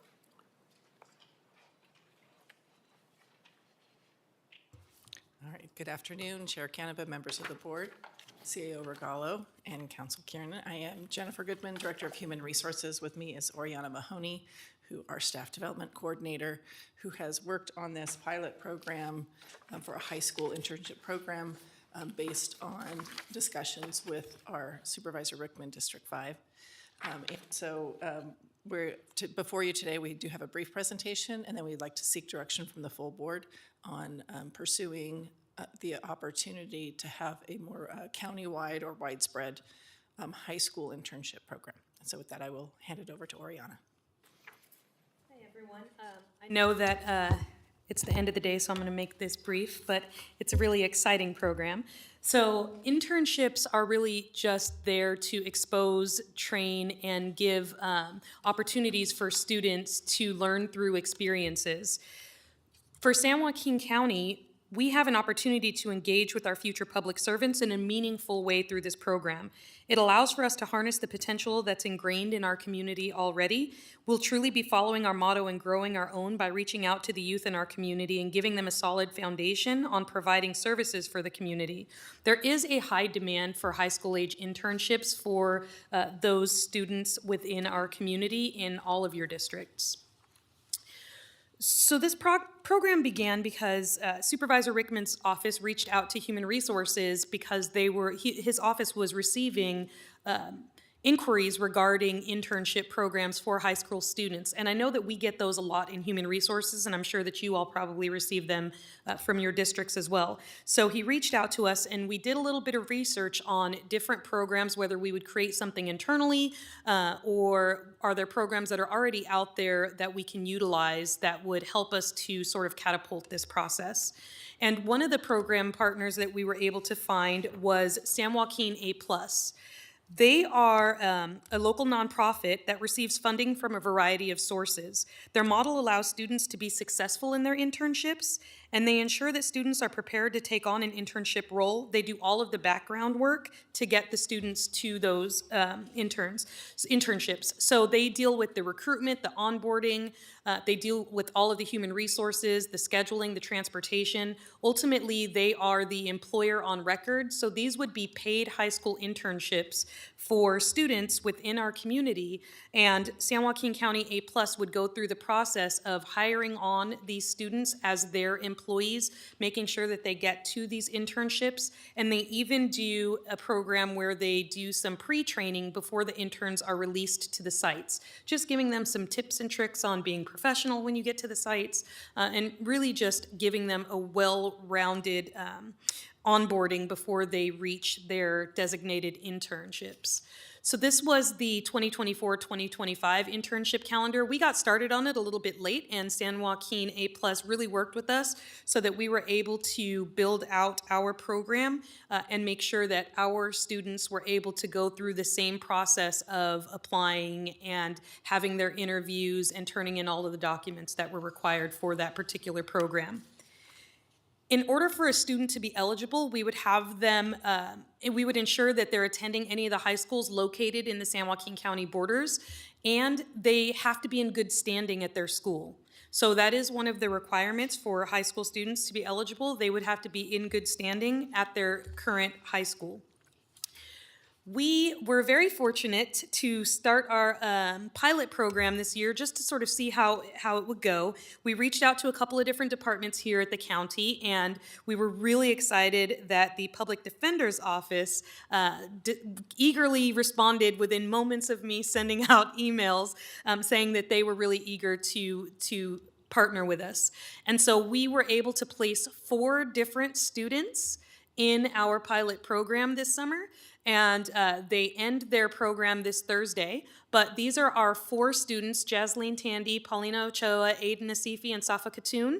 3 of these students have an interest in the legal field. One of them has an interest outside of the legal field, but was very excited to have the opportunity to really learn about something that they hadn't necessarily thought of before. So it really does just show that we have this opportunity to offer a wide variety of things for our students. This particular one was in the Public Defender's Office, and the Public Defender's Office had nothing but good things to say about the youth. They said they've been going to court to observe our attorneys in court proceedings, talking with our attorneys about court and the proceedings, helping with organizing cases for trial and hearings, redacting crime reports to send to our clients, assisting our support staff with filing documents, and other office clerical tasks. One of the things that they said was that they are all very bright and a real joy to have in the office. Their enthusiasm and curiosity for the work we do is infectious, and having them in the office makes us all better people. They easily integrated themselves with the attorneys and the support staff in the office. We hope that we've provided a positive and encouraging environment for them to gain some insight and understanding as to what public defender trial attorneys do for their clients. As far as our program and how it would work, we would have interested departments in the county designate an individual at their site to be the department volunteer and internship coordinator, who would then work with Human Resources Staff Development Unit to create a sort of internship announcement that would give some parameters around what that particular department wanted the internship to be able to access and participate in during that internship. And so that DVIC would work with, the Department Volunteer Internship Coordinator would work with Human Resources. Departments would then receive those interns, and the interns would go through the process of reaching out to San Joaquin A+. So one of the things that would be very helpful is that San Joaquin A+ would be somebody that we can point and direct youth who are interested in becoming interns. So when you have all of those requests coming through, you can send them straight over to San Joaquin A+, if we utilize them, and they would be the ones who would communicate with the staff to get them ready and prepped. So all of the announcements would be created through us, and we can designate and monitor how we want to, whether we want to be a part of the panel for interviews, or if we want them to just do it on their own. We can say we want it to be just San Joaquin County youth. There's a wide variety of things that we can make decisions on through this process as well. As far as fiscal impact, there's a cost-sharing model that San Joaquin A+ has, and it costs department approximately $1,000 total for the 6 to 8 week summer intern. This assumes that those interns are here for the full 6 to 8 weeks, and so it varies, but it's about $1,000 for each intern that any department would want to have. With a set structure, it makes things easier to manage. The outline for the partnership with San Joaquin A+ gives us the opportunity to work with departments each year on their program so that students and departments get the full experience. As far as long-term goals, we really want to be able to open this up so that any department who has an interest in supporting the youth of our community and helping with Greatness Grows Here, then we would have an opportunity for them to be able to do that by just reaching out to Human Resources and making this a very seamless process. So we're looking for approval to accept this presentation today and to authorize the Human Resources Director to move on in looking at developing this program. Supervisor Rickman. Thank you, Chairman. I want to thank you both, very much for, working with our office and, taking the lead on this. I also want to, say thank you to Rochelle. That was the initial step that we went to and discussed with Rochelle, and she was up to the idea. And, of course, a big shout-out to our Public Defender's Office. And I talked to the public defender, and she said, the kids were great. And I just ran into one of the kids here at an event, a few weeks ago, and, he related, I think it was Aiden, he related how much, fun he had and the educational experience. I know for me, I had an internship when I was in college. My daughters had internships, and you learn so much more actually, getting out there and putting your hands on something and actually being in the field than you do from a textbook sitting in class. And plus, it's a summer job. You get to pay the kids a little bit, for their summer work, and it's something that they can put on their resume. And we always talk about, wanting our kids to stay here in San Joaquin County and come back, get the talent and bring them back home, and they can, work and, play here in San Joaquin County. I know as a parent, I would love for my kids to come back here and make a life for themselves in San Joaquin County, and this gives them, that opportunity, that experience. Them, a lot of it is connections, the connections to be successful. So again, thank you all very much. The HR, Rochelle, Sandy was also, part of it, and who I miss, public defender. I mentioned public defender again. So thank you all very much. Thank you. I really appreciate it. This is absolutely huge. I mean, and that's the deal. We have to pay the $1,000, or we only have to pay $500. We pay 1,000, so $1,000. that's the 50/50 cost. It's 1,000 from us each student. That's a good, because I mean, the Youth in Government Day that we have is amazing, you know what I mean? So then that could get you some of the folks that would, possibly be involved. This is a win-win for everybody.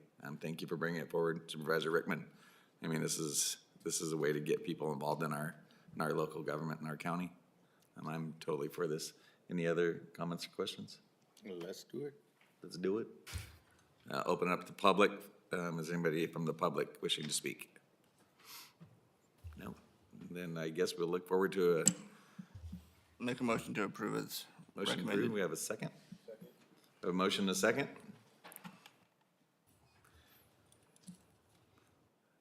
Passes 4-0. Planting the seeds of greatness. Thank you. Love Thank it. you, guys. Love it. Okay. I think we're at the end of our day. I think we finished all the public hearings, right? All right. Do we want to forego supervisor comments and call it a day, or? Sure. Huh? We can do it next meeting. Okay. I want to discuss something here with our county council, if you don't mind. No, it's fine. I mean, I'm not, however long we go, we go. I know we discussed it, Ed and you and I, as, you were on June 3rd, the board by unanimous vote of 6-0 adopted a motion to limit proclamations to one supervisor each and department proclamations to go on consent and limited it to 5 minutes. In actuality, and this is what Supervisor Ding made the motion, and this is what you clarified. And this is, you watch a video, 2 minutes or 2 hours and 27 minutes. And this is pretty much verbatim. Each supervisor is limited to presenting one proclamation, which will go on at the beginning, whereas an additional proclamation that a supervisor wishes to submit would go on consent. Department proclamations go on consent automatically, although it has been pointed out the supervisor can pull it and recognize them individually, but it will be agendized as going on consent. Presenters are limited to 5 minutes, and then proclamations are to come or to be sponsored, so to speak, by a supervisor. They are not to be put on by a community group. They have to go through a supervisor in order to get on the agenda. And I clarified, make sure it's one proclamation per supervisor per meeting. And that was agreed upon. So motion Ding, I seconded it, and a unanimous decision. And this was on June 3rd. On the next meeting in June, the second meeting of June, we had presentation proclamation that didn't meet this motion. I asked about it, and it was, this was already, brought forward, so we didn't, we're just gonna put it on. Okay, not a big deal. And then fast forward to today, we have 7 proclamation per the agenda. 3 is brought by the chair. I guess it was changed to 2. But my concern is this, it seems like the decision of this board, or duly adopted decision of this board, have been effectively stalled or pretty much overridden the will of this board.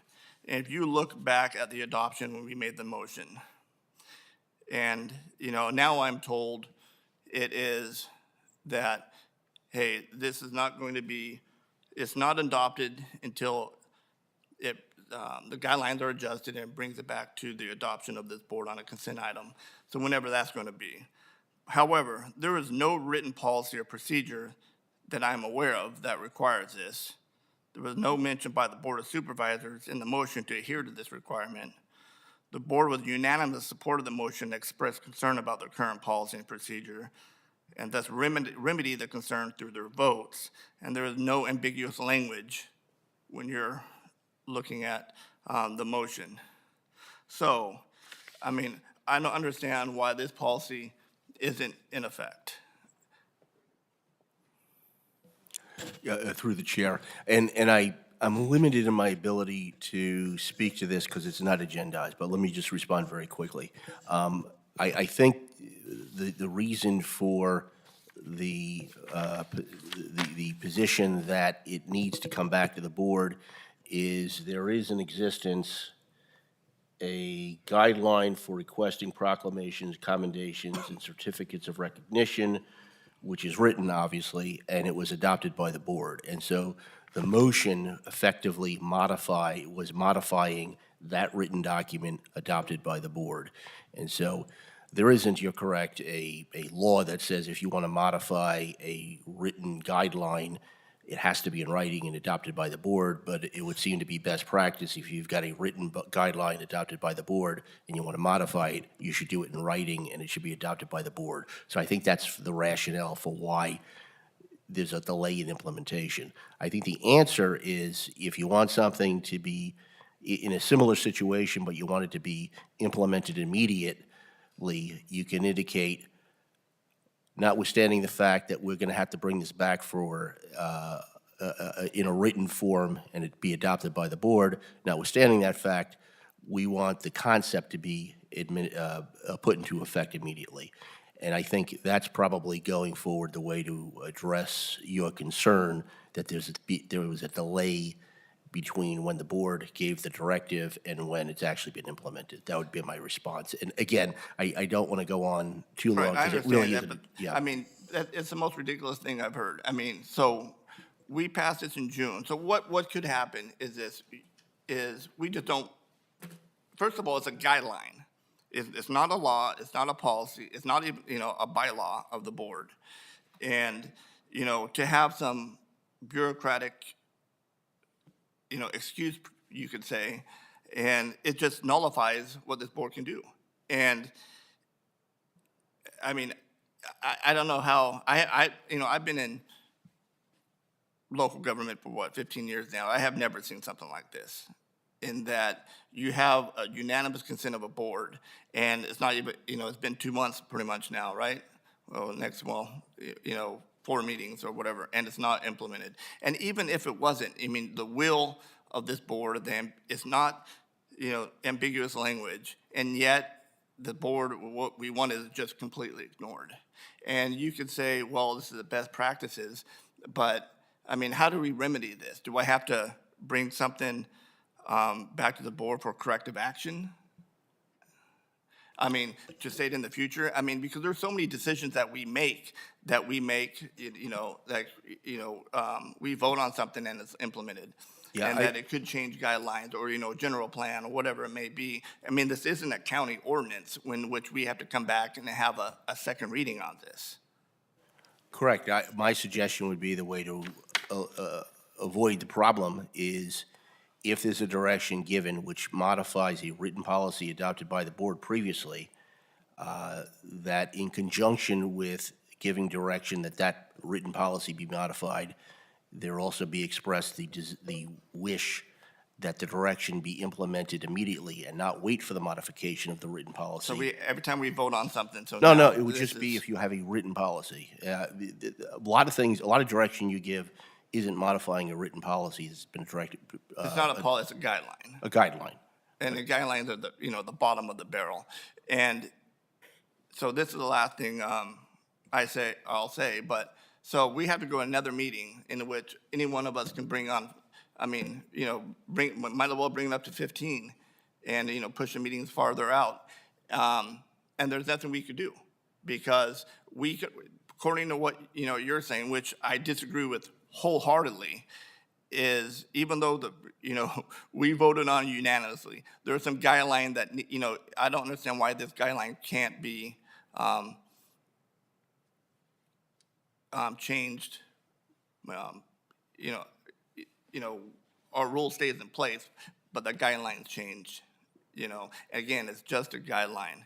So next board meeting, this is still not implemented because it's not, according to you, it's not coming up for consent. So we have to go to another meeting in order for it to be approved. I'll keep it at that, and we can have an offline discussion, but this just have pretty much effectively stalled or overridden the will of this board. So I'll leave it at that. Through the Thank you, chair, if Chair. I may, I do want to apologize to Supervisor Rickman. This delay is on my part, not county council. The board took action. My intent was to bring it on July 29th, but it's actually coming in August, the first meeting in August. And it's only because, like council said, the board adopted those guidelines by board order. And if it had come to the board as an amendment to those guidelines, as a recommendation to amend those guidelines, then that would have been implemented on that same day. However, we have to amend those guidelines based on board discussion, which was the intent when the board adopted its policy on board members putting an item on discussion. The intent was the board members would propose it to the board. If there was consensus of the board, then staff would implement that policy or that guideline, essentially bring it back as an adopted policy or guideline that takes into consideration the board discussion. That should have happened June 17th or at the very latest July 29th. I agree, August is a delay and it did affect this board, so I do apologize for that. But I think the basis for having board discussion and then an implementation by staff is sound guidance, and it's what has worked in the past. Sometimes the board doesn't know what direction it's going to take, so we don't know where to go with policy amendments until the next meeting. But as a matter of policy, what we can do is make a guarantee that we'll bring it back at the next available meeting within 2 weeks. And I appreciate it. And, all I will have to say, and like I said, we don't have bylaws that require this. And, it's not a policy. If the board wanted to bring this back, the board could have said, hey, and we've done it in the past, go out there, do this up and bring it back to the board. And we've done that on multiple different times. And this time we did not do it. This time if you look at the discussion, we were pretty firm exactly what we wanted. And, there's another thing that wasn't addressed, and it's something that was, has been an issue, and it is in the guidelines, and brought up by Supervisor Dollywall, discussed for the agenda to be presented on a Wednesday instead of Friday. So, that's in the guideline, and that gets violated since, since I've been, here. So it's okay for one thing, but not okay for another. So, And like I to said, that- I'll leave it at that. Thank you, Chairman. To that point, Yeah, we that- did have to amend the board rules so that it was no longer required that we put the agenda out on Wednesday because it was impossible to meet that with the 1-week deadline that the board was given for their board letters. It's recommended that the agenda go out on Wednesday, and it's our goal to put it out on Wednesday. I would love for it to be a hard and fast rule that it has to go out on Wednesday because then we can enforce some of those deadlines a little bit stricter. And I will take some responsibility for that. I think it's a good celebration, of today, so I will be more mindful of that with OES and child support and probation here today. I thought it was a great event, and I apologize because that was on my watch, so be more mindful. Call for adjournment.